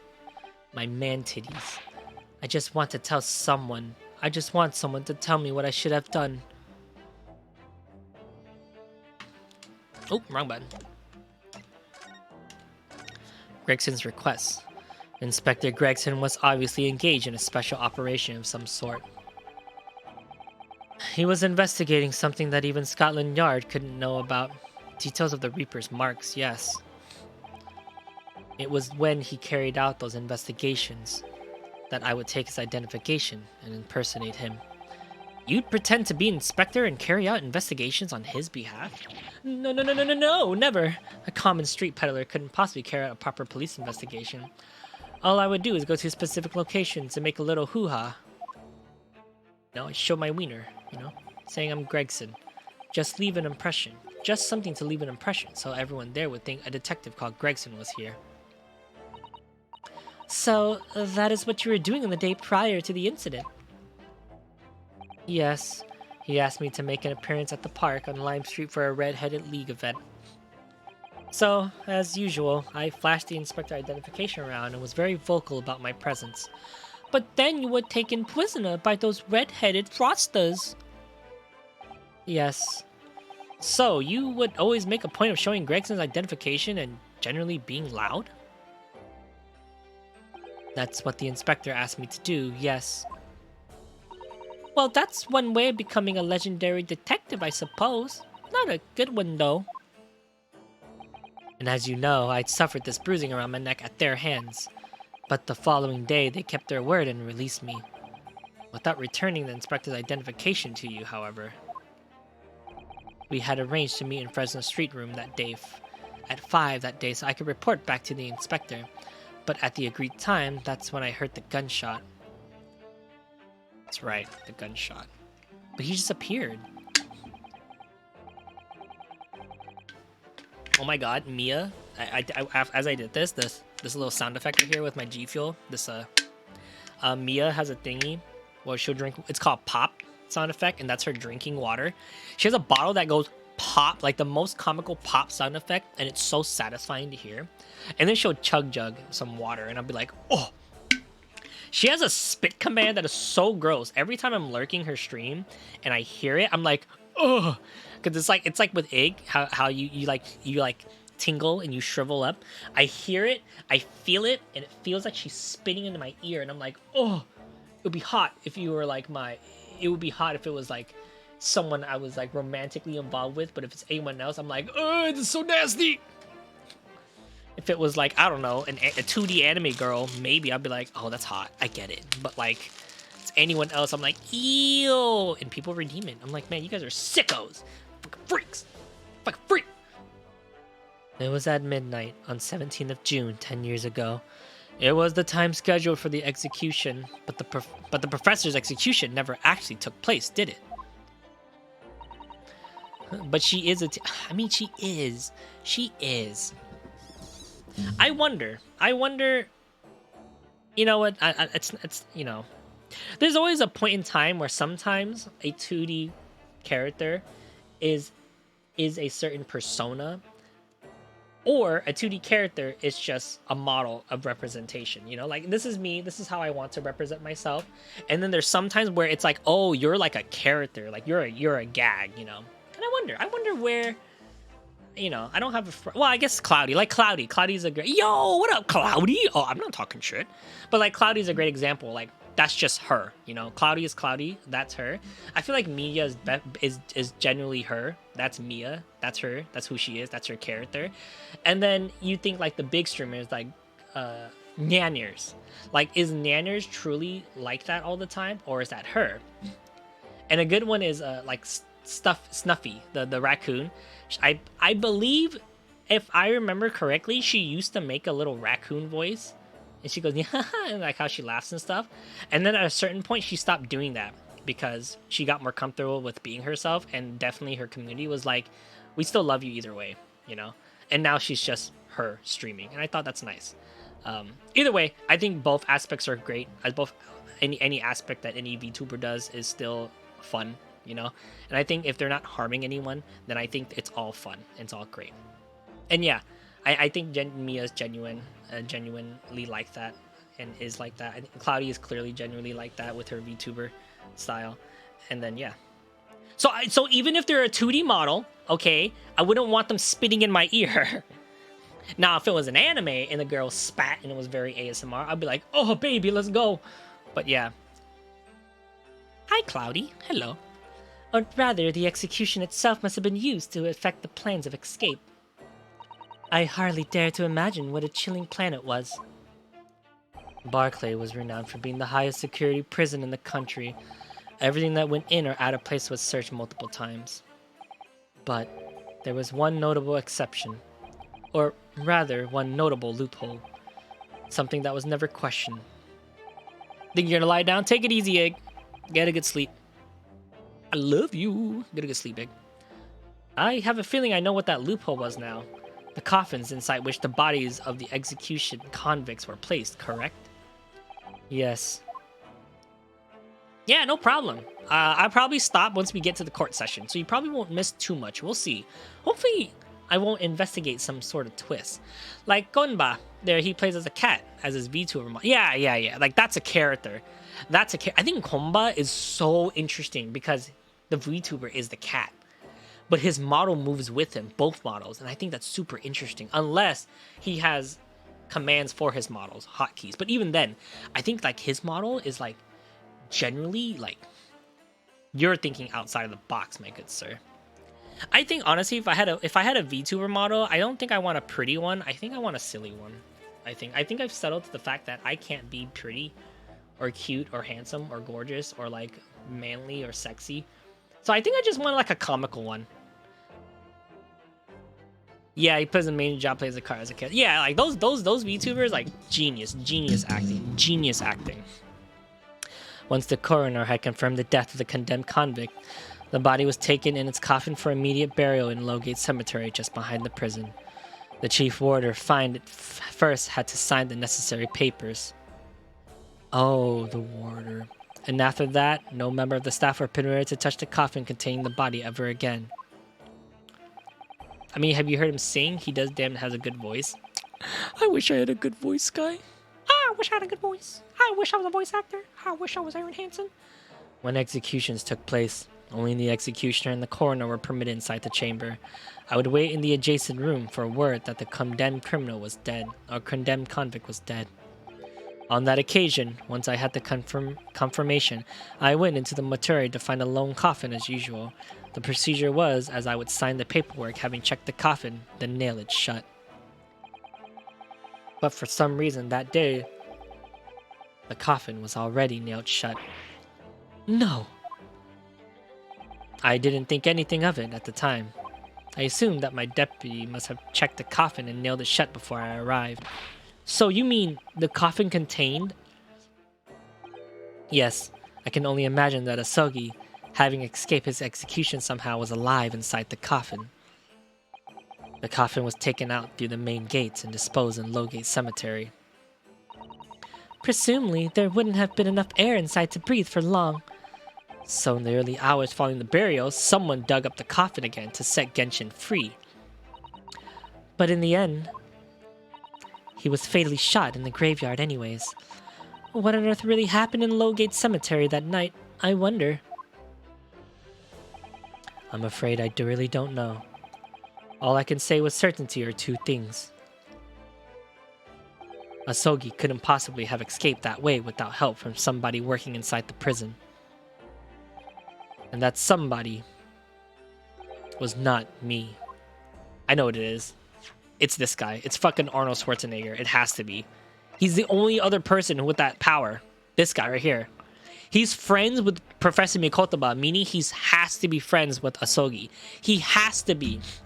And the reason why I was so sorry because Daily Visual had to, because this guy had to take the blame. Barry Caden. Barry Caden? Like Barry Coffin? He has to be the one. The convict, Asogi. Obviously, you knew the man then. The professor, I mean. Genshin Asogi. Yes, I remember him well, in fact. Would you mind telling us what you know? Well, having been condemned to death as he was, any contact I had with the man was short, obviously. After the trial, which the victim carried out behind closed doors, attended only by elite members of judiciary, they called for his execution to be carried out at the earliest possible opportunity. The outcome of the trial was set from the beginning, wasn't it? It was a time of diplomacy when Britain and Japan were in the process of signing an important treaty. That meant that the potential disabling case had to be dealt with swiftly and discreetly. Yeah, I remember talking with Cloudy. I might do some of the Ace Attorney games with Cloudy if she's down with it, which she said she was down with it, and if Diggy's down with it, because I'm sure Diggy would like to be a part of that, even if just listening in. And see, now the question is, which case do we play? Should I, if I were to do this with Cloudy, should we start her with the very first Ace Attorney game, which I would have played 3 times now, or 4, or do we start her with Miles Edgeworth Investigation, one that Diggy has never seen before? I'll leave that up to you guys. The man had less than a week in total. I was the chief warder. I oversaw his short stay in the cells until his final hours. I remember being struck deeply by his noble character and incredible resilience. What do you mean exactly? He was a killer of many men, but he was always quiet and polite. He was a gentleman and a man of intellect. In fact, I couldn't bring myself to believe what he had done, so I asked him one day. Those 5 members of the aristocracy whose lives were taken, were you really responsible? I'm guilty of an unforgettable crime of ending another human life, yes. Oh, wrong voice. He had to kill his brother. I'm sure he had to kill his brother. I think he had to kill his brother. I think he killed Clint for a very different reason. Oh.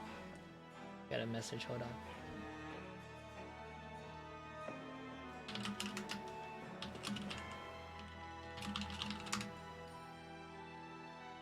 The following day, the closed trial took place, and the verdict was no surprise. Yuzai. That night, when he was brought back to his cell, I saw something unusual. Something unusual? What?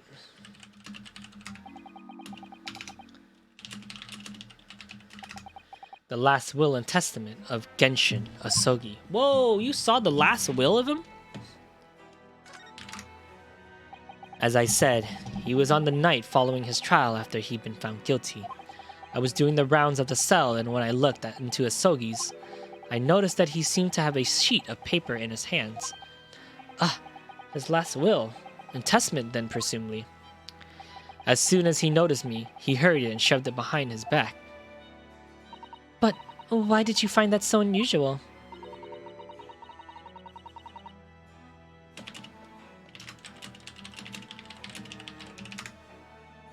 Is it normal for a man to pen a will when he knows his death is nigh?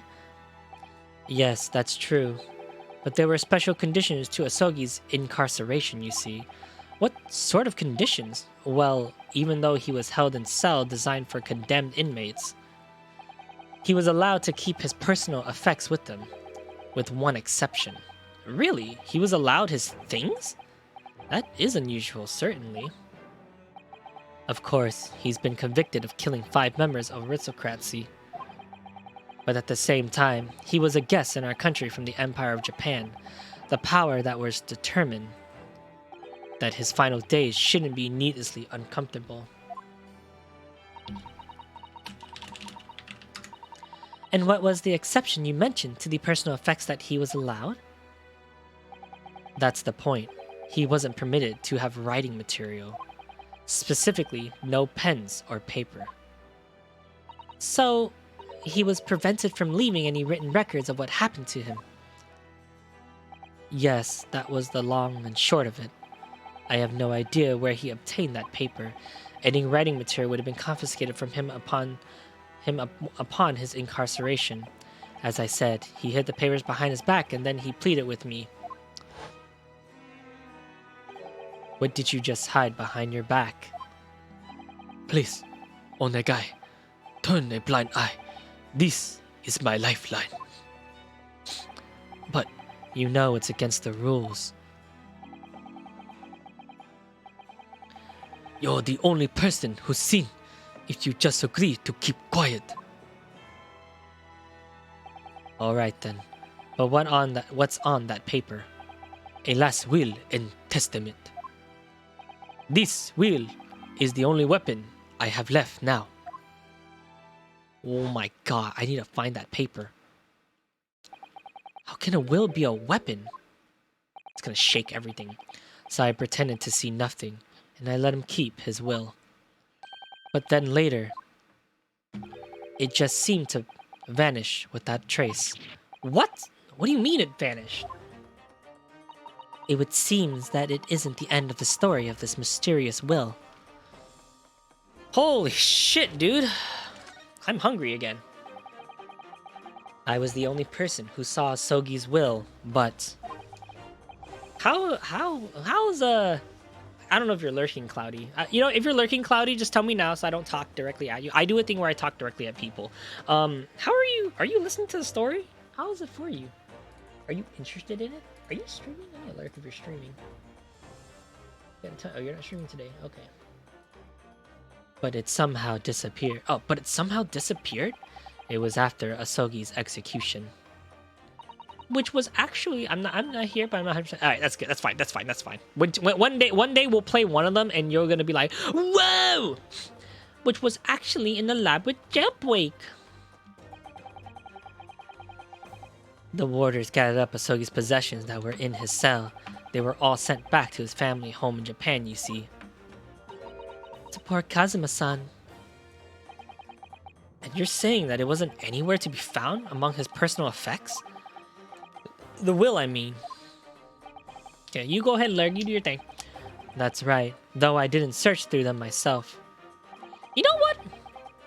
Tomorrow, no Genshin. I'm gonna stream Genshin. I'm gonna do Genshin. I'm gonna play Minecraft tomorrow. I think I should play a little bit of Minecraft tomorrow. Work on my house. I'm here. Oh, hey, Caps. But Government Kadeen was livid. He was screaming. It got not disappear completely. What? You play? Yeah, I'll play tomorrow. Cause tomorrow I come home late. I need to make food and all that, and then I need to do my Genshin dailies. So yeah, I'll probably do my Genshins tonight, so I have tomorrow to play. Anyways, that doesn't quite make sense though, does it? Yes, I'll play with you, Cloudy. Yes.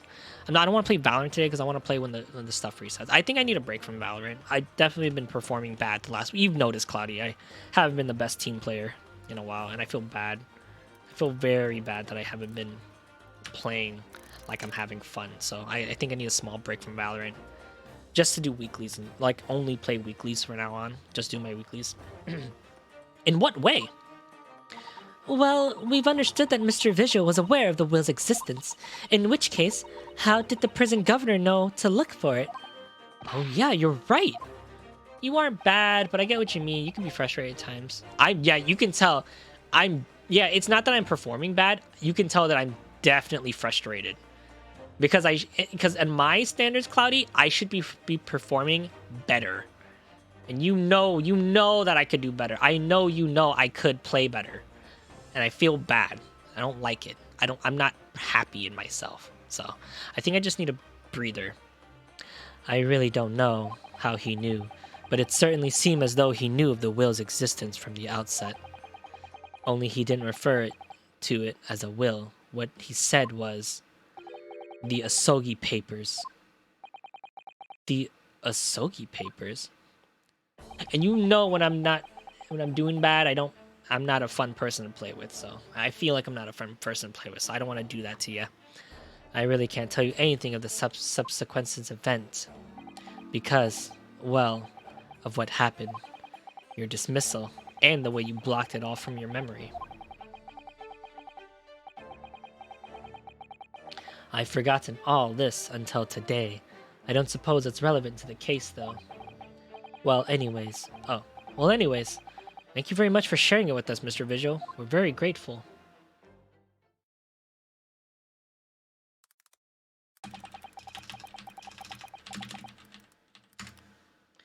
I'm afraid there's very little more I can tell you. My wife Evie will be here shortly, so I do hope I don't appear rude, but... No, not at all. Thank you again. But what will become of you now? Well, impersonating a police officer is a criminal offense, of course. I imagine that once I'm fully recovered, I shall be arrested. You got a titty layer? Hell, fuck yeah! I got titties. I don't have titties. I want titties. I got bitch tits, but I want man boobs. I'm so sorry. Don't be, please. This was all my own doing. I always knew that this day would come. Well, I wish you well. Goodbye, Mr. Visual. What am I listening to? Oh. I typed into the chat. Ah! Before you go! There's just one thing. Oh, you... yes? What is it? The Asogi papers. I'd be very grateful if you make no mentions of them. Of the things I told you about them. Presumably for some good reasons? It's my understanding that their very existence is a closely guarded secret. If it became known that I remember, well, it could be rather troublesome, I think. He can be killed. I understand. He can probably be killed for them just by knowing about them. Some sort of will that Genshin Asogi penned just before his death, which the man himself claimed was his last weapon. It's probably it probably has something to do with the government's conspiracy in both Japan and the British Empire of corruptancy. Perhaps it has something to do with his plan to escape. No, it's more than that. If there's anyone who might know about the document that Kazuma's father left behind, it would be Mr. Visual's governor. We know precisely where we must go. Back to Barclay Prison. Oh, they're both with us. I don't know if I want to read any of this. These must be the patient's treatment notes. Let's see. Tendency to jump from windows. Remember to place cushions at the base of the wall outside. Aren't we a story up from the ground here? Oh dear. Poor Mr. Visual. I can't help but feel there's a better solution to the problem than a cushion, though. Finding something you lost isn't always a happy experience, it turns out. Pursuing the truth can be very dark business sometimes, can it? Yes, I'm afraid it can. Wow, so instead of blocking up the window, they just put pillows outside for him. That's smart. Ah, here it is.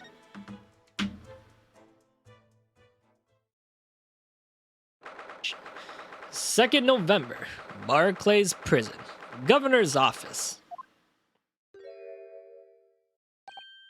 Och, back again, are we? Yeah, konnichiwa? I've heard about your investigation. I read the reports just now. You found him, eh, Vijay? Yes, luckily. Well, anywho, the laddie doesn't work here anymore. So your case is nothing to do with Barclay. I would like you to get the wrong idea about that. Of course, yes. Mr. Visual stopped working here 10 years ago now. Yes, we see his dismissal notice, have we? He was given the chop. Aye, Kima. You're keen very well. So, how about we handcuff biscuits? Ooh, are they really like little handcuffs? And as hard as irons, too. So, what brought you down here today? Well, there's something else we'd like to ask you about, actually. Is that so? After we just talked about not talking about the papers, he's going to talk about the papers. I guess he told us not to talk about the papers and who we found out from. We believe that there might have been a document that disappeared from Genshin Asogi's cell. I think it's been called the Asogi Papers or something. Is he gonna kill us? Did I say so? Gregson's death is nothing to do with that. Might have happened at Barclay. Leave the past in the past, laddie. Let not falter with irrelevant details. I feel like I'm just not messing with. I'm messing with it. His expression changed completely. We're clearly onto something here.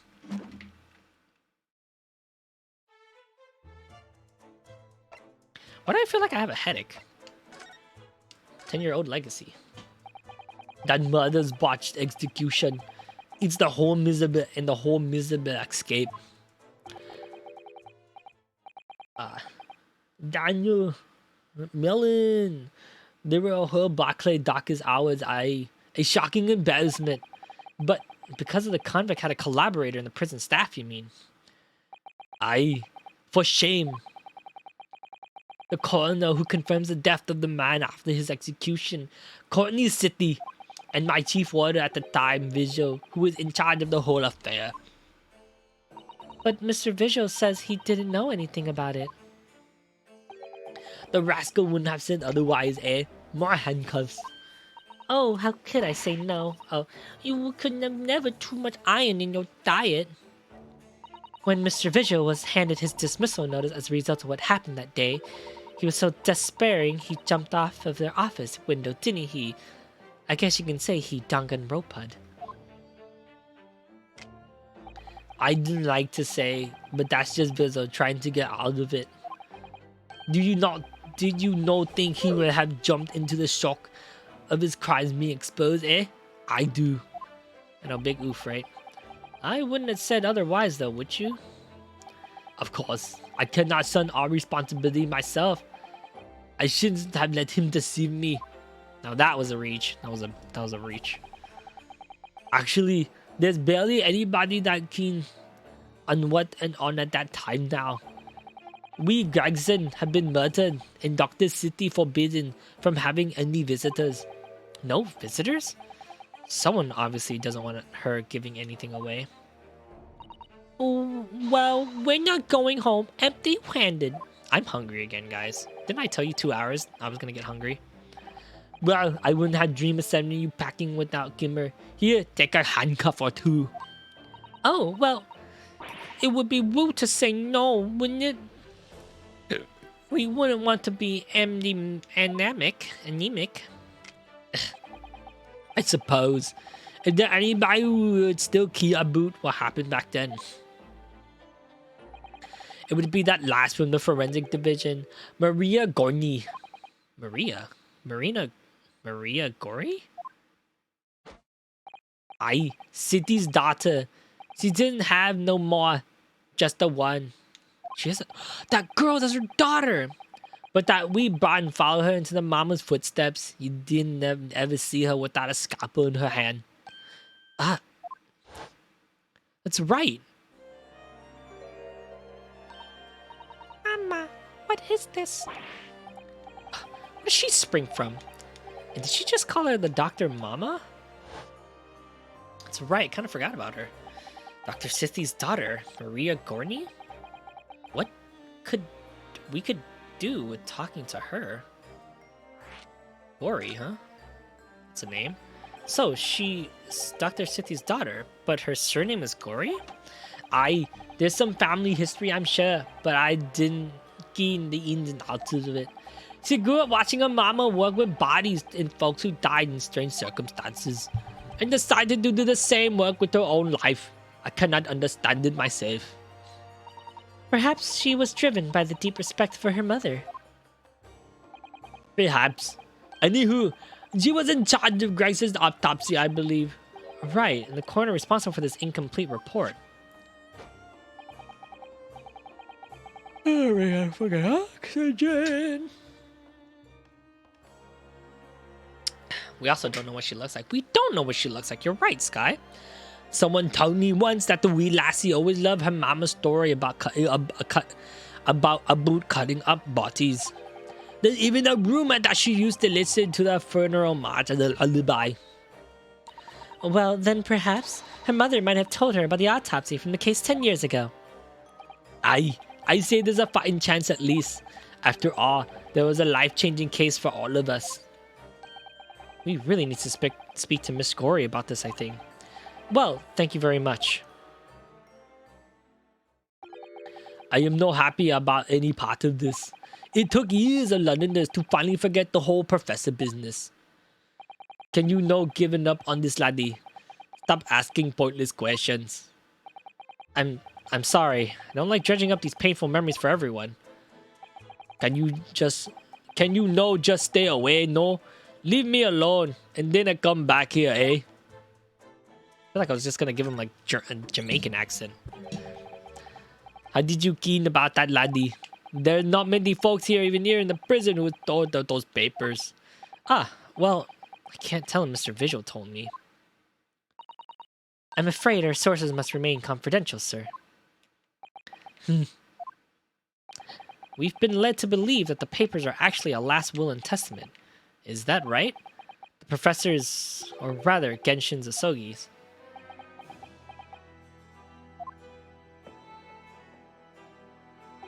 Aye, that's right.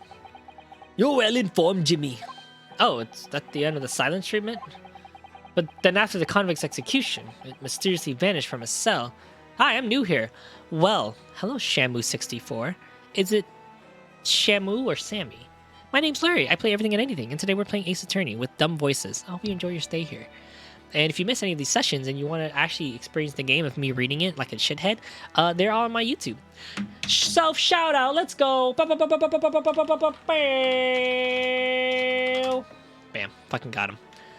But after the convict's execution, it mysteriously vanished from his cell, didn't it? I was no, you're off the half cock there. I think you didn't quite get your facts straight. Sell out, sell out, sell out, sell out. It was in the cell, exactly where it should have been. How would you know that my name is Sammy when I'm new here? I would assume Shamu was short for Sammy. Kinda sus. Maybe I'm just a fucking stalker. Maybe I'm like a paparazzi of like the feet connoisseur, and I like secretly like find feet photos of my favorite streamers. What, Zelda? Stop staring at me just because I like feet, huh? Because I talk about feet all the time. Stop staring at me, you fucking cat. Go, yeah, that's right. Go, you lick your own feet. Dumb cat. Oh. Not what we heard elsewhere. Let me just have a wee hawk around here. I'm sure I could find it. Dylan, get to the chapter. Aye, here we are. I'm trying to like pull up my Arnold Schwarzenegger voice. Aye, here we are. See? Wait, are these the papers? The last will and testament of Genshin Asogi, written with a calligraphy brush. Of course, I cannot read the word of those Japanese squiggles, but I mind it says he leaves all his worldly possessions to his son back in his homeland. Wait, this is it? This is his papers? Yes, that's correct. That's the gist of it. So, these are the Asogi papers? Aye, of course they are. Papers written by Asogi. No doubt about it. No doubt about it.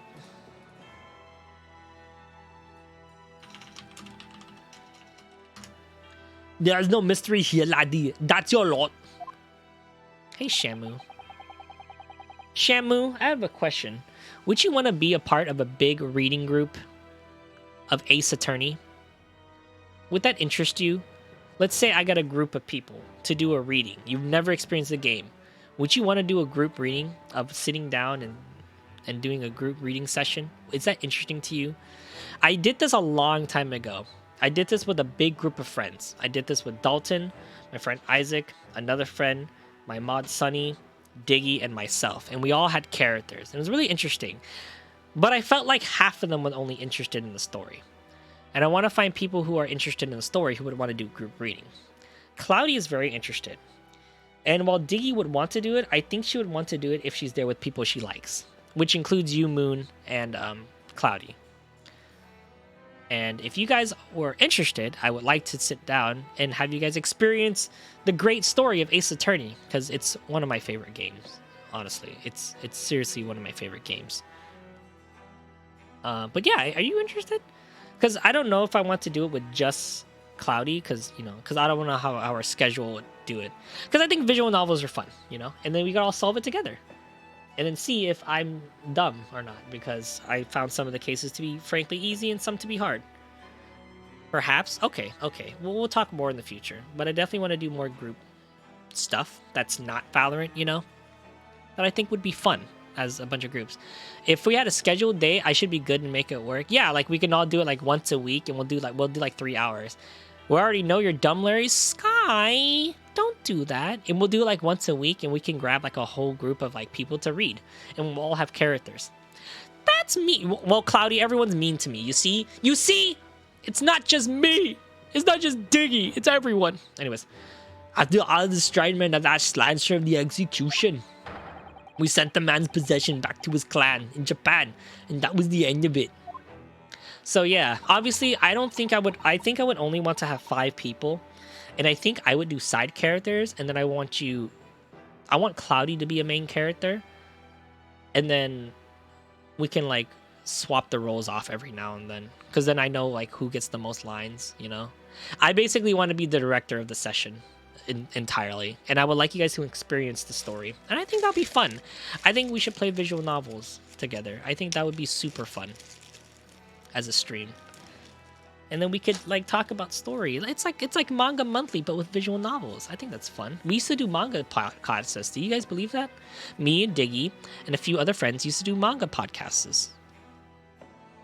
I think we ought to make a record of this, Mr. Naruhodo. And to be honest, I don't have the most feminine voice, and I definitely need people with a more kinder, softer voice to help me.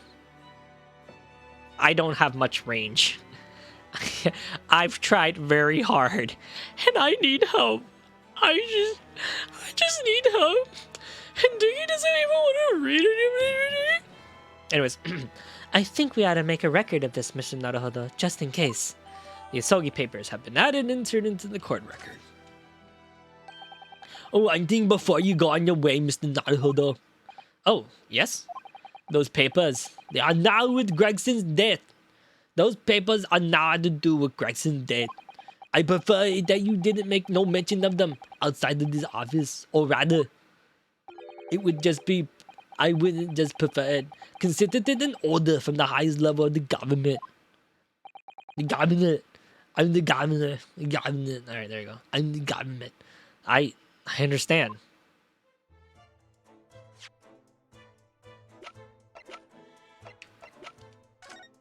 I, Genshin Asogi, hereby request that upon my death, any and by all material possessions and my wealth belonging to me in London are to be delivered to my son, Kazuma Asogi, in the Empire of Japan. It is with deep sadness that I accept my fate in this foreign land, in the knowledge that I will never see my homeland or family again, but I regret nothing about my chosen path. This? Okay, it was written with the calligraphy brush in Japanese. However, I really hate to say this. I think Judge Jikoku may have I don't know. I think Judge Jikoku and Mikotoba had something to do with this, because they were the only 3 other people in Japan that had something to do with this, unless Asashin had something to do with this as well. This, I feel like it's fake. I feel like that was foreign, not foreign. What's the word when you forge? I feel like it was a forged, you know?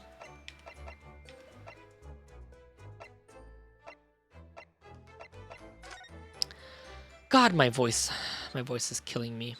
Oh. I gave him like the Joe voice, right? Peter. Hey, Peter. There you go.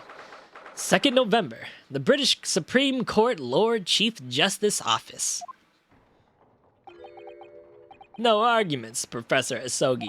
You will continue with the trial exactly as I instructed. Is that clear? Perfectly. It's Kazuma-sama. Defying Lord Strongheart by the sounds of it. He never did know when to back down. Oh, they looked at me. On your way now, Asogi. My lord.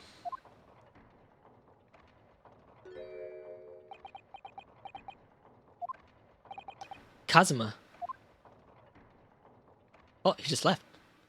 Not even a kiss? Not a goodbye kiss? Hello? He left without a kiss. What? I thought we were best friends. Where's my best friend kiss? Yes? What are you doing here? Oh, well, I was just hoping to ask you a few questions if you wouldn't mind. I wanted Van Zieg's trial concluded today.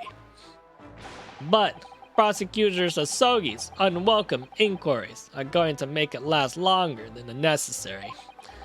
Unwelcoming inquiries? As a result, I'm losing even more precious time. Where's my friend kiss? I was just looking forward to the usual tongue. My best friend kiss. Currently, 2 hours, 45 minutes, and 41 seconds. 42, 43. They say these words longer than a second. Then we must resolve everything before 3 hours have passed, Mr. Naruhodo. In a miraculous not even 5 minutes? Anyways, I can't let the man's obviously bad mood put me off. I need information.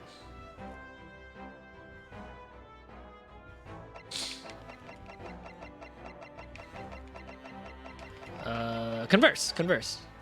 The Reaper. Would you guys... Hold on. Big. What if? It's a huge what if. Huge what if. Would you guys want me, for the very last case, to bring someone in to, like, do it with me or no? To do the reading with me or no? Do you guys prefer... You guys think I shouldn't because it's the last case? Because I kind of want to see how Cloudy would do with the reading and see if she's comfortable. She needs a tester. She needs a tester, you know? She needs to test a tester. And you too, Shamu, would you want to test it out?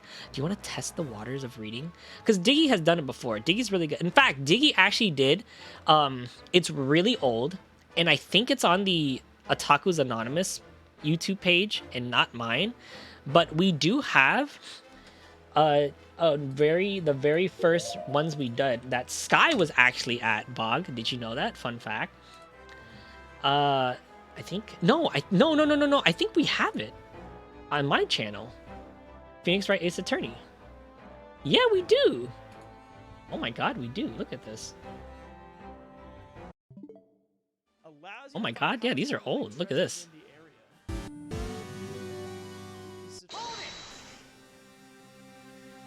Oh no, we redid it. That's right. No, this is when we redid it. Mamma mia! Welcome everyone. We're starting Ace Attorney. I'm excited. We haven't, you know what? We haven't done the other one. I would play the other one with them. We'll see. We'll see. Swords, great swords, swordmaster, luminary. Wow, look how long these videos are. This one was like a longest reading. I hear Drewby. Oh, let me meet him.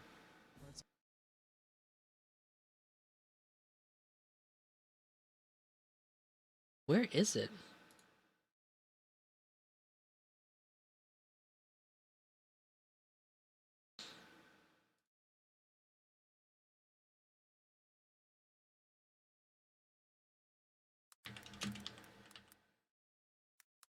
I don't know, it's so anonymous.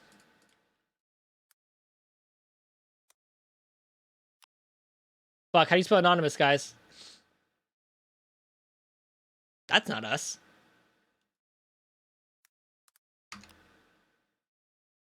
Do we still have Tacos Anonymous? Are you looking respectfully, Anon? Oh, fuck. If you don't know, our group name is the Tacos Anonymous. So, fun fact. Oh, shit. Wait, what happened to a Tacos Anonymous? Diggy, did you, like, shut down the OA YouTube page? So back in high school, a little sneak peek. Back in high school, Diggy was the club president of the anime club. Where is our old Ace Attorney vids? The one where we all did it with Sunny and Isaac.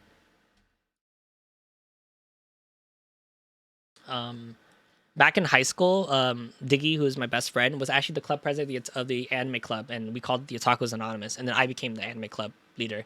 And so we basically had this title, Otakus Anonymous, for a very, very long time.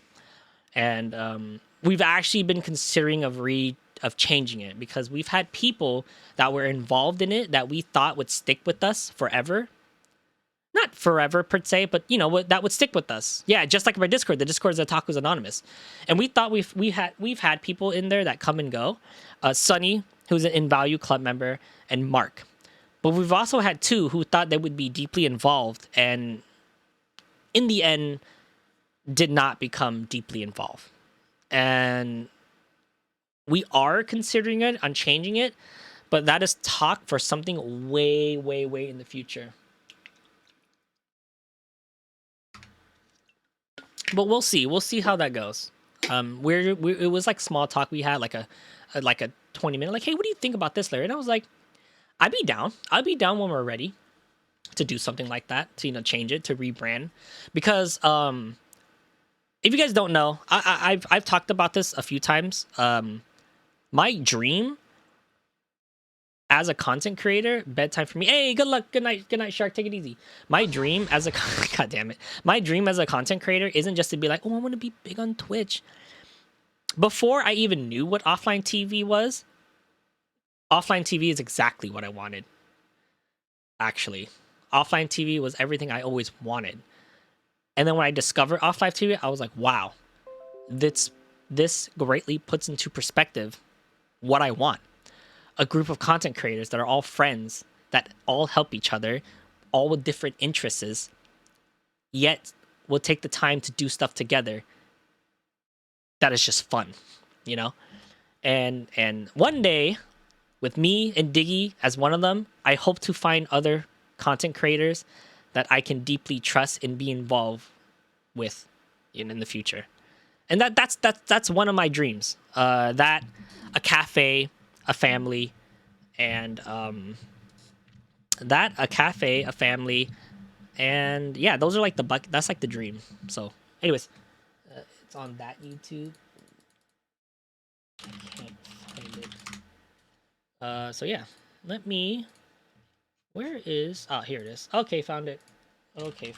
And yeah, we had a YouTube page, and that was me when I have short hair. Would you look at that? Look at that. It's me with short hair. And this was a YouTube page that was dedicated, basically, like that.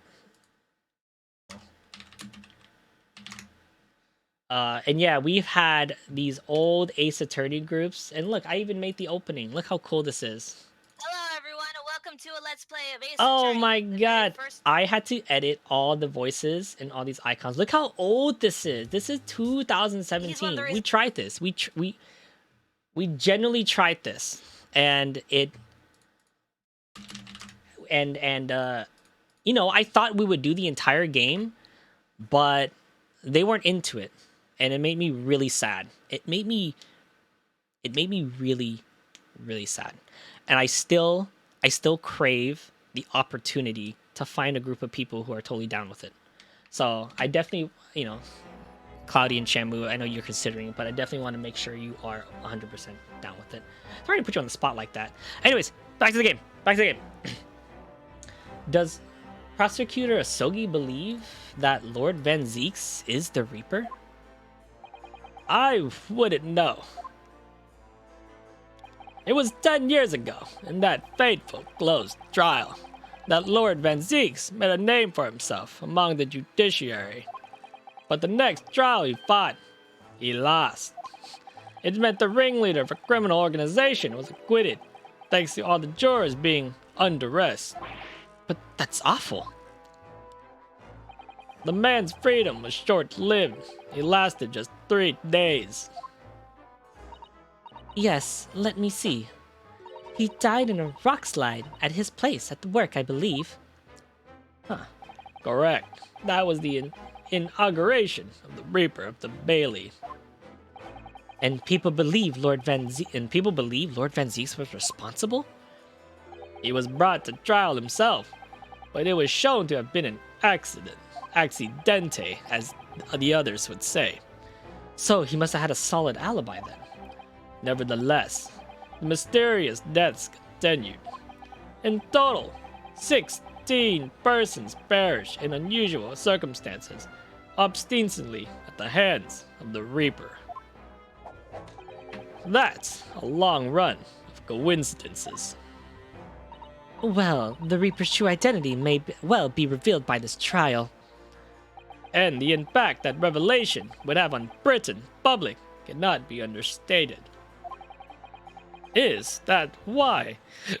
Is that why it's a closed trial? Precisely.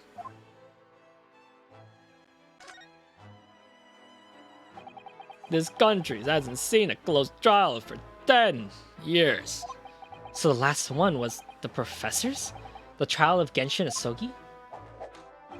Correct. Actually, we've heard that originally. You were going to prosecute that trial yourself, Lord Strongheart. Van Zieks entreated me to relinquish the prosecution to him, that he might avenge his brother's death. And here we are, 10 years later.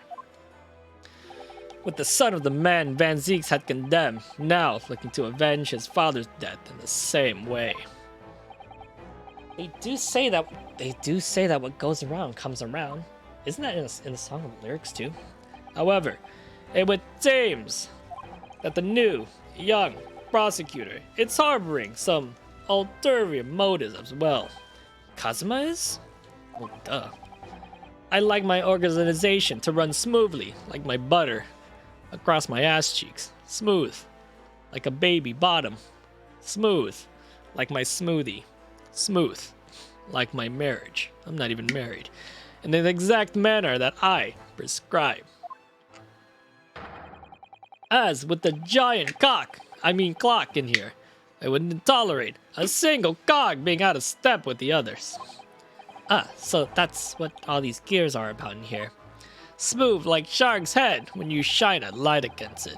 Smooth like Sky's head when you shine a light against it. Smooth like used ball sacks when you shine a light against it. You think you'll be safe from my insults, you? How dare you insult another person in my chat?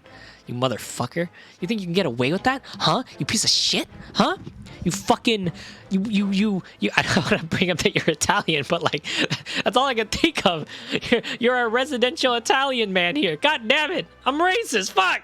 No! You can't shine a light on these things. Ew. Don't say that, you.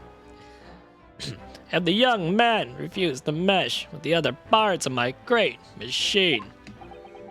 I will be forced to take steps, baby steps, with my tiny feet. Wait, what? What do you mean? Not something with which you need to concern yourself. Oh, wait, I want to see something. Hold on. I'm interested in something real quick. What was the voice that I give Strongheart? I know for a fact that I did not give Strongheart this voice. I gave him something else entirely different. It does not sound like that. He is 100% does not sound like that. There's still evidence.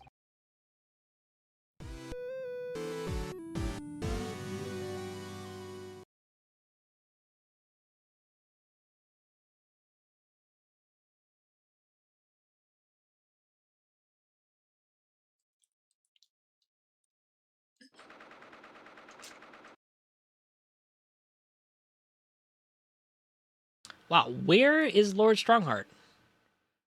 Here it is. I know for a fact I did not give him that voice. I totally gave him like a weird voice. I gave him like a deep voice, but it definitely wasn't like a "Hey Peter."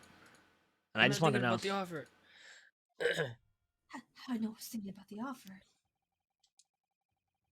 Traveling from here to the Old Bailey typically takes about 20 minutes by coach. If you leave immediately, you should make it there in time. It was deep. Okay, so it was the same voice, but I didn't give him like an actual like speech pediment, you know?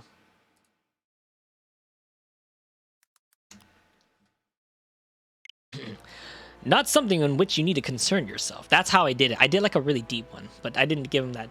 Peter. In any case, all your questions will be answered tomorrow.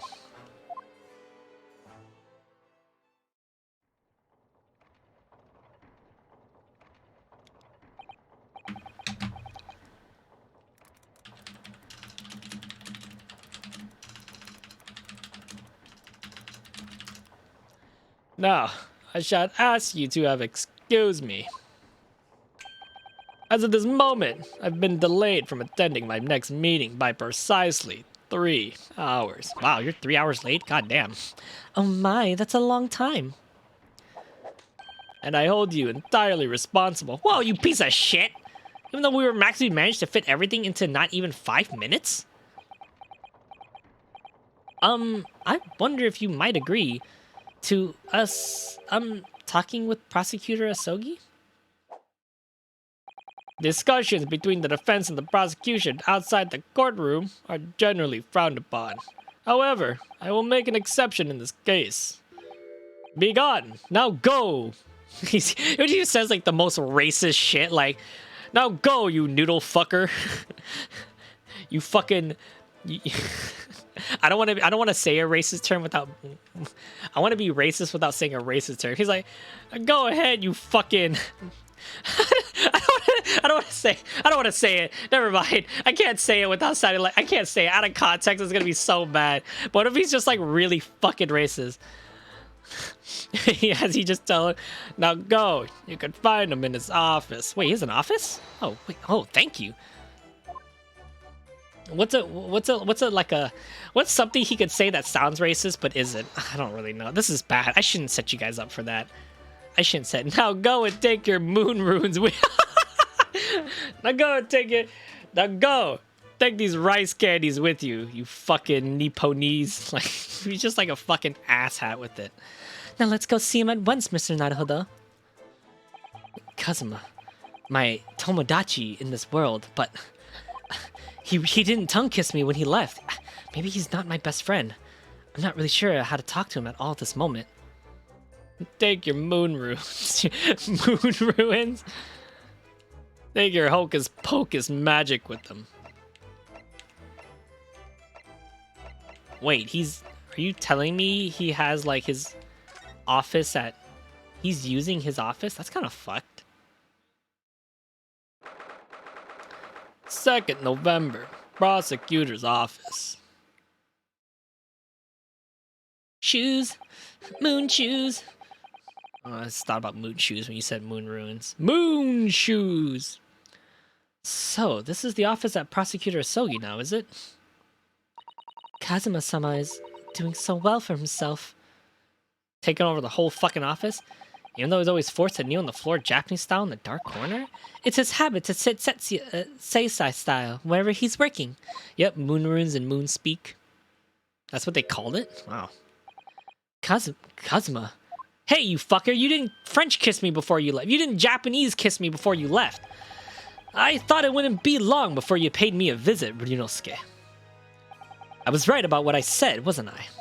Sorry? That you had all the makings in a great defense lawyer. Well, I always believed that you fulfilled your duty in the advocating of the British courts. I just never imagined for 1 second that it would be as a prosecutor. Seeing you stand in the foreign courtroom so gallantly, realizing your dream, Kazuma. Why don't you French kiss me like you French kiss Ryunosuke? I'm so jealous, but also happy for you. And I'm truly thankful to you, Judicial Assistant Mikotoba. Am I interrupting here something? Am I interrupting something here? Did I not say that word properly? Ryunosuke. I've always thought it'd be fun for you and I to shake up the British legal system a little together. You know, if you know what I'm saying. This isn't quite how I envisaged it, but I suppose it's just another twist of fate. I've learned a lot of things during my time in London, about how Susato's father was himself a visiting student here once, along with Judge Jikoku, and about what happened with your father. Then you'll have no difficulty understanding why I had no choice, why I had to find out a way to get to Britain as a visiting student myself. I want to hear it from you, Kazuma. Did you know Diggy called this shit Bog? I was like, Kazuma's dead, and she was like, he's not dead. And I was like, he's gotta be dead. There's no fucking way they're gonna bring him back. She fucking called it months ago. Months ago. Can you believe that? As you wish, Ryunosuke Naruhodo. He's got fucking titties. Yeah, I was there. Oh, I mean like no. I mean like last week. No. She called this when we were playing the first game. In the first game, we played in like 2019. That's how long ago we played this. We played the translation in like yes. She called it all the way back then. And I was like, there's no way. And here's the thing. I know you haven't been here too long. My best friend Diggy, she's like a fucking empath when it comes to writers. She knows exactly, you wouldn't expect it, she knows exactly how stories are usually written out. She generally predicts stories. She's so good at it, it's kind of annoying. Because she's always reading into like the scripts and stuff, and like the setting and like presentation and how a movie's presented, and she's like, that right there, foreshadowing, that's foreshadowing, that line, red flag, and she's like that, and like she can get all of it, and it's fucking insane. Like she'll call all the stories. So she's good at Ace Attorney. She's good at the outcome, but she's like had trouble with discovering some of them. Anyways, it's getting on for a year now since what happened on the SS Booyah. We were heading across the ocean from Japan to Great Britain. Why did Kazuma want me to come in, to be honest, when a bizarre series of coincidences led to those tragic events? And why did Shlomes lie, too? We don't even know that. I thought I lost my best friend forever. My tongue-kissing best friend. My Japanese tongue-twisting homie. You know? The J to my G, you know? I must have been unconscious for a long time. When I awoken, I was laying on a bed. It was a narrow little room, and there was a posy of flowers by the pillow. I ruined Harry Potter for a friend of mine back when the new book first came out, and I caught all the twists without ever picking up one of the books. Damn. You're a mucking Harry Potter, you're my reader. It took me a little while to realize that I was in a cabin of a ship. I slipped out of the room and headed upon the deck. Were you already suffering from amnesia at that point? Yes. Hi. I didn't know what had happened or where I was. There was just this voice in my head. You have something to do. Something no one else can know about. Go to Great Britain. Your task awaits you there. It was a calling I couldn't ignore. It compelled me relentlessly. Out on deck, I saw that I was at a huge steamship and we were docked at a large port. That's when the body slowly disappeared, right? It must have been Hong Kong. I wonder if Hong Kong is going to be like a thing that's like, you know, involved too. But they haven't really, they only just brought up that he was supposed to be dropped off at Hong Kong. But he never truly, you know, was dropped off at Hong Kong. Yes, it must have been. Presumably just before they were due to carry out your body off the ship. I had no idea of the situation, but I did have a feeling that this was in some way my last chance. I concealed myself among the disembarkment passengers and went ashore. Then, I disappeared into the crowded streets of that foreign port city, so I could plan my own journey to Great Britain.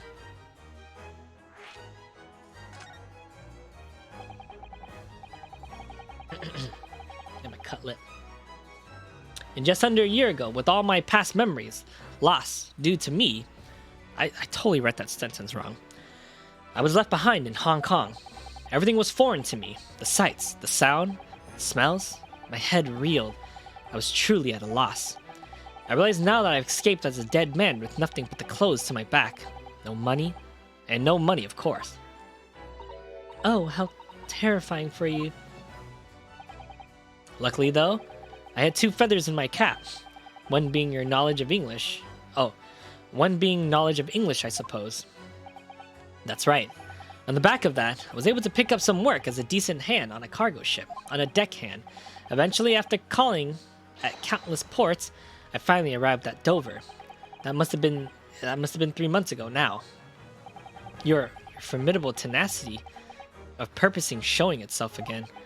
I mean, the man had lost his memories and had literally nothing to his name, but he still managed to make his way to London on the opposite side of the world. Of course, I had no idea I'd moved heaven and earth to get here at this point. So, how did you end up becoming Lord Van Zeek's apprentice then? That can only be called an extraordinary stroke of luck, really. You see, I was stopped at the border because I had no papers. They took me straight to Scotland Yard. And by sheer coincidence, Lord Strongheart was there to attend a meeting. That's when the second feather in my cap came into play.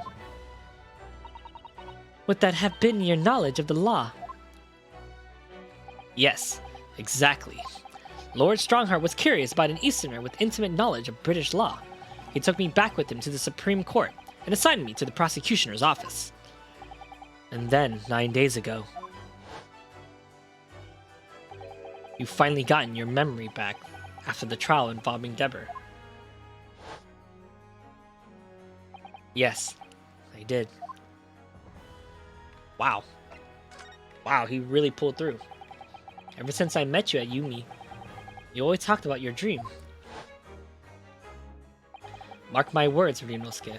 I'll be chosen as a visiting student and make my way to Great Britain society. Did you know the entire time about what happened to your father here? 16 years ago.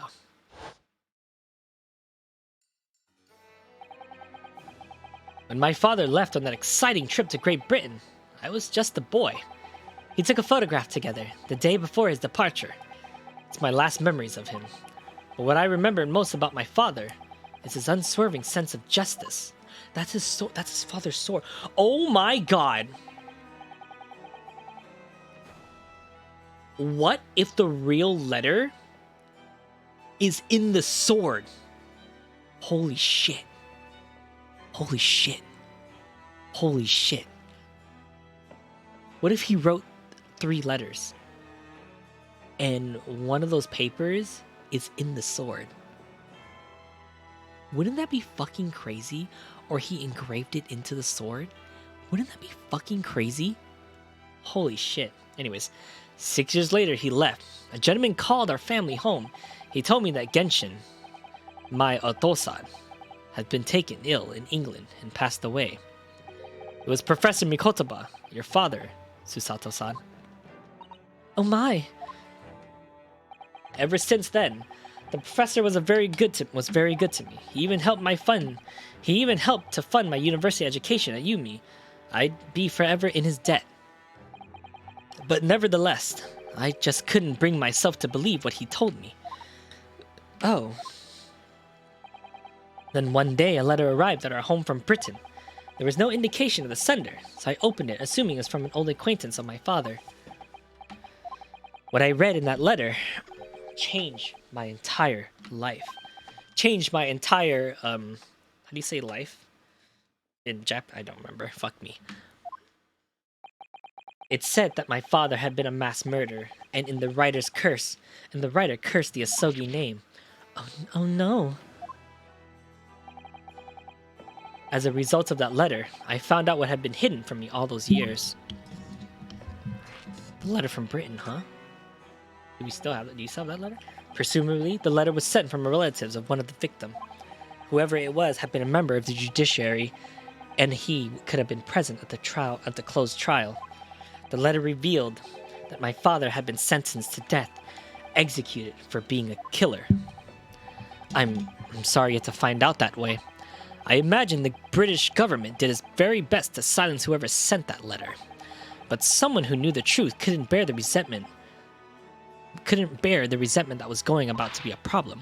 But still, it could have been written by anyone. Why would you believe such a thing? There was no newspaper cutting included with the letter. It was the first I've ever heard of the professor and his terrible killing spree. Well, what did my father have to say about the letter? I'm doing Say's voice. That's the wrong voice. I couldn't bring myself to show it to him. Why? Why not? Because he deliberately concealed the truth from me by telling my father was taken by a fatal illness. That couldn't have been easy for him, and he'd done it out of consideration for my feelings. So, instead, I showed the letter to Judge Chikoku. Oh, that's the other visiting student. He faltered for the briefest of moments, but then he just laughed the letter off. But in that moment, I saw in his face. He was undeniably shocked, shaken momentarily, before recovering his pose. Shit, Chugoku has something to do with this now. A year later, my bereaved mother succumbed to the strain of grief, and she too passed away. That's when I made up my mind that one day, without fail, I would cross the seas of Britain to seek the truth for myself. The truth about my father, Genshin Asogi. And I wouldn't let anyone stand in my way. Oh, Kazuma-san.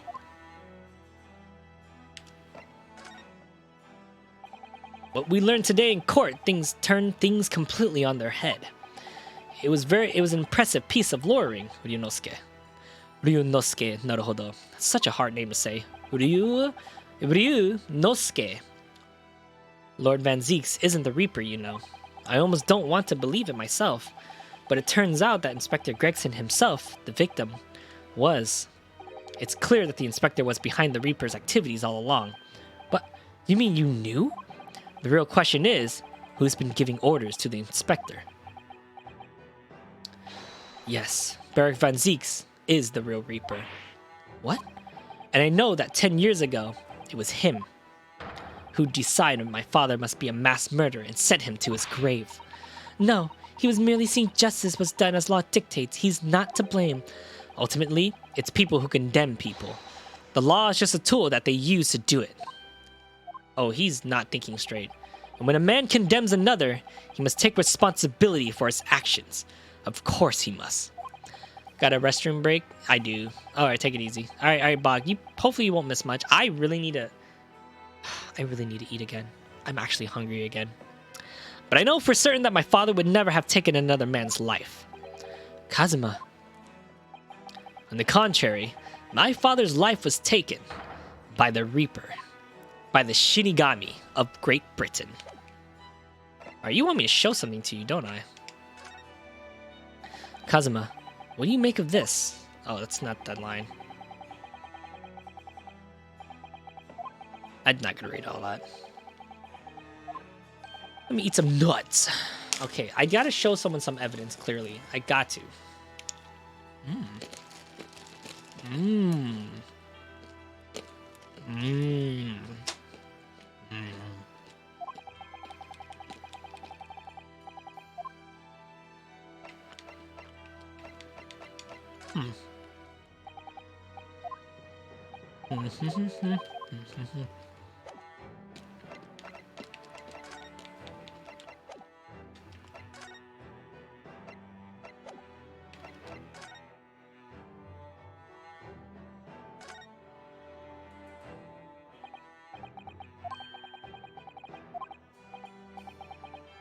I'm really hungry, but I don't want to get up and eat because I feel like I'm almost at the end. So I'm just going to eat these nuts while like scrolling through and trying to progress with the game. So do excuse me.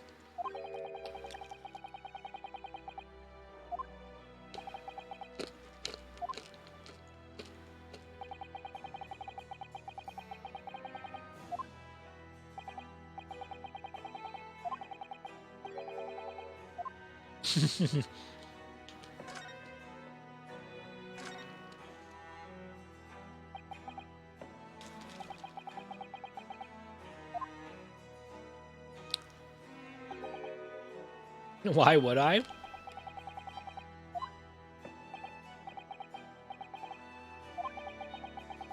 Princess, not friend. You didn't even notice the picture? Oh, really? I mean, it's not the smallest picture.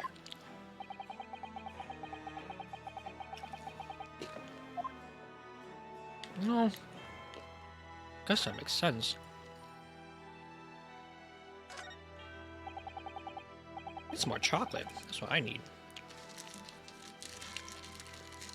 I need more chocolates in these nuts. You know what I'm saying, guys?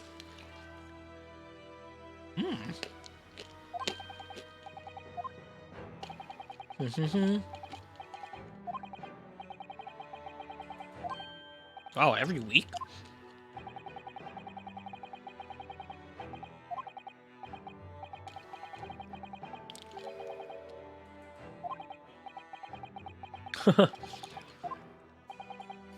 Actually, no. Oh. What? He does it himself? That's funny. Look at his face. So he's a barrels of laughs. And here and in the court. That's funny. Good joke. Wow. Yeah. What are those bats? Oh shit. Whoa. You disturbed the bats, did you? Fitting companions of Lord Vaxi. He's a fucking vampire. Dude, if I didn't give him the most perfect voice in existence, if Game Grumps ever play this and they do not give him a vampire voice, I'm going to be upset. I'm going to actually riot. You disturbed the bats, didn't you? Is a lot more sillier than expected. He got bats in his fucking hallway. What the fuck?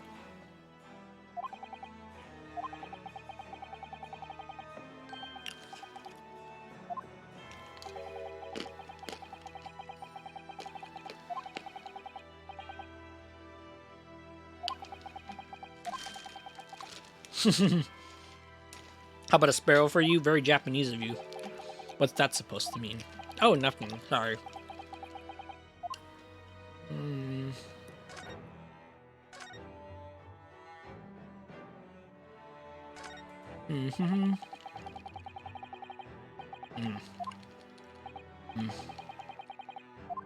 Nuts.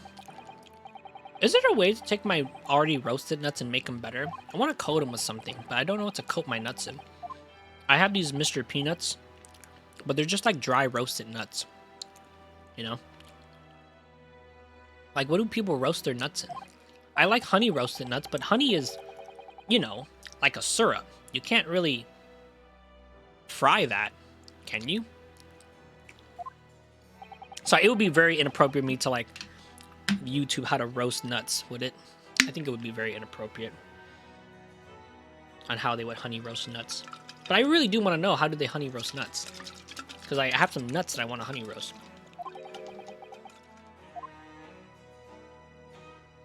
All right, come on. I'm almost there. I'm almost there. I just got to get to the next chapter and then I'm done for the day. I have work at 12 tomorrow. That means I got to get up at 11. I got to shower. I got to prepare my lunch. I got to eat.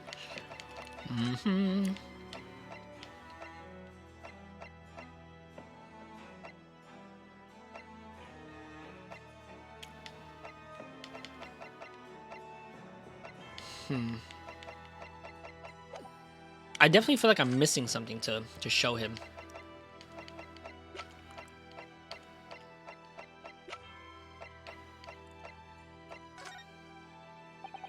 You know? Well, I still need to move to the autopsy room. Do I have access to that? I don't.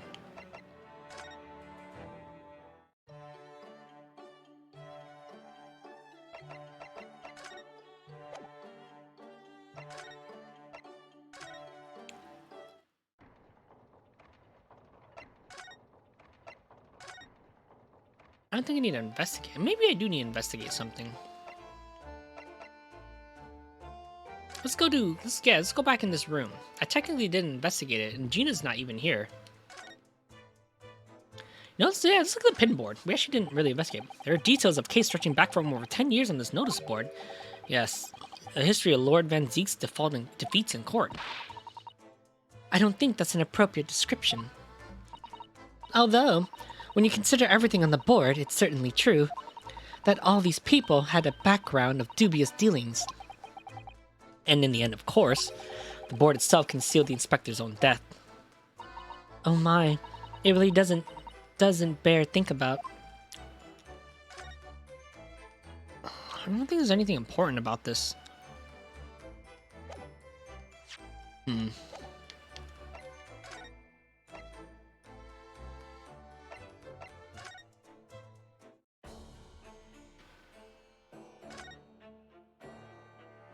What a bitch! Well, at least he seems to be on the mend. You know, his disguise as Mr. Gossip was really quite masterful, wasn't it? I can't remember anything about it except for that floppy lip, though. I imagine not even his wife would have recognized him. Perhaps, but he really did have to take it quite so far. There's a lot of bottles in that cabinet there, aren't there? Do you think it's safe to keep them there? Hee hee. If you were a patient here, I feel sure you take some medicine by mistake when you're half asleep. That is a worry, but at least the cabin has a lock. Even if it's only a flimsy looking one. Oh, I've no doubt you managed to unlock that somehow while you're half asleep as well. There are limits even to what I can do when I'm half asleep, you know, Mr. Sato.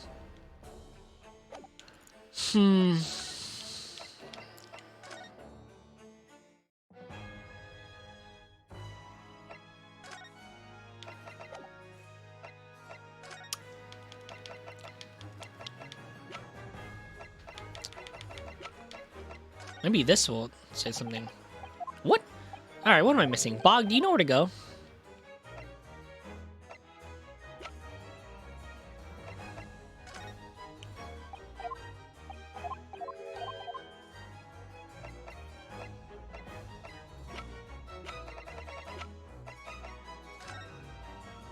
You're not so sure? That's fine.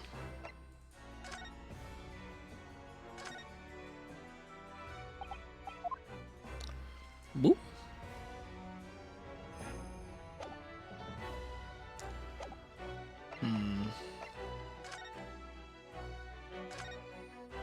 Anyone got an idea?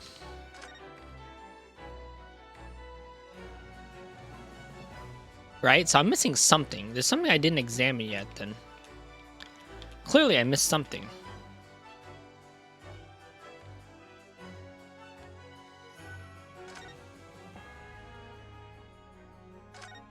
Or I didn't present something to him. Oh, the desk. There's Lord Van Zeek's incredibly stylish desk. It's not my style, though. No, I've noticed you've been working on that little table on the floor, kneeling down Seiza style. Though I thought there was some kind of punishment set up by Lord Van Zeek's when I first saw it. I find it the most comfortable way to work. I can't do it. After a couple of minutes of sitting with my legs folded underneath me, they start to go tingly. I like that tingly feeling, by the way. Don't exaggerate, Ryunosuke. We both know you can't even manage a minute. Oh, sheesh. Maybe it will roast me like that. Bruh.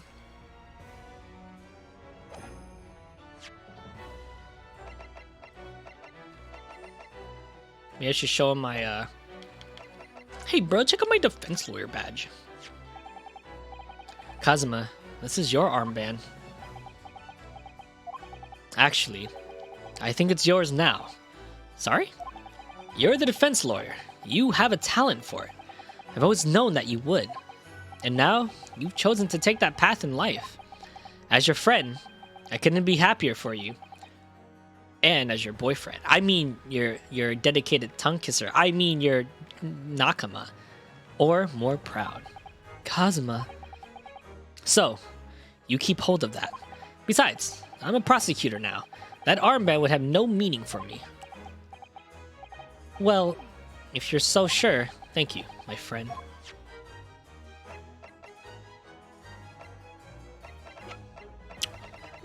Well, that's odd.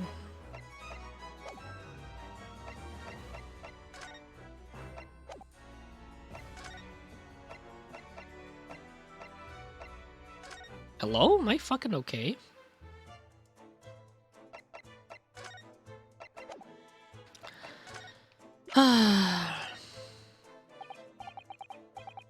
Yeah, that's the...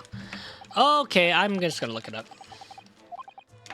I'm getting too hungry and starting to really affect my energy.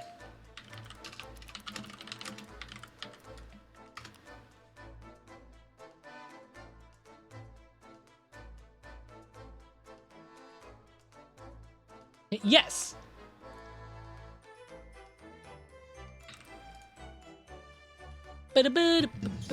Oh, wait. No spoiler free walkthrough. That's what I need. There's a better one. Ah, that's the one I use. Yeah, this was the one I used. Investigation 2. Gina. I haven't talked to Gina yet.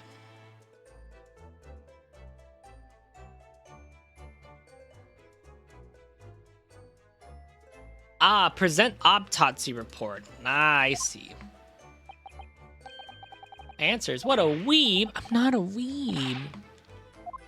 I'm an otaku. Get it? Fucking right.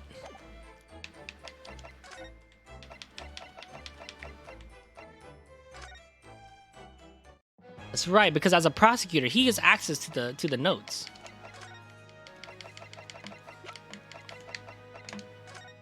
Why would I not just share this with them? This came up in the trial, didn't it? Something a little dubious, I mean. The fact that no time of death was recorded on Inspector Gregson's autopsy report. Yes, there were some unexpected turns in the courtroom earlier, and the suggestion came up with certainty took everyone by surprise. The idea that the victim died the previous day at some other location is quite something. Well, considering when the pocket watch had been stopped and the scorch marks on the candle, it's certainly a distinct possibility that the evidence in the scene both points to it. To be honest, it bothered me too. So I paid a visit to the autopsy room earlier. The coroner responsible wasn't there, but I got a name. It's Dr. Gori. If it wouldn't trouble you, Kazuma-san, we would very much like to speak with the coroner too. Of course. The last thing I want is for anything to be brushed under the carpet. Scotland Yard's autopsy laboratory is behind Low Gate Cemetery. By Barclay Prison, you mean? Ah, you know it, don't you? The prison where my father was incarcerated and robbed of his life. Kazuma-sama. Well, thank you. We'll pay a visit to the laboratory later today. There you go. Ryunosuke. Watashi wa wants to arigato you. Sorry, that's bad. I want to thank you. Wait, what for? For this. You've safeguarded the soul of the Asogi clan.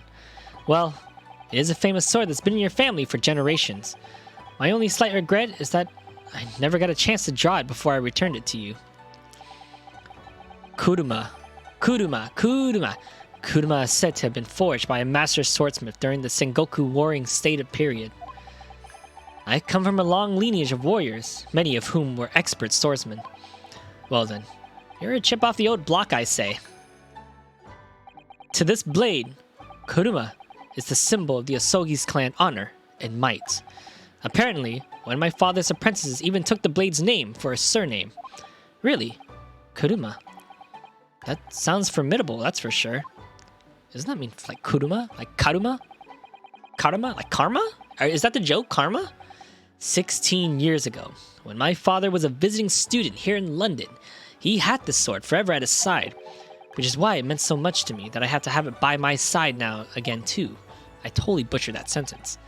And that is all thanks to you. It was an honor.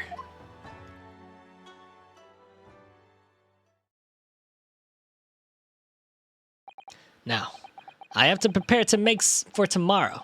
Perhaps I said a little too much. Kazuma, you've changed. No, Ryunosuke. I haven't changed at all. It's you who've changed. I knew he was gonna say that. That's so fucking hot. But I can completely understand your resentment of Lord Van Zeek's given what happened. But the fact is, those events in this case are, well, unrelated? Is that what you want to say? How can you be so sure? Wait, what do you mean? Never mind. That man is the Reaper, and that is for a reason that the inspector was killed. I'm going to prove as much in court tomorrow, by whatever means necessary. I can't let you do that, Kazuma. I know you'll do what you have to do as a lawyer, but I'm sure I don't need to tell you that I won't be taking any prisoners in the courtroom. I would expect nothing less. Until tomorrow, in the Old Bailey. Alright. Alright. Oops. Man, this is a long investigation. Shit, dude. Got only nuts to stave my hunger? To stave my hunger? However you say that word.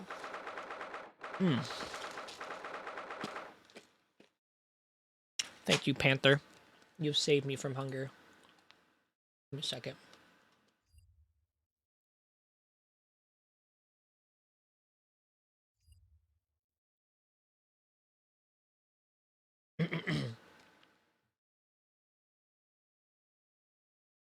Alright. I just had to eat some nuts in my mouth, you know what I'm saying, guys?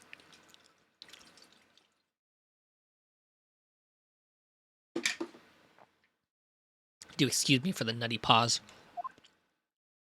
2nd November. Autopsy laboratory. This place is really creepy, isn't it? Well, being in a dead room is probably full of spirits of the deceased. But actually, there's a rather pleasing scent of roses in the air. Well, being in a dead room, the coroner probably needs a bold scent like that to mask the odor of death. Iris, do you think we could change the subject? Shink, shink? Oh, she's sharpening a knife. What was that?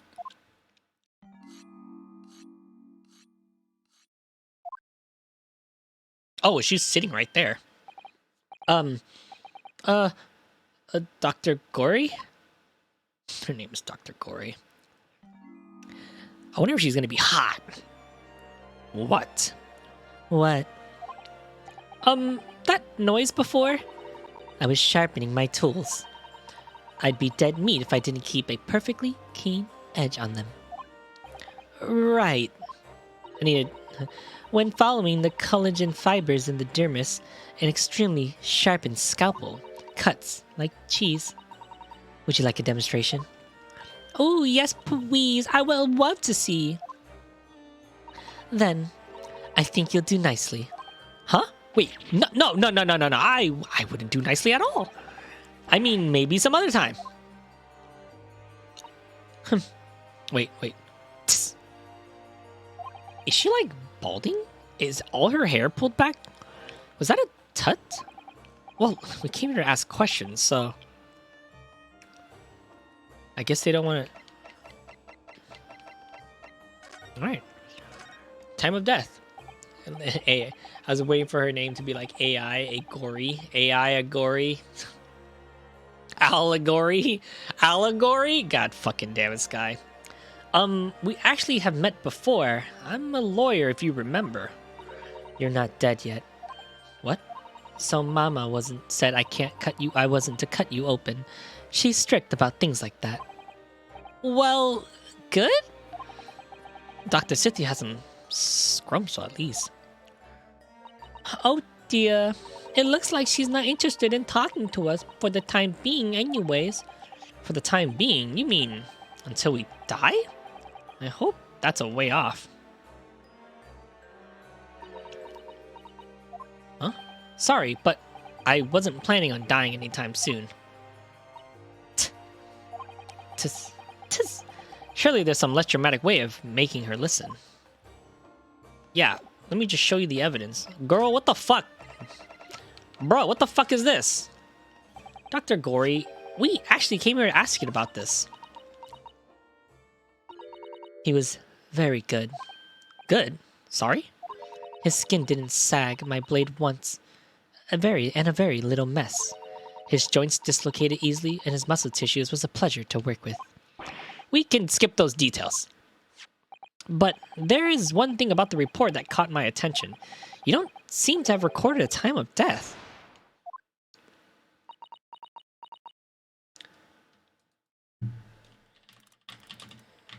Hold on.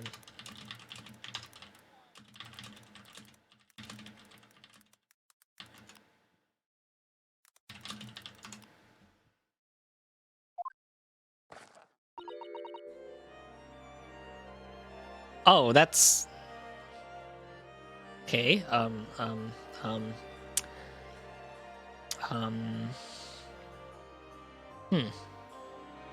Emo, yet still very active. That's not my fault. That's the same fucking voice as God. Whatever, I'll just that one. Oh, that made me jump. Then please, tell us what happened.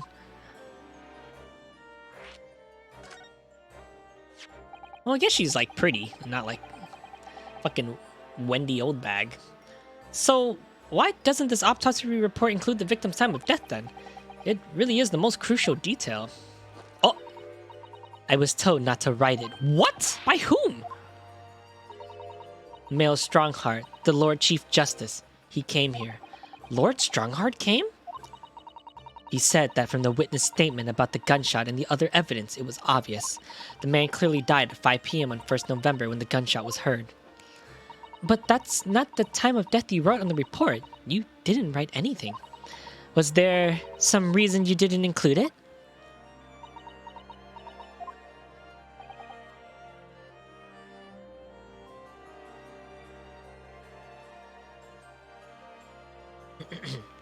Dr. Gory, if you're hiding something under Long Strawheart's instructions, then sooner or later, you're gonna go the same way as your mother. Give it here, then. Oh! Was she scribbling so furiously? There. You've written... What was she written? Tell us! Indeterminated. But the details of the autopsy reported was not possible, huh? I wonder why. What do you mean by that? Why was the time of death indeterminated? Indeterminate? Well, this time coming from case 2 from the very first eternity, you have updated the autopsy report. Wow. Oh yeah, that's right. The updated they'll never fucking let that go, will they? When the specimen was brought in, it was still fresh. So the time of death easily have coincided with the gunshot was heard. But there was one small discrepancy. What discrepancy? There was some There was some fried fish in the pocket of the specimen's overcoat. And that fish had started to rot. What? If the victim liked fried fish, he presumably liked to eat it before it went off. Well, yes. What are you trying to say? Oh. It's possible that someone tried to manipulate the apparent time of death. Manipulate the... Is that even possible to do? Theoretically, if you were to chill the body in ice, you could delay the onset of putrefaction. And if the overcoat wasn't on the body at the time, then only the fish would have started to rot. With today's science, it's not yet possible to determine if the body was chilled or not. But today's science is advanced enough to let you freeze a corpse, it seems. Wow, I didn't think about that. But surely, to chill a corpse like that will require an enormous electric refrigerator, and I don't imagine many households in London are equipped with such a device. No, definitely not, but maybe in a factory or some other special place. I don't recall seeing any other factories or such on Fresno Street, though.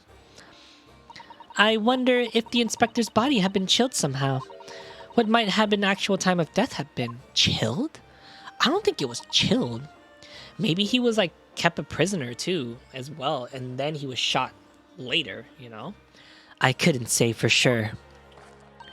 But at most, I might have been a day earlier. No. In other words, it would be corroborated your previous deductions, Mr. Naruhodo, that Inspector Gregson was killed a day before his body was discovered at a different location. Did you inform Lawrence Strawheart of that possibility? He simply said that there were no electrical refrigerators of that size in the vicinity.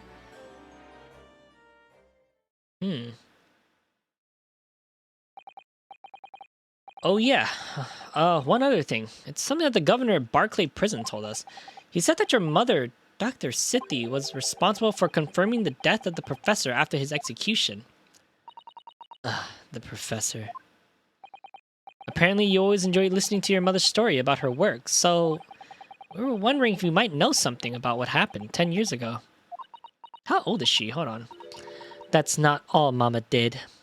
That's not all Mama did! Mama wasn't just a surgeon. She's 19. Wow. Isn't Mikotaba 16? She's 16, and Iris is 10. That's not all Mama did. Sorry? My mama carried out an autopsy of Clint Van Zeeks as well. Whoa! What? Really? The brother of Lord Van Zeeks? The professor's final victim. The idea of carrying out an autopsy on a member of the aristocracy was completely unthinkable back then. That's right! Gregson pushed for an autopsy. That's right. But the detective in charge of the investigation insisted, and it was miraculously authorized. That detective being Inspector Gregson, of course. Quite an accomplishment for one man. That autopsy provided a vital clue needed to arrest the killer. And Mama was there for that historic event. What does this all mean? You know, that amazing autopsy happened right here in this very room. The professor and Clint Van Zeke. They both spent their final moments before their burial on that dissection table over there. So this lab, Mama's lab, was instrumental in some of the country's most important event. She's really proud of her mother. I wonder if you tell us more about exactly what happened back then, Dr. Gory. Will she? Oh yeah, oh nice. The professor's execution was Mama's first big case. She had to be in attendance at Barclay Prison's execution chamber and sign their certificate to confirm the convict's death. Mama's the best coroner in the world, you know. I was so proud of her. But the execution actually didn't take place. No, and worse still, Mama actually helped with the jailbreak. I didn't want to know. Oh dear, you found out recently, you mean? I believed in her and Mama, but now I wonder if I'm starting down the same path as her. You mean because you omitted the time of death on this autopsy report? That's because Lord Strongheart forbade you from including it. Just like Mama, I'm sure she was coerced by someone too. Yes, but that's my feeling as well. There's no doubt that there was some powerful force at play 10 years ago. The execution couldn't have been staged without a lot of people at the prison knowing about it. Obviously, the prison governor must have been in on it as well. The big man with the widow handcuffs, according to what he told us. He was tricked by the chief warder. He says he knew nothing about it. Of course he said that. He said the same thing. I'd say the same thing. Just who was behind the jailbreak after all these years ago? He had to be a part. He had to be. He's definitely a part of it. Like, guaranteed. You mentioned the autopsy of Clint Van Zeke. It was at a time when carrying autopsies of murder victims was very unusual. It's still not practice that observed in our country, even now. It turned out that he was a professor, final victim, and when the autopsy was performed, Mama was present, although only as a secondary assistant. The person leading the procedures was called Dr. John H. Wilson. That's right, my daddy. Holy shit. Holy shit. Oh my god, that's even bigger news. How's that not fucking insane? Holy shit. And there is only one other person present, the primary assistant. He was a visiting student from the Far East. Mikotoba? Wait, a visiting student? Chikoku or Mikotoba? That must have been my father, Eugene Mikotoba. I had no idea Professor Mikotoba had been involved in something so important. But the outcome of that historic autopsy was the discovery of a vital piece of evidence that led to the capture of the professor. Oh no. Is her father in? Oh no. No. No. Holy shit. Okay. So that's how they came to identify Genshin Asogi as the infamous mass murderer. Do you happen to know anything about that piece of evidence? Can you tell us more? She's not gonna tell us, is she? Would you like to see the records for yourself? Wait, what?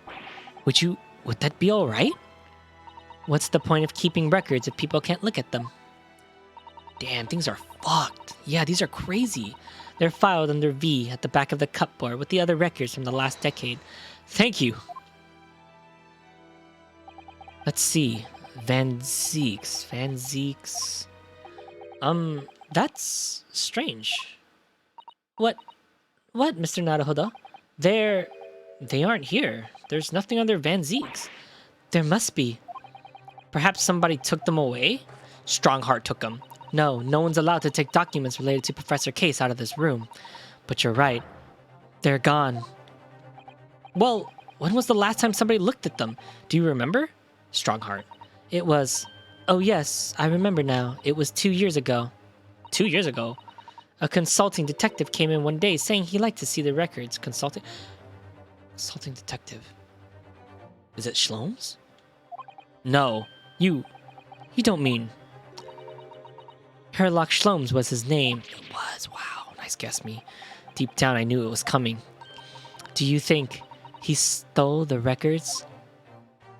Oh no, surely not. Iris, that can't be right, can it?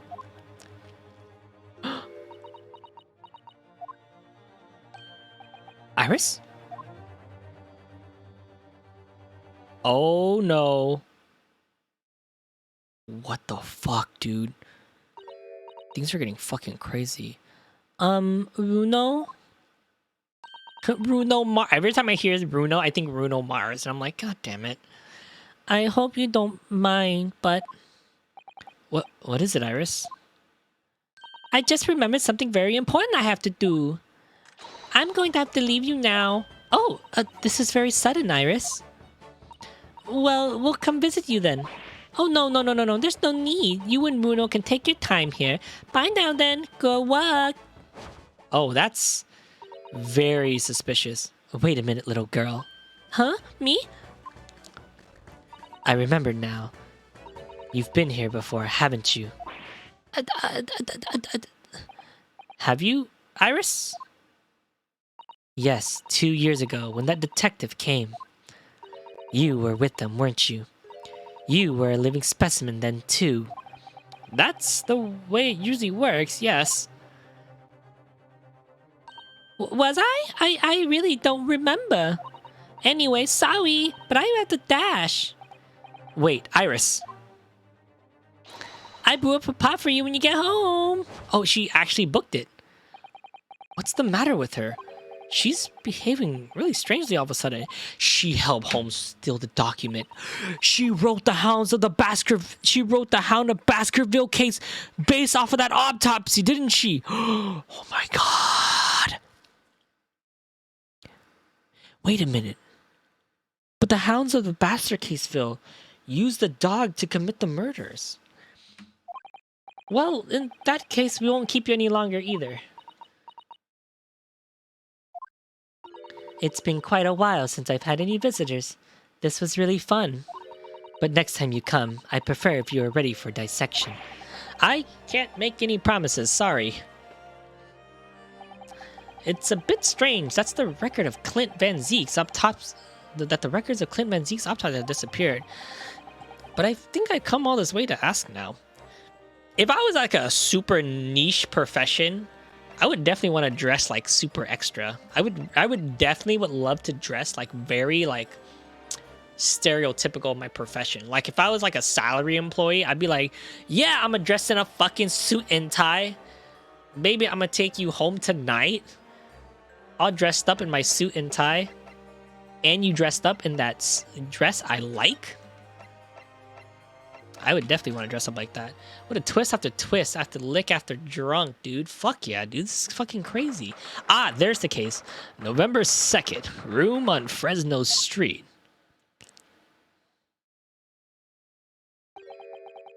The police are still busily investigating here and there. But Gina's nowhere to be seen. Where is she? Yes, it has been blissfully quiet, hasn't it? Perhaps she's out investigating on her own, practicing what her boss taught her. Well, I expect she should be back before long. Shall we wait? I'm gonna be really sad if Mikotoba has something to do with this. And Jigoku, because this sounds insane. Actually. Because now I'm getting really nervous. There's something different about this room since we last visited here. Oh, I wonder what it is. We could always use the time to investigate more thoroughly.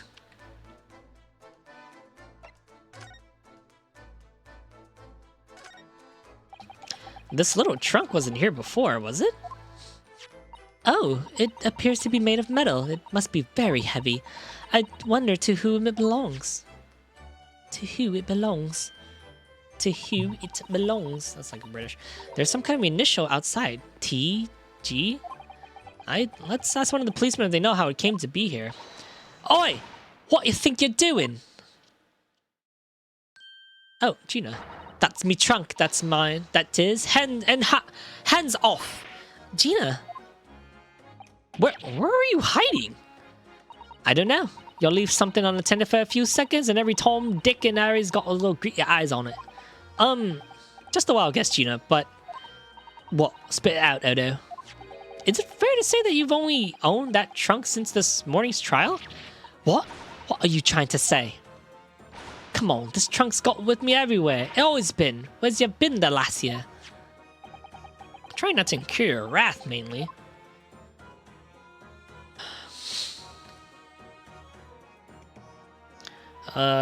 So, Gina, your boss. You should hear them talking at the yard now. They should be ashamed of themselves. They're saying that it was the boss who killed all of them villagers. Oh, you mean the whole Reaper thing? Yeah. Apparently, the boss was investigating stuff and no one else at the yard knew nothing about it. Stuff to do with all the criminals and with all getting all scot-free. Yes, the ones prosecuted by Lord Van Zeek who used bribery and corruption to evade conviction. Well, then obviously it was just that bloomin' Reaper giving the orders, wasn't it? Guys, I really gotta ask. Can someone just say I'm doing a pretty decent voice for Gina? Because every time I listen back to it, it doesn't sound like a teenager girl who's British. It doesn't sound like that, and I need to make it sound like a spunky teenager girl British. And I just need some reassurance. But why would all the people be suspecting Inspector Garrison as being involved in the killings? There was a notebook hidden in his office. Oh no, this doesn't sound good. It had details about all the crimes that had been pegged as the Reaper's work. What? No. Did you see it, Gina? Did you see that notebook? They wouldn't flamin' let me, cause I'm just an apprentice apparently. But it was me who found it, and it was me boss. That's right. I was pretty miffed about it, so... I sneaked a little peek at what was said anyways. Oh, that's our Gina. So what did it say? Pegged crimes. It pegged crime. So you managed to see what was written in Gregson's secret notebook, did you? Way I say it, it's my right to read what it wrote. And what he had written, Gina? Dates, times, places, names. No long list of them. All details about the burglars supposed to have done by the Reaper. But there could be an explanation for that. Perhaps it was a record of the inspector investigation into the Reaper's activities. Exactly. That's what I said. That's the first thing you think, right? As appears, it's full of names I've recognized anyways. Well, the Reaper's targets were almost exclusively known as leaders of London's criminal underworld. Well, yeah, but there was one name right at the end of that was a bit odd. At the end of the list, you mean? I'm pretty sure the date against it was 31st October. Oh, the day before the inspector was found dead. So, what was the odd name? If it weren't like a name I've ever seen before, it was something like... Oh, it's it was a Japanese name. Oh my god. Someone had a hit list for a Japanese person. Nah, it's no good. I can't remember it. I don't think it was an English name, to put it that way. Oh dear. What a pity. There was something else too. I don't know if it matters. But the same name kept coming up over and over. Asashi? Asashi? Shin. Called it. Fucking called it. Shin it was. Don't suppose it mean anything, but... Fucking called it. Did you just say... Shin? What? Does it mean something? Something? Something. What the fuck is this ad? Wait, why am I getting this?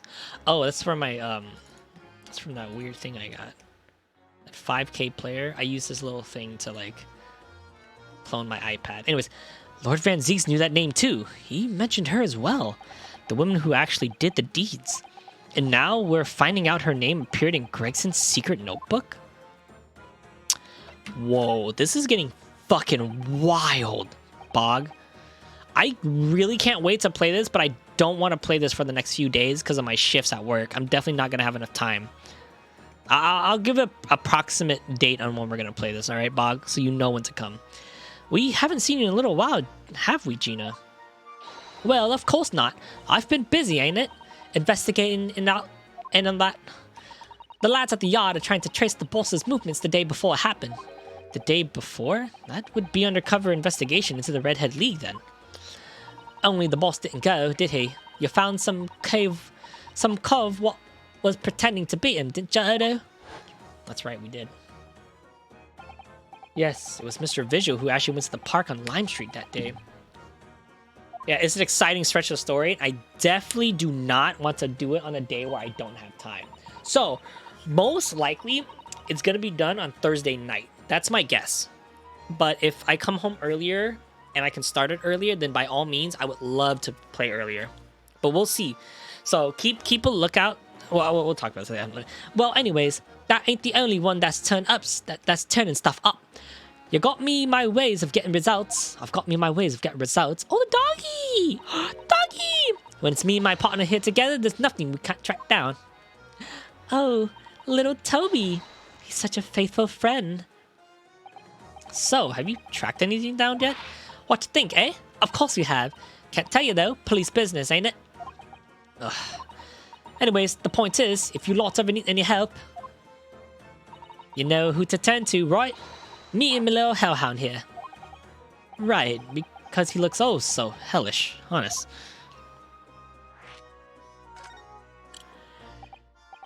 A British accent really makes me lack oxygen. Let me drink this real quick. I need a pee too, fuck. Oh, the powder at the end of this fucking G Fuel. Mega Potion! That Monster Hunter, dude. Gina, about your hellhound there. Chief Inspector Toby, you mean? It's the pride of the force, it is. In Japanese, police dog means something quite different, and I'm not altogether nice to those involving crime. But here in Britain, it's a wonderful compliment, it seems, for a canine at least. It should be. After all, in the great exhibit case the other day, it was Toby here who managed to locate Deborah's workshop. Maybe it's time for another demonstration of what this super dog can do, eh? Do we have something the Chief Inspector could catch the scent of? I wonder.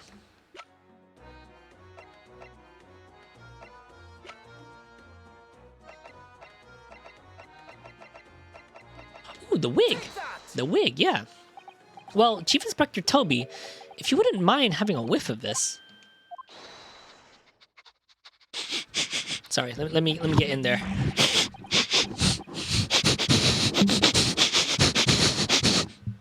He might be a little too keen, don't you think? Ah! Wait, sorry. Ah! The Chief Inspector made short work of Gina there. Woo! Oh, wait, look. Look what he's gone to. Oh my, that trunk clearly still has a very strong scent of Inspector Gregson. In other words, it must have belonged to him.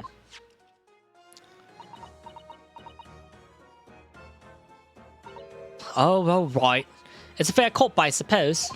And you nearly got away with it, too. You've always talked so proudly of Chief Inspector Toby's nose and what it can achieve. Did it not cross your mind that he might identify something that was right next to us? Yeah, well, that was a bit of a bloomer, wasn't it? Well, that's enough now, Gina.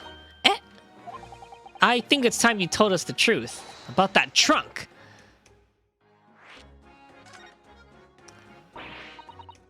If it won't like that. It just won't.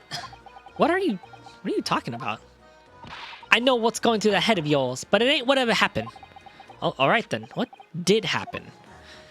Well, like I said before, we were just trying to trace the boss's movements. So I let Toby here have a whiff of on boss's overcoat, and as soon as I done that, he went off like a shot. Straight to that sandwich. Sandwich? Sandwich? Not a bag of chips? Mr. Naruto, I believe Gina means the witness. Why, what? Oh, I forgot about that sandwich. Oh, that sandwich. Yeah, and hot between them wooden boards is the boss's trunk. Wait, why you have the boss's trunk? 216 was poppin'. Poppin', dude. What's up, man? You mean when you heard the sound like a gunshot and all piled in here? Exactly. It nabbed it from the scene. Oh my god, this guy took it from the scene. What a fuck. Yo, I saw your sis at Ed's place. My sister? Which sister? My sister was at Ed's place? Do they know each other? Wait, which sister? Tita? Oh yeah, Tita. It's kind of weird because Tita. Well, you can't just give my sister's full name like that. It's kind of weird because Tita knows like she doesn't know Rex. Nah, it's fine. It's fine. It's just a joke. I don't give a fuck. I mean, she's a painter, so everyone knows his name. Tim. Oh, what's up, Tim? Oh wait, Tim. Michael's friend Tim. Yeah, I was like Tim. I know a Tim. Dude, I'm so sorry. I'm bad with names. With not. Yeah. Billy. Yeah, with the not and Billy. I didn't know you were Tim. What the fuck? Tim the Enchanter? Shut up, Sky. God damn it. That's a bad joke. That's a Terraria joke, right? You going for Terraria? I saw you at Jimmy's place. Yeah. We were at Jimmy's place when we were doing that Korean barbecue. Not Korean barbecue. It was like that gathering, and they made bahok with steak. That shit was bombing, dude. Yeah. Dude, I'm so bad with names. And honestly, I think I only saw you like a few times, Tim. So I like barely remember you. And of course, you hanged out with Tita more than me. But hey, you kind of remember me from stream. And I know I played some Valorant with you. So hey. And I do know you're from that whole group with Jeremy's group and all that jazz. It's kind of weird, isn't it? Like how we all kind of loosely know each other. Like, you know Tita, you're friends with Maiko and Anat, and I kind of knew you, but then you're also friends with Jeremy and Rex and Jimmy, and it's like, what the fuck? And then my cousin knows Jimmy, and it's like, who would have thought that friends of Jeremy were friends with Tita? It's so weird. That's fucking Long Beach for you, you know? And like, not to say that we're all like fucking thugs, but like, at heart, we're all kind of ghetto, and it's like, damn, all the Cambodians really do know each other. Like, we all actually know each other. It's so weird. I bet if I walked up to Long Beach right now and be like, hey, yo, you know, like Rex and Jimmy and like, I don't know, maybe like Anat or like Ratanara, and they'll be like, oh yeah, I know like two of them, and I'll be like, damn, you the homie, you know what I'm saying? I'd be like, I get like the homie fan shake. It's so weird, you know?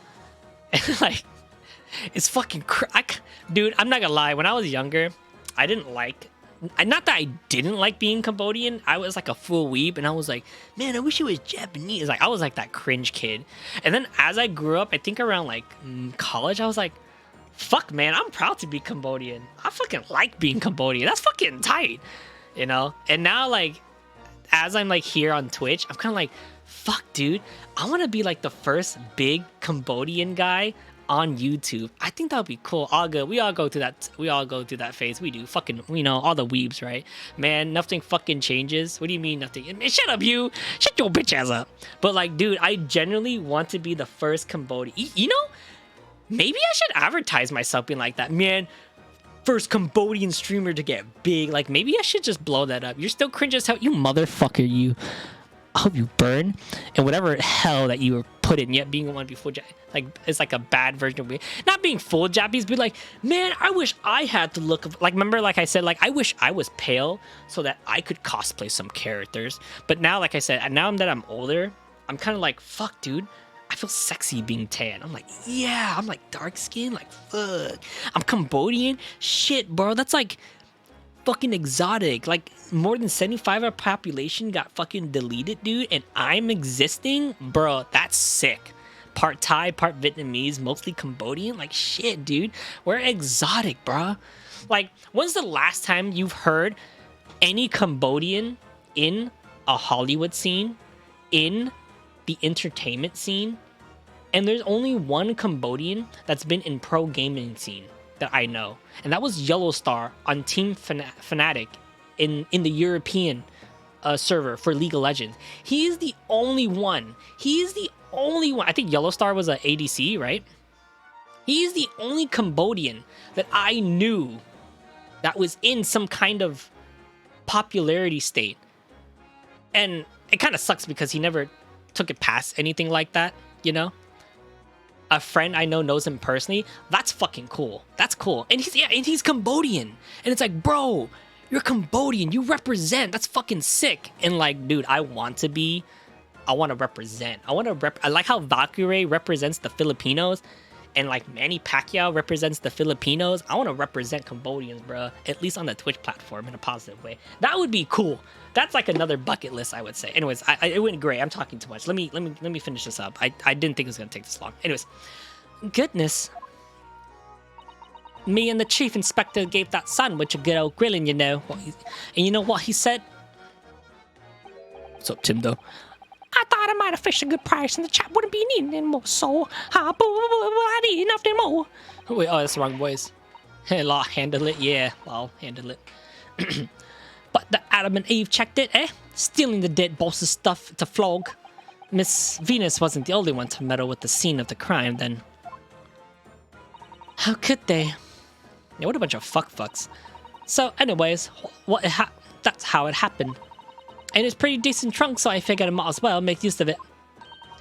Is there something wrong with it, eh? Well, maybe you and Mr. Sandwich should try to find the answer to that question together. Yeah, we gotta know what's inside of it. Do we have a key? I think perhaps the trunk should be turned over to the police, don't you? What are you going on about? I am the police. Gina, if you wouldn't mind, could we maybe examine it? Yeah, alright then. Do what you want with it. Thank you. We shall make a detailed record of our examination of the evidence. Gregson's trunk had been entered into the court record. Wait, what's the matter with Toby? Why is he acting so aggressively towards me all of a sudden? Mr. Naruhodo, be careful. It must be the trunk. Oh, shit! Whoa!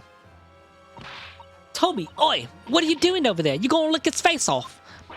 Mr. Naruhodo! Mr. Naruhodo! Gina, quick! Hail a carriage! Whoa, what just happened? Wait a minute, what the fuck just happened? Yeah, still cringe as hell. You motherfucker, you. Beat your ass, that's what I'll do. I'll shove some fucking dried spaghetti up your ass. You better watch it, son.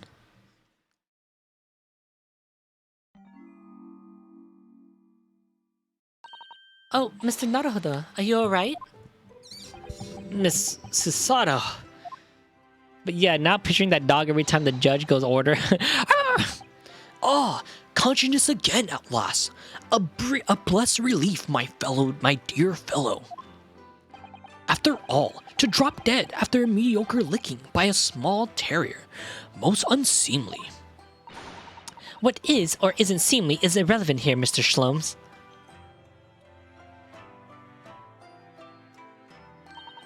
I'm so glad there's no lasting damage. How are you feeling? I'm fine, thank you. Did you bring me back here?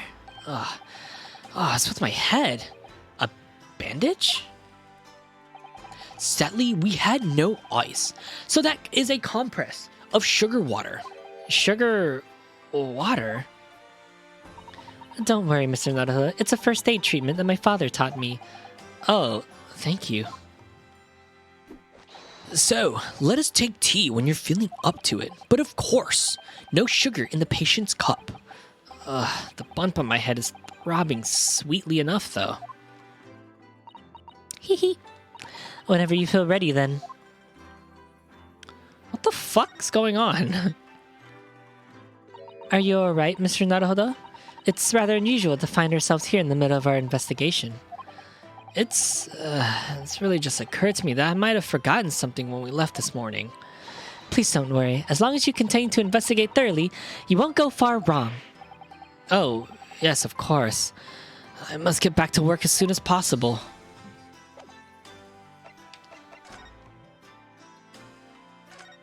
Mr. Shlomes! Thank you for your concern, Mr. Shlomes. My dear fellow, think nothing of it. I must say, I was quite startled when I heard that you've been attacked by a dog. For a moment, I feared the infamous murder of so many had come back from the dead. You must mean the professor. Fortunately, I see your prized throat is unscathed.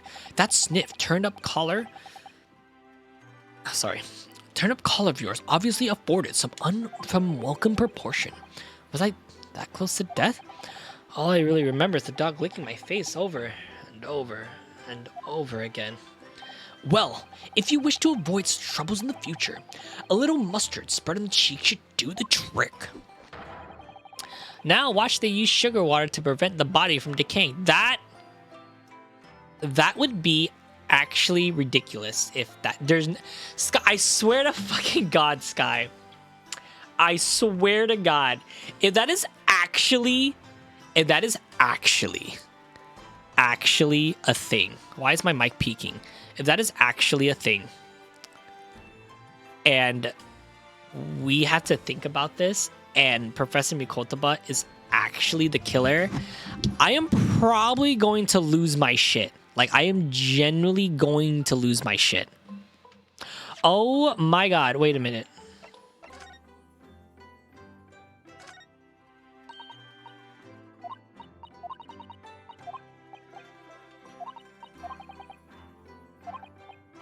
September 11th.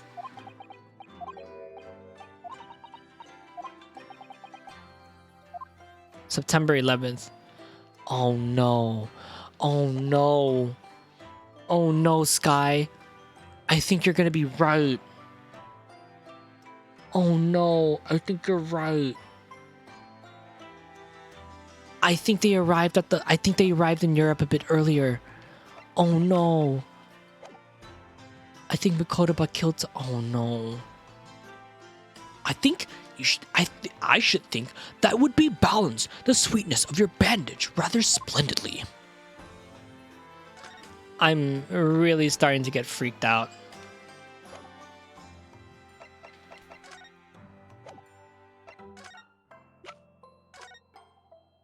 It's a cut on it. Have you seen this huge gas across the side of the trunk here? It's gone right to the letter into the metal behind it. Gosh, for a metal chest like this had been so badly damaged. Whatever made the gash might have struck the side of the trunk with considerable force. I wonder how it happened. They pickled the body with booze. Uh-oh, bloodstain. Look at this dark stain here. Do you think it's ketchup? No, I think it's blood. Oh, I thought it was ketchup. To go with his fish and chips, but I knew you were going to say it was blood. I just thought of a wild guess. That was present at the scene when Inspector Gregson was killed. It's the most logical conclusion, yes. I think Gina's been carrying this around with her. If you didn't know any better, I suppose it does look like a grease stain from all the fish and chips. Let's have a look inside. It's not locked? Oh, it's not locked. Oh, it's not locked. Wow, I thought it would be locked. Look, there's something inside. Oh, my ass. Hold on, it's itchy. Oh, let's see. Appears to be a passport authorizing him to travel overseas. Was Inspector Garrison about to go on a trip abroad then? Well, yeah, he was gonna go to France. Perhaps, he was literally about to go to France, like, very soon. Perhaps the date of departure might tell us something. That was, what is it? It was to travel on October 31st. 31st of October, just one day before the incident. Just one day before the incident. So on the day he was supposed to leave, he got murdered. What? Really? Gregson went to France the day before his body was discovered? No. Yeah, that's kind of solidifies that then, at least.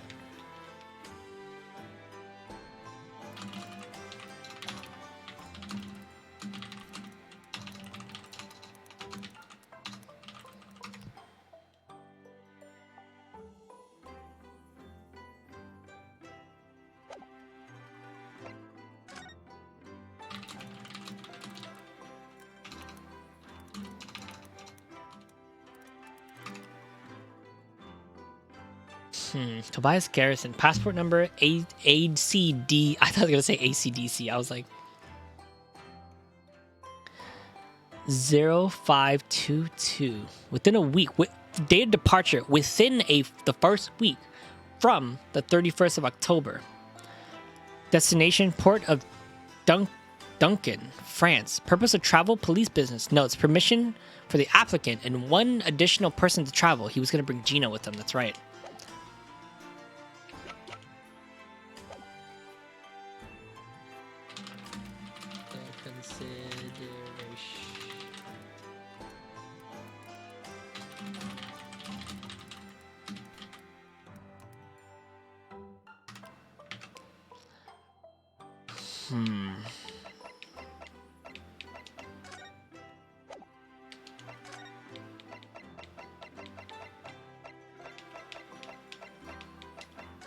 Can I just come back here? Is that a thing? Oh, I'm just gonna use a guide. I should not be awake.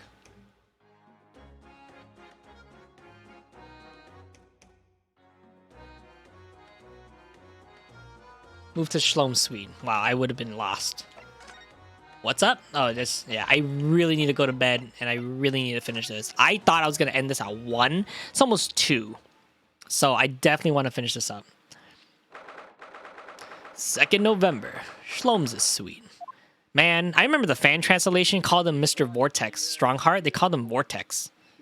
Can you believe that? It's Iris. It's Mikotoba? Is that a broken... What is going on?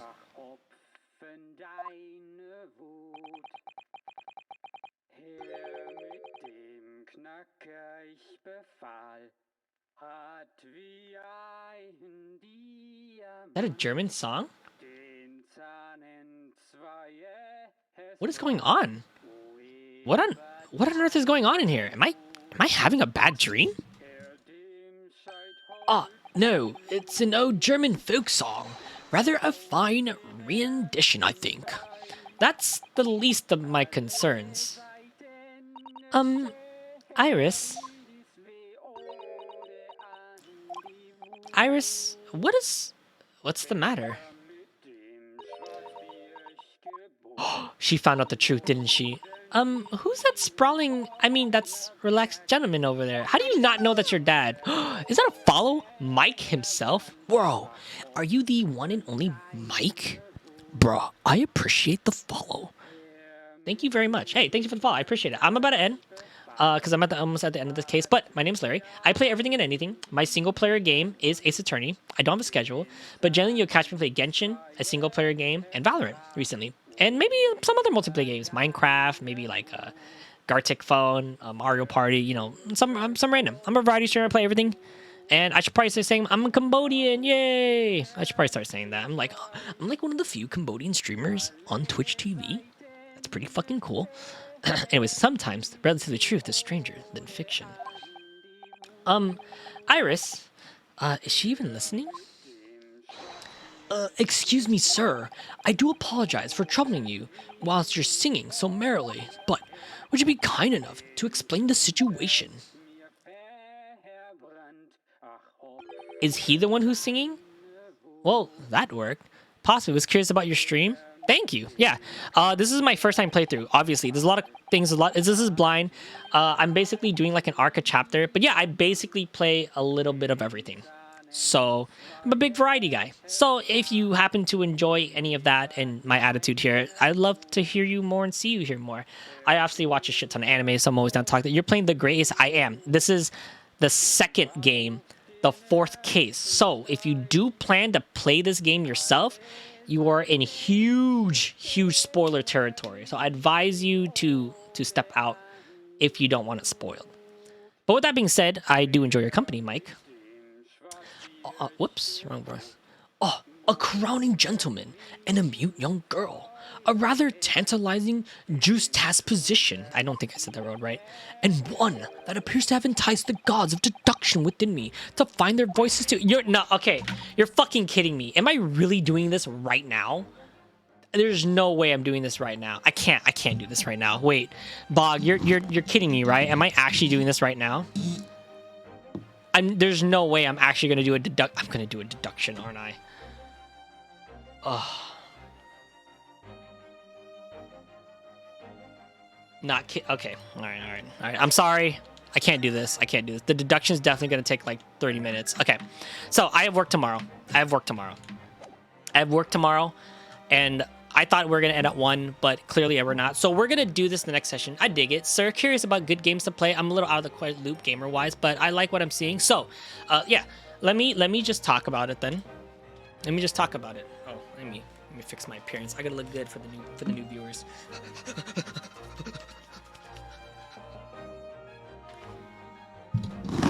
What's up? My name's Larry, and I'm a variety streamer. All right. On a serious note. Don't mind my hair. Normally it's better. I just need a shower. Okay. I am playing the Great Ace Attorney. I promise I won't spoil it for me. Got you on a follow. Gotcha. So Ace Attorney is a long franchise that is nothing but it's a visual novel. So you're literally just reading and you're solving a case. That's pretty much it. This is the end of the game. This is the second to last chapter of the game, and the last part of that chapter. So I definitely wouldn't want you here. But eventually, I think we're gonna go back and do some other ones with some of my other friends who are also streamers or non-streamers, and we're gonna do a read-along with some of the other cases. This is one of my favorite franchises, and if you're down with just reading and experiencing a story, I highly suggest the trilogy. The Ace Attorney trilogy game, which is done on Steam. It got ported onto Steam. It's on the originally it was in Japan for the GBA. It was ported to America. On the DS, and then it moved to Steam. It moved to the Switch as a trilogy, and it moved to the phone. In fact, to iOS, to Apple iOS and Android.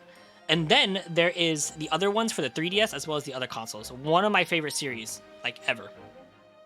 Besides that, if you're looking for great games to play, talk to me a bit. It's the end of stream. You're a new guy. You came in. I don't want to just end leaving you hanging. What kind of games you like? What kind of games you looking for? While we're here, talking.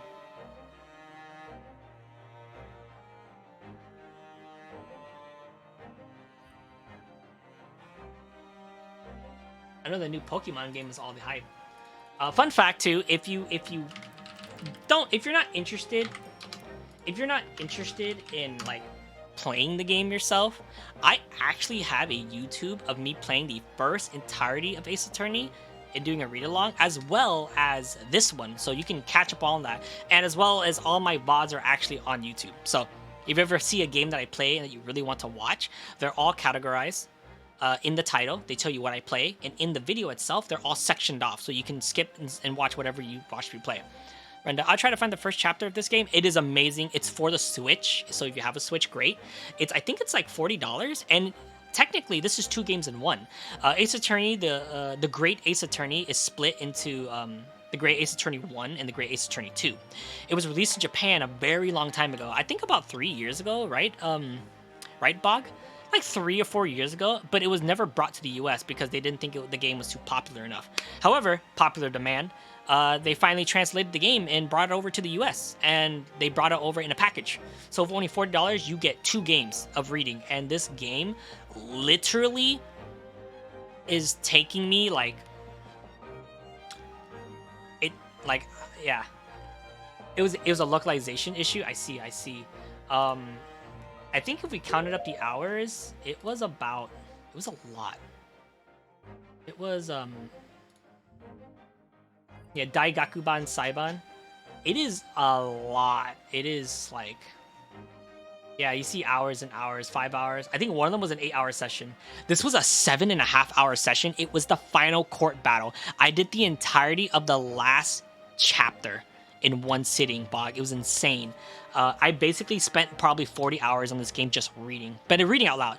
The problem is that I'm so out of touch. I really don't know what to remember what kind of games I like more. I like to check out after Switch games or else your YouTube playthrough. Yeah, generally, I was trying to do a YouTube Let's Play guide. Not a guide, but like, YouTube Let's Plays. And let's just say not that it didn't do well, but it was a lot of work that I did. And I didn't have the time to do all of it myself. But I definitely didn't want my YouTube to be empty. So I recently asked another streamer that I really like. Her name is Mia. You can check her out if you have the time to. She's a great streamer. She streams almost every day. That says Mia Guru, I believe. Is that the right command? Mia Guru? Yes, right here. I love her. She did the same. She said I VOD everything on YouTube. That's what I do, and I thought I should do the same. So all of my streams, all the way till like I think I started in October. The 8th is October. Yeah, and I started VODing them, and yeah, I have all my stuff VODed. And fun fact, Mike, I try to stream almost every single day. I think during COVID, I streamed for 6 months straight. Time is one thing I definitely have got. Yeah, so if you got time, yeah, that's what. But generally, as you can see in the title of my streams, it tells you what I play. You see a lot of Valorant. You see some Metroid Dread in here. I have a tail. There's a time where I was playing nothing but Tales of Arise. But yeah, Amiga is my favorite. I have a lot of streamers I can recommend you to if I'm not your guy. I got a guy who does nothing but retro games. There's Druby. I have Opsies, who's an Animal Crossing guy. I have a fighting game pro. Like he's actually a pro in my eyes. He is a pro, but he plays a lot of different games. I have Opsies. I have a speedrunner, Bratterfield, and I have like, you know, a bunch of Valorant people. Wow, yeah, it takes a lot to do and then, you know, this is my stream archives one, but I also have don't worry about food. I have a Valhalla one. When I did Valhalla, which was great. I think Valhalla was such a fun time, and I got these ones. They were awesome. So in another visual novel Let's Play I did, that one was fun. I have a single plays, which I played this all on stream, and I beat the entire game in 2 hours. I did a lot of stuff. Albert Hudson. Yeah, and then I have this one I did off stream, and like I loved it, but I also felt like I didn't do a good enough job in it, and it was a lot of work editing this. I tried to do. Oh, you can't see. I tried to do nothing but. Glad I made you play. Yeah, I really enjoyed it. Has his harmonica. And I really wanted to like. This man's a ninja. Wow, look at my hair. Okay, all right. My hair looks better than it did before. You are intelligent. Where's my camera? What the fuck? Thank you, chat. Mainly sleepy. Buck Yol Sign. What's another game of destruction? There's another game I like that's just like nothing but destruction. Oh, there it is. There was this game on N64 where I think it was called. Oh, they made a movie. Rampage. Oh, that game was so Yeah, fun. I had a lot of. Yeah, it was a lot of work. It just say it was a lot of work for me to do this, and I thought, you know, editing. I try to get the good parts. You know, basically both basic Let's Play bullshit, but. It's a lot of work. It was a lot of work. It was hard to do. So I tried to get the infamous program mishap that one day. Yeah. So yeah. So now I just VOD everything because I stream every day and it's easier just to download and paste. So I do that. So if you ever miss anything, you're welcome to. If there's a game that I play that you're really interested in and you want to see, you can always just come here. Highly recommend coming here instead over anything else. And they're raw. It's raw footage, and they're sectioned off. So let's say I were to click, which I don't know if you guys ever do come back to watch this, but let's say you watch this one. It's split into 3 games. It's split into Genshin, Valorant, and League of Legends. If you do that in the title, you can see it split. Genshin Impact, all Genshin Impact, all League of Legends right here, all League of Legends, and then Valorant. Nothing but Valorant. Look at that. It's split into Valorant. See? So yeah. There you go. That's basically me. But yeah, all right. Enough about me. Enough about me though. I am ending. I have to go to bed. I have to go to sleep. But Mike, if you ever need suggestions on anything, anime, games, help with the computers, help with streaming, if you wanted to start streaming yourself with settings, with equipment, with anything like that, I'm your guy. I like to talk about the stuff I do, and I just like to help people. So yeah. If you have any questions, I watch a lot of anime. I do nothing but basically grew up on video games. You know. Appreciate your time. Hope to see you, sir. I hope to see you too, Mike. Hope to talk to you more. With that being said, cooking.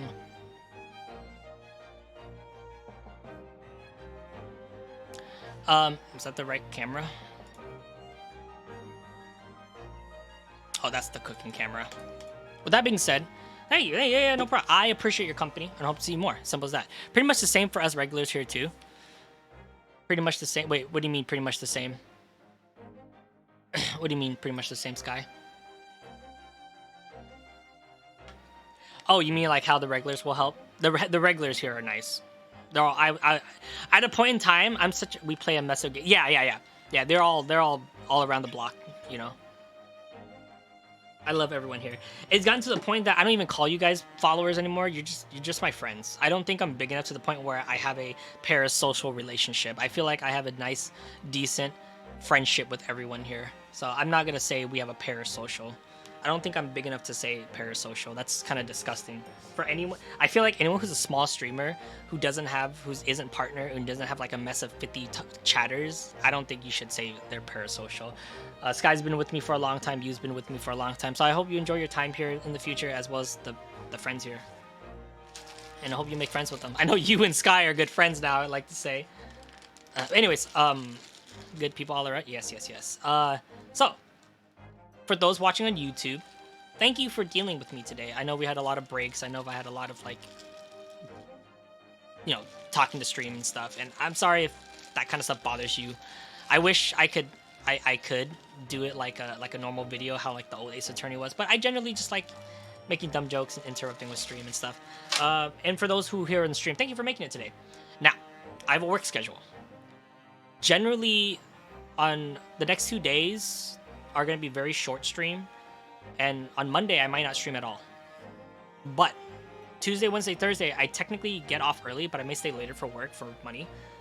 And then on Thursday, I have no work Friday, Saturday. So I think I want to do Ace Attorney on Thursday night and go eat again. I gotta go eat again, yeah. So Bog, I know you're here, and you're here mainly for Ace Attorney. So specifically to you, Bog, my good sir, you can expect Ace Attorney on Thursday. Like guaranteed, like Thursday. I don't think I'm going to be doing anything. However, there may be a chance where I stream Ace Attorney earlier on Tuesday and Wednesday. So do keep an alert out. If you really feel necessary, generally the Twitch alerts are very bad at telling you that I'm live.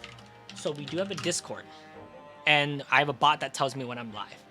Generally, you can mute the entire server, but that channel that just shouts us out, and it just tells the most important people that are streaming. So yeah, but keep a lookout on those days. Any other days that you see me streaming, I'm probably not going to play Ace Attorney, but I'd love to see you there. As for you, Mike, I hope to see you again soon. Sky, it was lovely having you another day. As always, I can always expect you on. Honestly, Sky, when I don't see you on, I get really worried. Is that weird? I genuinely get worried about you. I'm like, dude, where is he? You know, it was a while. It's great to have you back, you. I definitely enjoy you. I know you weren't here for a while, and then like I just thought of you one night because I was eating spaghetti, and I was like, where the fuck is you? And so it's great to see you here. Yeah, same when I don't see you on. Yeah, right? Like when I'm not on, it's fucking weird. Hey, Tim, thanks for dropping by. All the lurkers, I'm not going to call out names, of course. Lurkers, thank you so much for being here. I appreciate it as much. I'm done with stream for the day. And I have a couple of people on. I'm going to send you right now to our friend Obesies, who is, in fact, doing Pokemon Arceus. So, with that being said, take it easy, everyone. And I'll catch you later. Do sir like the vibes here? Oh, dude, if you like the vibes here, you're going to like the vibes with Obesies. Take it easy. Catch you later. And I love you all, like my best friends in the corner of the hallway. Good night, everyone, and goodbye. So long, farewell.